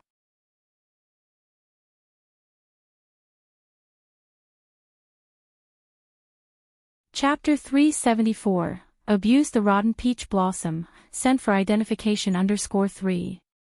What a pain in the ass. Zhao Jingrong was furious. She didn't understand why her family initially arranged this marriage for her. Now she was having real trouble. Mo Qishan was just like a sticker, you can't shake him off. Wait a minute, Ni Yang spoke softly, then said, "What exactly did you just say, miss?" "I'm an actress. Brother Mo is stalking you." "Miss?" Ni Yang actually called her miss. Doesn't she know that the thing women care about the most is their age? No one would be happy if a girl about a decade younger than them kept referring to them as miss. Zhao Jingrong angrily replied, "Are you not the actress hired by Mo Qishan? If he wasn't tailing me, then how could he just so happen to be in this restaurant?" Ni Yang laughed, "If I'm an actress, how much did you pay me? And may I ask, is this restaurant your personal property? Is it the case that other than you, no one else can come? Look carefully, dear miss, there are many people in this restaurant. Are you implying they are all here because of you? Did they all follow you here?" When she heard this, the other diners in the restaurant cast complicated glances at Zhao Jingrong. Zhao Jingrong choked on her words, her face turned very ugly, and she was left speechless in anger. An actress is just an actress. Isn't their mouth just like a fountain, who can withstand it? You are making baseless accusations. Spouting nonsense. Zhao Jingrong finally squeezed out these words after being pent up for a while. It was clear that she was the victim. But why was the situation now reversed and being made her fault? "If you are saying Mo Qishan wasn't tailing me, do you have any evidence to prove he wasn't?" Ni Yang responded with a light smile, "Dear miss, if you say Brother Mo is stalking you, I can also say that you are stalking Brother Mo. Do you have any evidence to prove you aren't?" Zhao Jingrong was almost angered to death by Ni Yang. She was stalking Mo Qishan. She would stalk Mo Qishan, such a loser. Wasn't Ni Yang actually insulting her? "Little bitch. How dare you talk to Jingrong like that?" Ying angrily interjected. Mo Qishan's face changed, and he looked over at Ying. That look made Ying shudder, made her feel chilled to the bone. Were those really the eyes of a loser? Ying looked at Mo Qishan again, only to find that he had already averted his gaze. That must have been a misperception just now, right? Yes. It must have been a misperception. Ni Yang kept her cool, saying indifferently, "Stirring up the pot first makes you the shameless one. Who's the real bitch here? Don't I need to spell it out?" Having spoken, Ni Yang continued, "Little girl, at such a young age, I suggest you keep your mouth clean, build up some good karma for your descendants. Try to be kinder as a human being." Upon hearing her words, the surrounding crowd started to gossip about Zhao Jingrong and Ying. Ni Yang looked at Zhao Jingrong and then said, "Also, Mo Qishan is now my boyfriend. If you know what's good for you, miss, please stay away from my boyfriend in the future." At that, the surrounding crowd had an even more complex look, and the whispers grew louder. "So she's trying to steal that young girl's boyfriend. Tisk tisk, you can't really judge a person by their looks." Zhao Jingrong's face was ghostly pale. She had never been so embarrassed in her life. She originally came here intending to put Mo Qishan in his place, to make him give up on her, but she didn't expect to be ridiculed by a young girl. "Mo Qishan, you're doing great. Does he think that by doing this I would like him? How ridiculous. Let's go. Zhao Jingrong turned her head to look at Ying. Ying immediately followed Zhao Jingrong's steps. The two left the restaurant in a rather sorry state. Inside the restaurant, Mo Qishan dared not meet Ni Yang's eyes. Ni Yang lifted her eyes to look at Mo Qishan. Brother Mo, aren't you going to explain? Although she knew Zhao Jingrong was just infatuated with herself, Ni Yang was a bit angry. After all, Mo Qishan was the first person she truly liked. Mo Qishan swallowed. Yang, you can just call me a jerk again. Mo Qishan suddenly felt that being called a jerk was more comforting and made him feel safer. Ni Yang kept a straight face and didn't say anything. Yang. Mo Qishan carefully prodded Ni Yang's finger. Ni Yang didn't respond. Mo Qishan continued, Yang, there's really nothing between me and her. She is Zhao Jingrong, the one I told you about earlier. We already broke off our engagement and I don't like her at all. Yang, won't you stop being angry, please?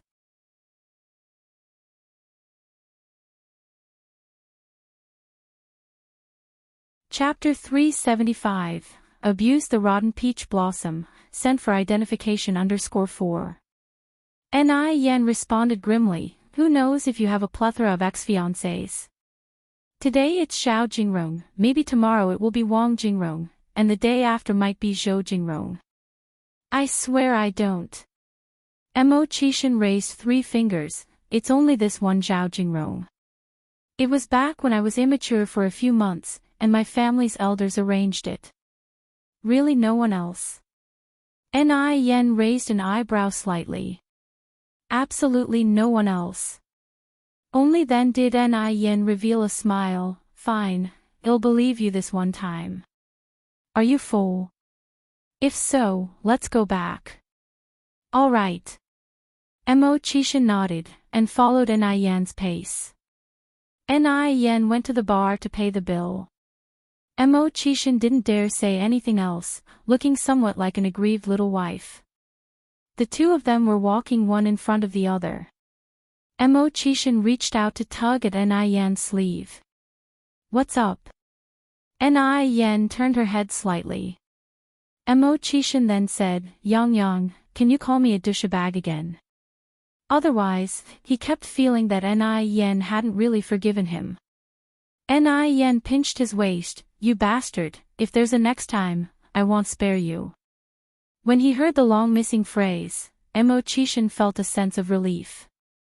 Bending over, he appeased in a low voice, yes, my lord wife, I promise there won't be a next time. But Ni Yan pinched even harder, silver-tongued devil. Mercy, my dear, this is called wholeheartedness. Wholeheartedness for you and only you. The two of them arrived at the car bantering all the way. Wu Daming first dropped off Ni Yan, then drove Mo Qishan back to the Mo family. He wasn't sure whether it was an illusion, but Wu Daming felt that after Ni Yan alighted, the temperature inside the car fell several degrees, becoming oppressively cold. He could barely breathe. Do you know the Yi family? After a while, Mo Qishan's voice came from the back seat. I do. Wu Daming nodded. Brother Six, did the Yi family offend you? Mo Qishan slowly lit a cigarette. His handsome face seemed to be coated in a thin layer of ice, something far more serious. Ha! Wu Daming widened his eyes in disbelief. What could be worse than offending Mo Qishan? His curiosity was sparked. What on earth had the Yi family done to be considered unforgivable? So, Mo Qishan looked up at Wu Daming. Do you know what you should do now? Yes. Wu Daming nodded. Any family that upsets Mo Qishan typically ends up with only one outcome. Disastrous. Furthermore, Mo Qishan continued, the Zhao family needs to be taught a serious lesson. Okay. They quickly arrived at the Mo family mansion. Mo Qishan had disappeared for over 4 months. His sudden return took Granny Mo by surprise. 6th. Mom. Mo Chishan went in and embraced Granny Mo. Granny Mo complained, "You rascal, where have you been? No sign of you for such a long time." Mo Chishan replied, "I went out to work." Work? Granny Mo said in surprise, "Did I hear wrong? Or did the sun rise from the west?" Mo Chishan helplessly answered, "I really did go to work." Granny Mo nodded dismissively, all right, you went out to work." Mo Chishan, Granny Mo continued, "Sixth, do you have enough money on you? If it's not enough, just let Mom know." "Don't worry, we have plenty of money." Mo Chishan replied, "Don't worry, I'm not short on cash." Granny Mo took out 2 cards from her pocket and shoved them into Mo Chishan's hand. "Keep these cards." Mo Chishan helplessly said, "Mom, I really don't need money." Granny Mo responded with displeasure, "You are my son, my youngest son. Can't your mom give you money? Take my money. It's not humiliating." "Mom, actually I am." Mo Chishan whispered in Granny Mo's ear. After hearing Mo Chishan's words, Granny Mo burst out laughing, "You child, can't even lie convincingly. Only tell your mom such things, if it gets out, people will laugh their teeth off." Mo Chishan, Granny Mo continued, "Now that you're back, Aunt Wang introduced a girl to you. Find some time to see her tomorrow. You're not getting any younger. When I was your age, your elder brother was already 12. Don't worry, I've checked her out. The girl is really nice, well-educated, and her family is full of intellectuals."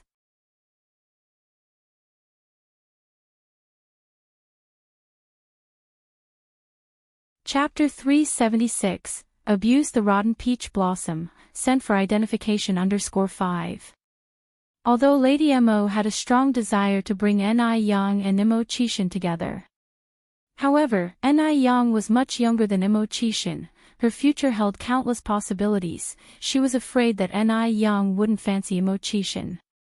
Besides, Mo Chishan was not young anymore, he could no longer procrastinate.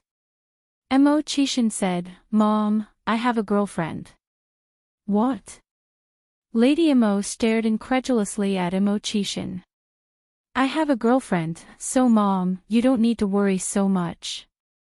Lady Mo then said, "You have a girlfriend? You're not making fun of me, are you? Why would I lie about something as serious as this?" Lady Mo hastily asked, "Where's the young lady from? How old is she this year? How does she look? How many are there in her family?" Mo Chishan said, "It's a secret, you'll naturally know when the time comes." "A secret? Even getting a girlfriend has to be kept secret. Just trying to fool her. She thinks she, the mother, is becoming senile." Lady Mo said, "Regardless, either you bring her over tomorrow for us to take a look, or you go meet the girl Auntie Wang has introduced." Mo Chishan hesitated, "I need to consult with my girlfriend. It seems that this rascal might actually have a girlfriend." Lady Mo felt strangely excited.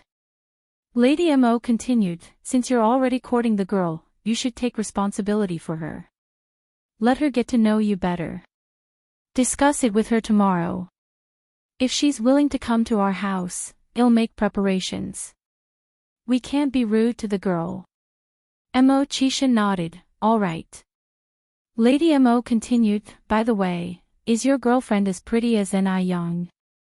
Mo Chishan gave a mysterious smile, "Why don't you guess?" "Little brat." Lady Mo gave a playful smack to Mo Chishan's head, "Don't play tricks on me." Mo Chishan continued, "You'll know when the time comes. Can't you just tell me straight?" Mo Chishan stroked his chin, "How should I put this?" Just then, Mo Baichuan walked in from outside. Upon hearing this conversation, Ni Yang's words suddenly flashed in his mind. Last time, Ni Yang said that she and Mo Chishan were together. Could the girlfriend that Mo Chishan was referring to be Ni Yang? They couldn't possibly be together, right? Would Ni Yang genuinely fancy Immortality? Probably not. If the girlfriend Immortality was talking about was indeed Ni Yang, he wouldn't have been so secretive. Why wouldn't he just say it outright? Yes, that person definitely isn't Ni Yang. Upon this thought, Mo Baichuan breathed a sigh of relief and headed upstairs. Chuan Chuan. Lady Mo called out to Mo Baichuan's retreating back. Grandma. Mo Baichuan respectfully responded.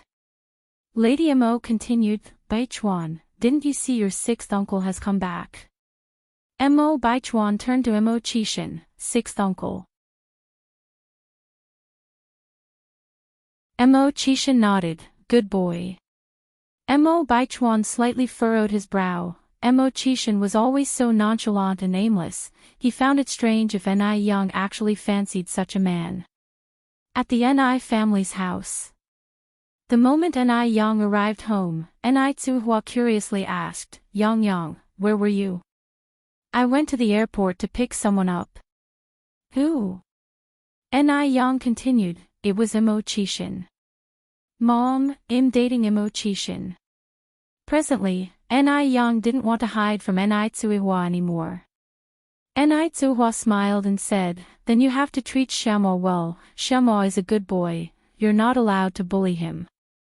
Ni Tsuhua sincerely admired the young Mo Qishan. As Ni Yang chopped tomatoes, she said, look at what you're saying. How could I bully him? Ni Tsuhua continued, does Xiaomo's mother know about this? Their family is unlike ours. Will his mother have any prejudice against us? Rest assured, Auntie Mo is not the type to judge by appearances. Ni Yang was quite familiar with Lady Mo's character. Upon hearing this from Ni Yang, Ni Tsuhua finally felt relieved. The next day, Ni Yang took Ni Tsuhua to the city. The weather was getting warmer, and Ni Yang wanted Ni Tsuhua to go to the city more often. Staying home all day could easily lead to depression. There were lots of people on the street. Spring had come, and kite vendors could be seen everywhere.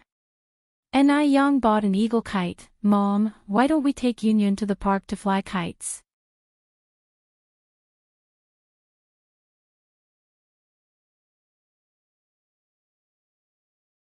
Chapter 377, Abuse the Rotten Peach Blossom, sent for identification _6. Little Ni Yun is 1 month old now and can already toddle around. Not far from here, there's a wetland park. At this season, the wetland park is bustling with parents who bring their children out to fly kites. Upon seeing the kites, little Ni Yun laughs with joy, sister. Sister. Sister. Ni Yang says, Yun Yun, that is a kite. Little Ni Yun follows and says, Hongzheng. Kite. Ni Yang corrects her. Hong. Ni Yang, the 3 women head toward the direction of the wetland park. At this moment, Ni Tsuehua is bumped into by a fast-walking passerby. She doesn't know if it's an illusion, but she suddenly feels a pain in her scalp, as if her hair has been pulled out. The passerby immediately apologizes, I'm sorry. I'm sorry. I was in a hurry. Are you okay? Since the passerby apologized sincerely, Ni Tsuehua didn't dwell on it and replied, I'm fine, really. Upon hearing that Ni Tsuehua was okay, the passerby hastily walks off, as if afraid Ni Tsuehua might accuse her of something. Mom, are you really okay? Ni Yang asks. Ni Tsuehua smiles and says, I'm not made of gold, what could possibly happen to me? That's a relief.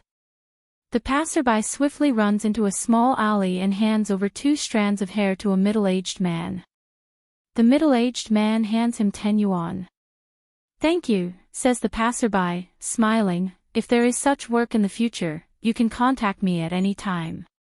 Ni Yang and Ni Tsuehua walk along the road. Suddenly, a male voice sounds from behind them. Yang Yang. Ni Yang looks back and sees Mo Qishan. Brother Mo. Yang Yang, Mo Chishan runs over and greets politely, "Good day, auntie." Knowing that Mo Chishan and Ni Yang are dating, Ni Kuihua's gaze softens considerably. "Shemo, you're here." "Yes." Mo Chishan nods. "Auntie, where are you and Yang Yang going?" Ni Tsuhua says, "We are heading to fly kites." "Shemo, would you like to join us?" "Sure." Mo Chishan agrees happily. Because Ni Tsuhua is present, Mo Chishan doesn't dare to behave frivolously. He doesn't even dare walk too close to Ni Yang. They walk behind Ni Tsuhua. When Ni Tsuhua isn't looking, Mo Chishan reaches out and quietly holds Ni Yang's hand. When Ni Tsuhua turns back to speak to them, Mo Chishan quickly releases Ni Yang's hand, and seriously answers Ni Kuihua's questions. He's acting as if nothing had happened. Ni Yang stifles a laugh, extends her pinky finger, and hooks Mo Chishan's little finger, whispering, "Brother Mo, actually, my mom already knows about us. If you want to hold hands, just hold it." This man is really stubborn. Mo Chishan's heart leaps. "Really?" "Yes." Ni Yang nods. "Then how does mom perceive me?" Mo Chishan lowers his voice. Ni Yang says, "You're fine." After finishing her sentence, Ni Yang realizes something was off. She nudges his waist with her elbow. "What do you mean our mom?" "She's my mom, stop trying to take advantage." Mo Chishan clutches his waist, acting dramatically. "Murdering your own husband, that's what you're doing. You jerk." At this moment, Ni Tsuhua turns back. "Yang Yang, it's a left turn up ahead to get to the park, isn't it?" Mo Chishan quickly lets go of Ni Yang's hand, startled. Ni Yang nods and says, "Yes, Mom, a left turn up ahead and we'll be there." "All right." Ni Yang turns his gaze to Mo Chishan, teasing, "Anyway, my mom already knows." "What are you afraid of?" Mo Chishan says, "I have to maintain a good image in front of mom. What if she thinks I'm not steady enough and not a good match for you?" Ni Yang laughs, "You fool." They arrive at the park soon after. The May weather is not cold, not hot, it's just right. All sorts of kites are flying in the park's sky. Ni Tsuehua and little Ni Yun are busy flying kites, while Ni Yang and Mo Chishan sit under a big tree, chatting. "Yang Yang, my mom wants to invite you over to our house tomorrow." Ni Yang looks at Mo Chishan, puzzled. Mo Chishan continues, "As my girlfriend, Yang Yang, do you want to go? Is it time to meet the parents already?" Ni Yang is stunned. "Yang Yang." Ni Yang thinks for a moment, "Sure. It's inevitable that the ugly wife will meet her in-laws. Besides, she's already quite familiar with Mo's Mrs. and Mr.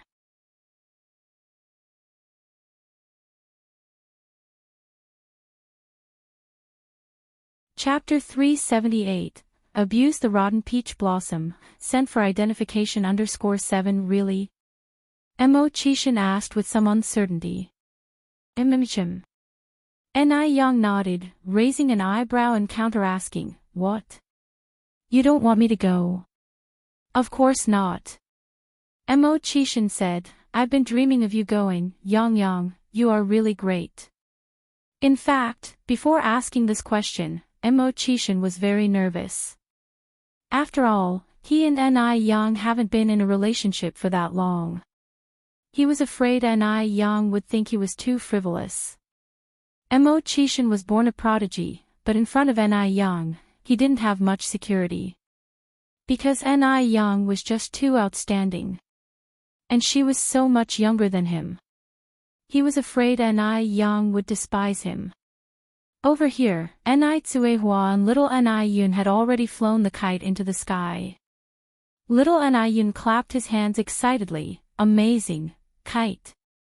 Ni Tsuehua handed the kite reel to little Ni Yun. "Yun Yun, can you hold this?" Once he had hold of the reel, little Ni Yun became even more excited. Just then, The kite string suddenly broke. The kite in midair began to descend in a straight line. Little Yun pointed at the kite, anxiously saying, "Down, down, gone, Yun, don't worry, mommy will take you to pick it up."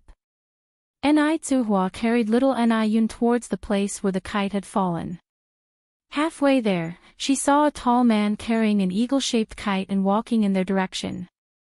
"Comrade, is this your kite?" "Yes, it's ours." Tsuhua, holding the child with one hand and accepting the kite with the other, said, "Thank you." "No problem, it was just a small favor." It was then that Tsuhua recognized the man's face, and exclaimed in surprise, "It's you." The man looked at Tsuhua in confusion, "You are?" Tsuhua continued, "We met on the tram before. If it hadn't been for your timely intervention then, my child and I might have been in big trouble." Although they had met only briefly at the time, Tsuehua had a deep memory of his face. After all, he had helped her so much. Yes, this man was none other than Shengguan Dehui, the father of Shengguan Su. Shengguan Dehui only remembered the incident that had happened on the tram about 5 months ago. In the vast sea of people, two strangers meeting again was indeed a rare fate. "Oh, it's you. The child has grown so much." Children can change a lot in a short time. There was a big difference between little Yun at 7 months and at 11 months. Fufu. Fufu. Little Yun was very smart and knew to call younger people brother and older people uncle. She could say anything now, except for daddy. Shengguan Dehui loved children. Seeing such a cute little Yun, he couldn't help but ask, "Would you mind if I hold the child?" "Not at all." Tsuhua handed the child to Shengguan Dehui.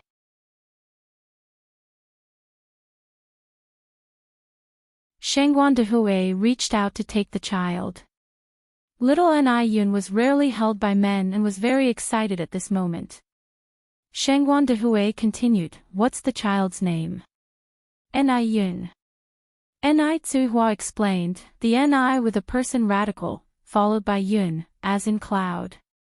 Shengguan Dehui nodded, "Reach the end of the water and sit to watch the rising clouds." "It's a very nice name." "Thank you." Tsuhua thanked him. If it had been before, Tsuhua would definitely not have understood the meaning of these 2 lines of poetry, but now things were different. For more than half a year now, she had been reading every day and had completely transformed. "Dad." Shengguan she ran over from the other side, and when seeing Tsuehua and little Yun in Shengguan Dehui's arms, she paused for a moment. Shengguan Dehui took the initiative to introduce, "This is my daughter, Shengguan Shi. Xiaoxi, this is Aunt Tsuehua, and her daughter, Yun." Shengguan Shi greeted them politely, "Hello, Aunt." Little Yun chirped out, "Sis, sis." Of all the words, she could call out sister the clearest. Seeing how adorable little Yun was, Shengguan's eyes heart was instantly warmed. "Hello, little sis." "Hello, sis." Little Yun was especially well behaved. Shengguan she took out a candy from her pocket, "Little sis, this is for you." "Thank you, sis." Little Yun's face was so thrilled, her eyes squinted into slits. "You're welcome." Shengguan she gently patted her little head, then remembered something, and addressed Shengguan Dehui, "Dad, Aunt Lin and the others have arrived." "Oh, let's go then." After bidding Tsuehua farewell, Shengguan Dehui and Shengguan she left together. Meanwhile, at the Jing family, Zheng Lingling noticed that today, old lady Jing had once again called butler Lu to the study room. So, under the pretense of delivering chicken soup to the old lady, she brazenly lurked outside to listen in. Inside the study room, old lady Jing asked, "Butler Lu, how is that matter progressing?" Butler Lu replied, "Old madam, please don't worry. I have given the hair to Dr. Wang, the results should be out in about 3 months. Old Lady Jing nodded, and then asked, "There has been no leak, has there? You can trust my discretion." "That's good." Old Lady Jing sighed in relief. "Butler Lu, I'm sorry for troubling you over this period." Butler Lu said, "Old madam, it's my duty and responsibility." The study room was reasonably soundproof. From outside, Xing Lingling could only vaguely catch a few phrases. "Dr. Wang, appraisal of the hair," things of that nature. Xing Lingling narrowed her eyes, an ominous feeling surged in her heart. The old witch couldn't actually have found her real daughter, could she? If she did find her real daughter, then what would happen to her and Jing Xianjing? And so, before the old witch made her will, nothing should threaten them. Better safe than sorry. Dr. Wang. Yes. This matter had to start with Dr. Wang. Xing Lingling gradually cooled down, steadied herself, and left with the chicken soup. "Mom, what's wrong? You don't look well." Jing Xianjing looked worriedly at Xing Lingling. Xing Lingling put down the chicken soup. "Xianjing, come with me." "Oh." Xing Xianjing followed Xing Lingling to the third floor's bedroom. Xing Lingling closed the door and recited what she had overheard outside the study room to Xing Xianjing. Upon hearing this, Xing Xianjing's face changed markedly. "Mom, what should we do? Surely we can't just sit and wait." Xing Lingling continued, "We have to find a way to replace the hair sample with Dr. Wang." "Replace the hair?" Xing Xianjing furrowed her brow. "Yes." Xing Lingling nodded. Xing Xianjing then asked, "That might be difficult, right?" Xing Lingling thought for a moment. "That's why we need to plan carefully. We can't afford to be careless." Having said that, Xing Lingling added, "Xianjing, I remember Dr. Wang's son was your high school classmate, right? He's been to our house before, hasn't he?" "Yes." Xing Xianjing nodded. Xing Lingling instructed, "This weekend, you should invite him out." Xing Xianjing narrowed her eyes. "Mom, you mean?" Xing Lingling nodded.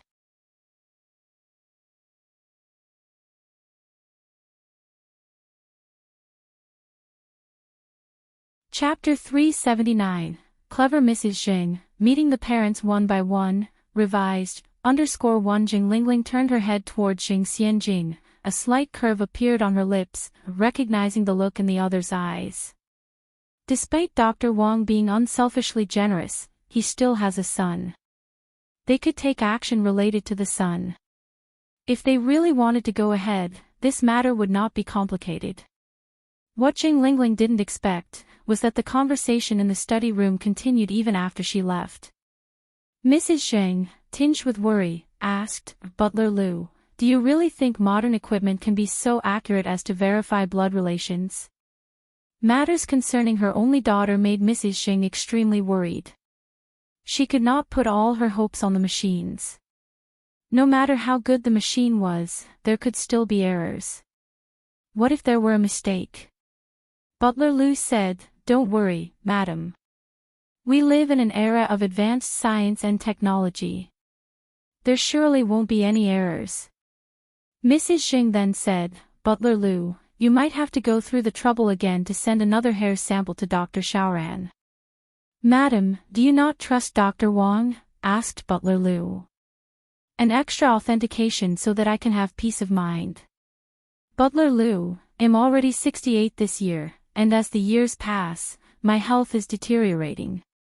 I'm afraid, towards the end, Mrs. Xing let out a deep sigh. Her subsequent words were already understood without being spoken. Butler Lu said, "Madam, you will surely live a long life." Mrs. Xing laughed, "I understand my own body and mind well enough, Butler Lu. There's no need for your consolation." Butler Lu followed up, "Madam, even if Miss Tingting is not found, you still have Xianjing by your side. Xianjing is a good child, but smart people often encounter misfortune." Mrs. Xing looked up at the door, and continued to say, "I clearly understand what Lingling is considering in her heart. A few days ago, did Lingling secretly look for you? Asking about Tingting's matter. At these words, Butler Lu was taken aback, his gaze towards Mrs. Xing changed. He thought Mrs. Xing knew nothing. In reality, Mrs. Xing was as clear-hearted as a mirror. She knew everything, she just did not wish to bring it up. The reason for seeking Dr. Xiaoran to verify the results was probably because she was worried that Jing Lingling would ruin it from the inside. Thinking of this, Butler Liu's gaze towards Mrs. Xing was filled with more respect. Mrs. Xing continued, "My older sister left us early, and Lingling was only 7 years old when she came to live with me. Even though the girl might be a bit too assertive at times, she's essentially not a bad person." Jing Lingling was brought up by Mrs. Xing, and she was her sister's daughter. Although they were not biological mother and daughter, their bond had the foundation of the previous generation's relationship. If it weren't for a friend's plea, Mrs. Xing would not have been in the mood to adopt a daughter at the time. Butler Lu nodded, "Madam, what you said is right." After Jing Lingling and her daughter discussed their secret plans and left the room, they bumped into Butler Lu and Mrs. Xing coming down the stairs. Grandma, Jing Xianjing came over reverently, supporting Mrs. Xing's arm. Jing Lingling said, "Mom, I have made chicken soup for you. The temperature is just right now. I will bring it over to you." Mrs. Xing chuckled, "Lingling, you've worked hard.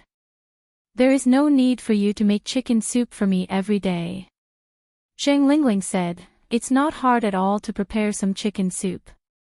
As your daughter, looking after you is only right." As soon as she finished speaking, Jing Lingling turned around to fetch the chicken soup from the kitchen. Jing Xianjing led Mrs. Xing to the couch to sit down.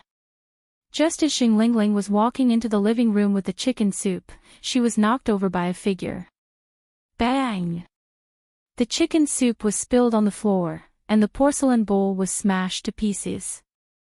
Clapping and laughter echoed in the air. "Wow! So much fun! It's really fun! Ha ha ha! Mom, are you alright?" Jing Xianjing immediately ran over to help Jing Lingling up. Jing Lingling was furious. Her eyes flashed with intense venom. The chicken soup that she had worked hard on for over 3 hours had just been spilled by this crazy woman. If it wasn't for Mrs. Xing's presence, she would have slapped her already. Jing Lingling smiled and said, "I'm fine, Xianjing, don't worry." Even though Jing Lingling claimed that she was fine, there was a frightful red mark on her wrist. Jing Xianjing said, "I'll go get the burn ointment." "No need," Jing Lingling laughed, "surely a wound this small doesn't need burn ointment." "See you." Mrs. Xing looked sternly at the person who caused the chicken soup to be spilled. "Sister, that was fun." Jing Suyu didn't realize her mistake, her eyes were sparkling with excited laughter.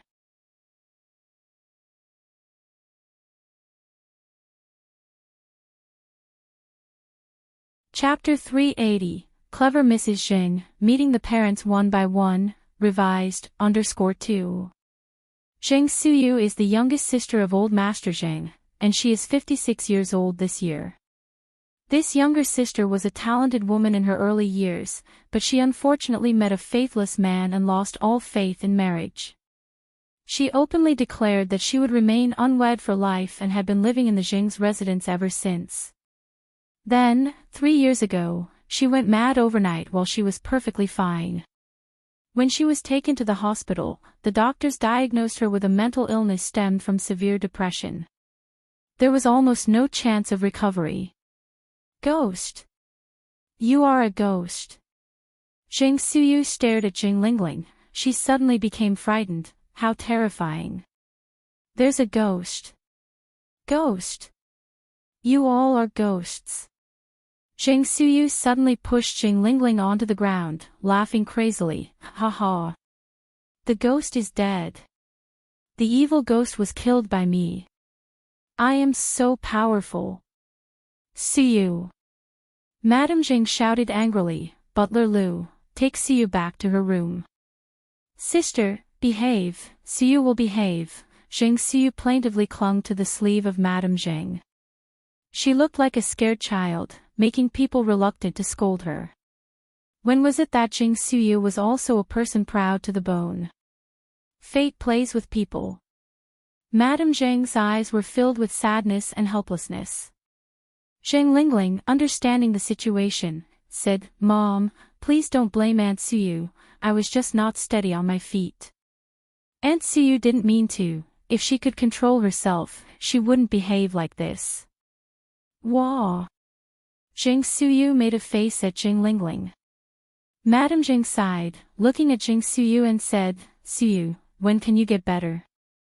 "Sister, sister, you are so beautiful." Zheng Suyu suddenly became excited and started hopping around the room. Madame Zheng sighed again, her eyes full of sorrow. Park. Shangguan Dehui lost his wife early.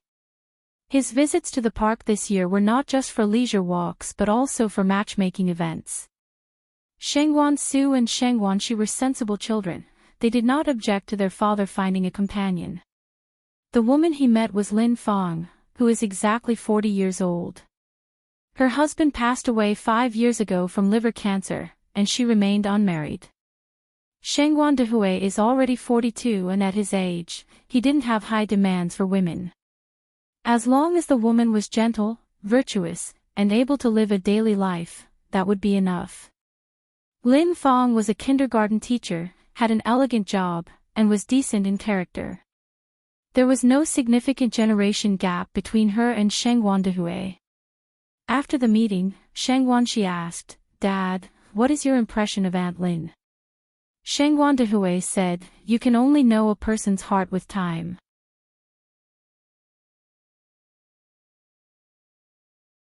Shangguan Shi asked, "So that means your first impression is good?"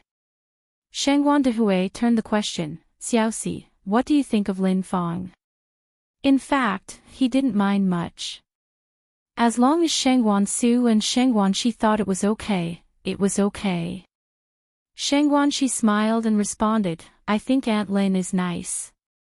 She has a good background, a decent job, and a gentle personality. I think she's very compatible with you. How about dating Aunt Lin for a while, Dad? If you find you are not compatible, you can break up." Shangguan Dehui said, "I will think about it more." Shangguan Shi nodded and continued, "Actually, Aunt Lin is really good. I heard from Grandma Zhao that her husband has been gone for 5 years, but she has been devotedly serving her paralyzed mother-in-law without any complaints. Lin Fang was indeed a good person. Shangguan Shi did not want her father to miss her." Lin Fang returned home with a smile on her face. As soon as she opened the door, her only daughter, Changyu, eagerly asked, "Mom, how did it go?" Lin Fang said, "I think Shangguan Dehui should be quite satisfied with me." "Really?" Changyu asked in surprise. Lin Fang nodded, "At least the first impression is good." Changyu continued, "Mom, you must seize the opportunity. The Shangguan family is a wealthy family. If you marry into it, then I will be a lady of wealth. Moreover, I heard that Shangguan Su is the president of a bank, and he is also very handsome." Changyu got lost in her own fantasies. If her mother marries into the Shangguan family, although she can also become a rich young lady, she will always be a stepdaughter.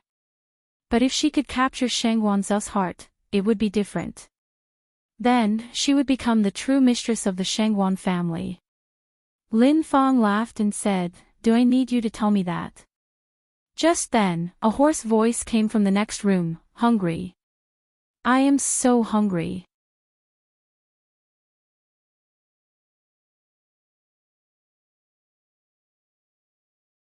Chapter 381, Clever Mrs. Zheng, Meeting the Parents One by One, Revised, _3. Lin Fang's expression quickly turned intolerant, cursing and walking into the house, "Hungry, hungry, always hungry. You old hag, didn't you just eat this morning?" The room was a storeroom, filled with a strange smell and assorted items. On a bed in the corner lay a skeletal old woman. Although the old woman was feeble, her eyes were exceptionally spirited, hungry. I am hungry. Lin Fang picked up a cold, hard-steamed bun and threw it at the old woman's head. Eat up.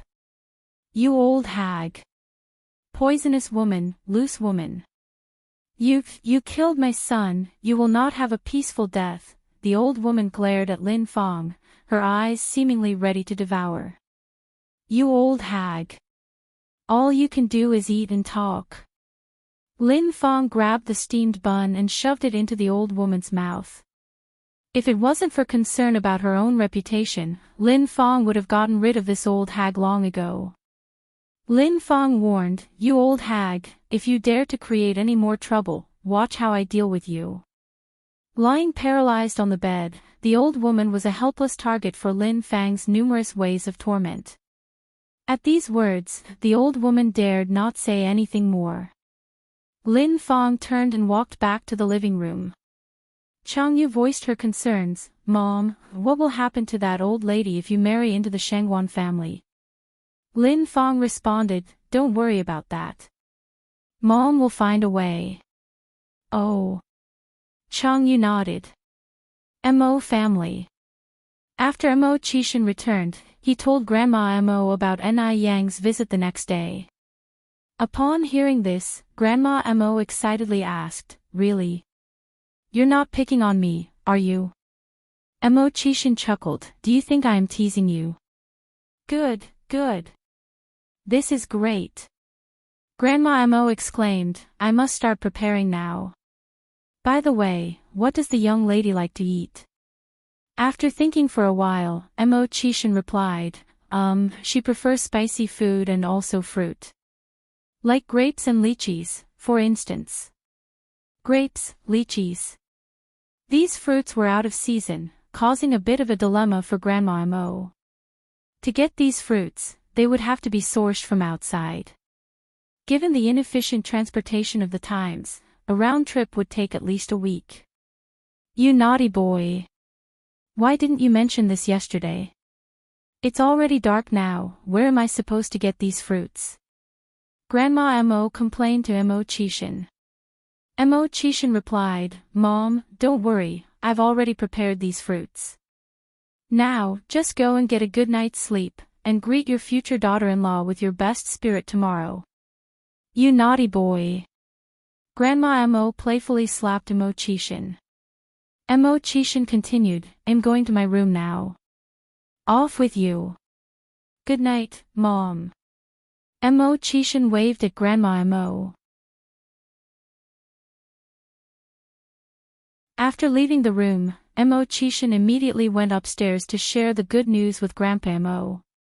Upon hearing the news, Grandpa Mo exclaimed, really? Which poor girl has our naughty boy bewitched? Despite referring to it as a bewitchment, the smile on Grandpa Mo's face couldn't be hidden. Initially, Grandpa Mo had been worried that Mo Qishan wouldn't be able to overcome the shadow of his broken engagement. Grandma Mo smiled and said, I don't know either, and our naughty boy stubbornly refuses to spill any beans. But it doesn't matter, since we will see the girl tomorrow anyway. Grandpa Mo put down the brush in his hand. As it's the girl's first visit, we must not neglect the preparations. Go and tell Ping Ping and Bai Chuan. I want everyone to be home tomorrow. Grandma Mo nodded, you're right. I'll go and inform Chuan Chuan and the others now. With a pleased smile, Grandma Mo went to Mo Baichuan's room. Next, Grandma Mo called Lin Pingping. After learning the entire situation, Lin Pingping hesitated and said, Aunt, considering that I'm divorced, will the girl's family feel uncomfortable if I attend such an important occasion? Grandma Mo responded, you silly girl. What time are we living in that you still have such thoughts? Divorce? So what? Divorce is not a disgrace. By coming, you're showing respect to the girl's family and also helping to keep an eye on things. Upon hearing this, Lin Pingping agreed. Bright and early the next day, Mo Qishan woke up. He opened his wardrobe, debating on what to wear, trying on outfit after outfit without satisfaction. Finally, he decided on his frequently worn white shirt.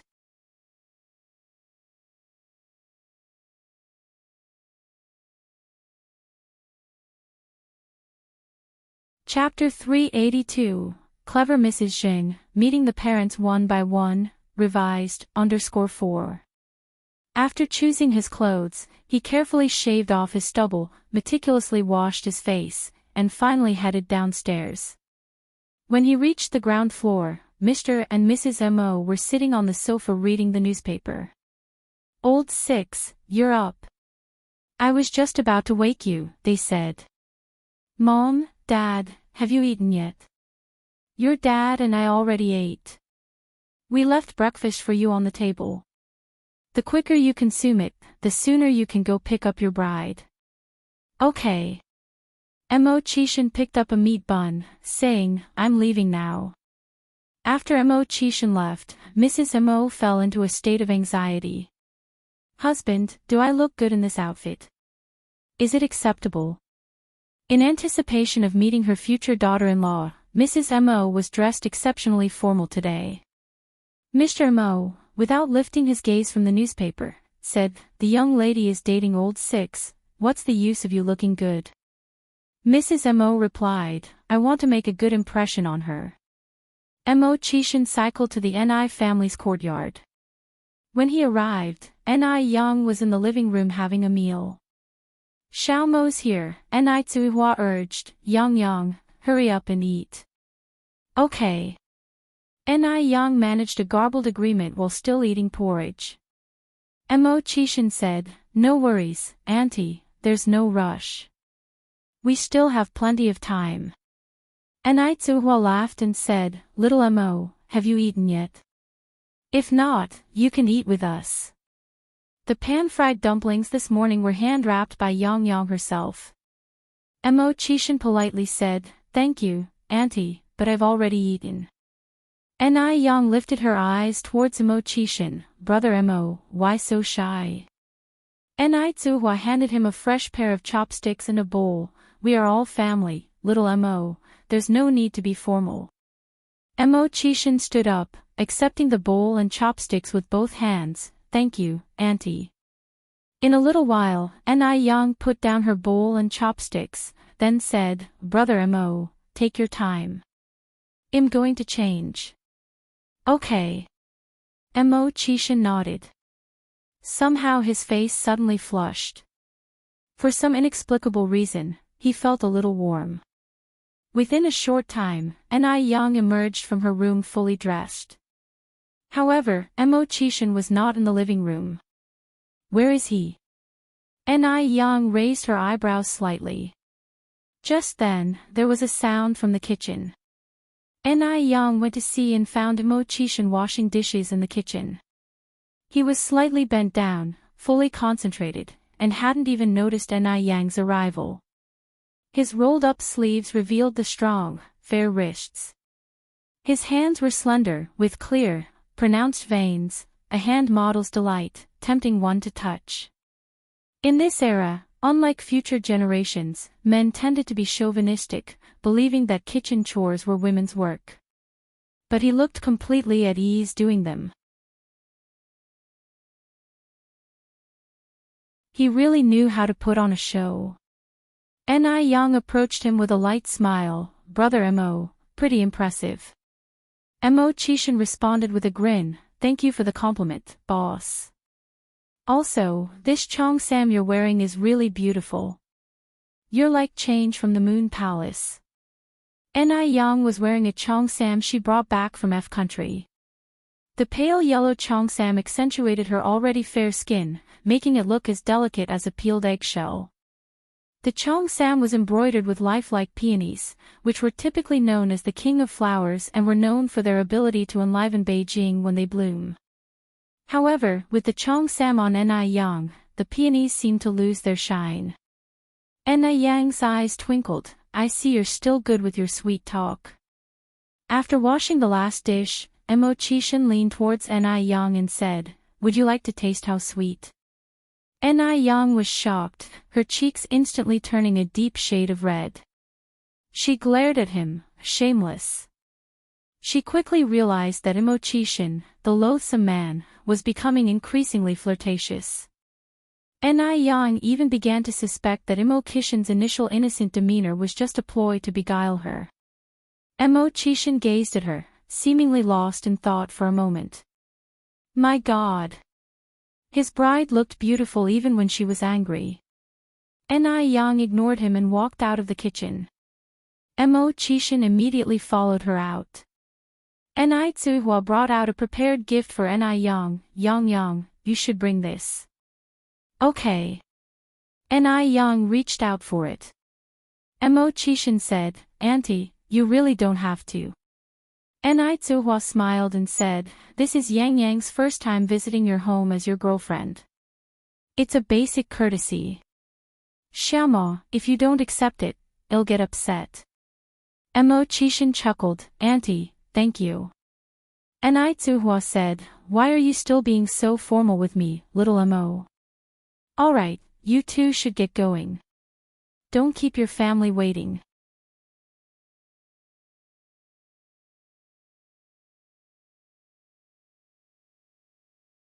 Chapter 383, Clever Mrs. Zheng, Meeting the Parents One by One, Revised, _5. Alright, Auntie, goodbye. Goodbye. Tsuhua waved her hand. Immortality was still riding on that bicycle. Yang was sitting at the front. It wasn't that Immortality didn't want to drive over, but that he enjoyed this feeling. The Mo family. The elderly Mr. and Mrs. Mo had been eagerly awaiting for quite a while. Just then, the butler, with binoculars in hand, rushed downstairs from the floor above. They're here. Master, Madam, the sixth young master is biking over. Old Madam Mo excitedly said, really? The butler nodded, yes, they're already at the intersection now. Old Madam Mo turned her head and directed her gaze at Master Mo. Come on, dear, let's hurry out to meet them. Old Master Mo responded nervously, wait a moment, wait a moment. What's wrong? Old Madam Mo looked at Master Mo impatiently, if you have something to say, say it quickly. She was eager to meet her future daughter-in-law. Master Mo continued, this outfit of mine, does it look all right? In a rather disgusted tone, old Madam Mo said, the young girl is dating our sixth son, not you. What use is there for you to look so presentable? Master Mo, what goes around comes around indeed. Old Madam Mo continued, butler, go upstairs and call for Ping Ping and Chuan Chuan. After all, this is the young laddie's first time visiting us, we must not neglect our etiquette. The butler responded, all right, I will go right away. Master and Madam Mo headed towards the door. Both of them waited with bated breath. Why haven't they arrived yet? Didn't the butler just say they were here? Yeah. Why aren't they here yet? Both elders were getting anxious. Just then, they could finally see the silhouette of a person riding a bicycle within their line of sight. Getting closer and closer. Old Madam Mo excitedly said, they're here. Old Master Mo squinted his eyes and said, why does this young lady look somewhat familiar? It was only when Immortality introduced Yang to the old couple that they finally reacted. Mom, Dad, let me introduce you to my girlfriend Yang. Yang greeted them with a smile, Aunt Mo, Uncle Mo. What? Both Old Master and Old Madam Mo glanced at each other, surprise written all over their faces. Old Madam Mo was the first to come back to her senses, gripping Yang's hands and asking, Yang, you're not joking with me, are you? Did Immortality really manage to win her over? This felt more like a dream, it was so unbelievable. Yang responded, Auntie Mo, do I look like I'm joking? Old Madam Mo shook her head, no, not at all. Oh my! Who would have thought, Immortality really won over Yang? A thing even she didn't dare to dream of. Old Madam Mo was on top of the world with her excitement.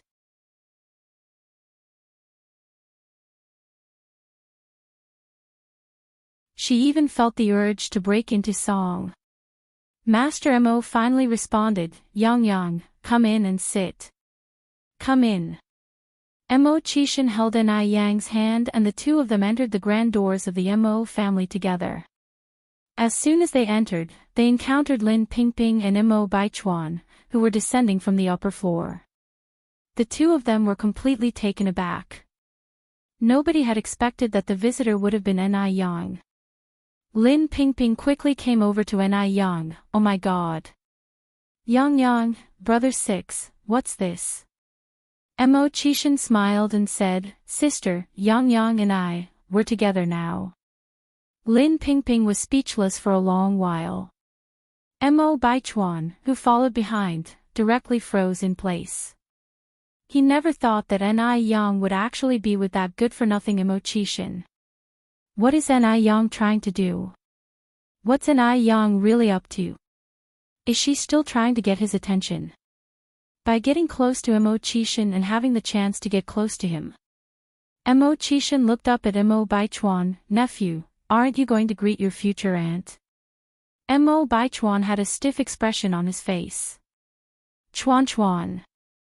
Old Madame Mo gently reminded, scared he might offend Yang again. Mo Baichuan walked up to Yang, Aunt 6. Was Yang trying to provoke him? Then he's also going to provoke Yang a little bit. He just wanted to see how Yang would respond to his mention of Aunt 6. Yang responded ambiguously with a smile, my big nephew. Mo Baichuan's face was turning an unsightly hue. Yang did dare to.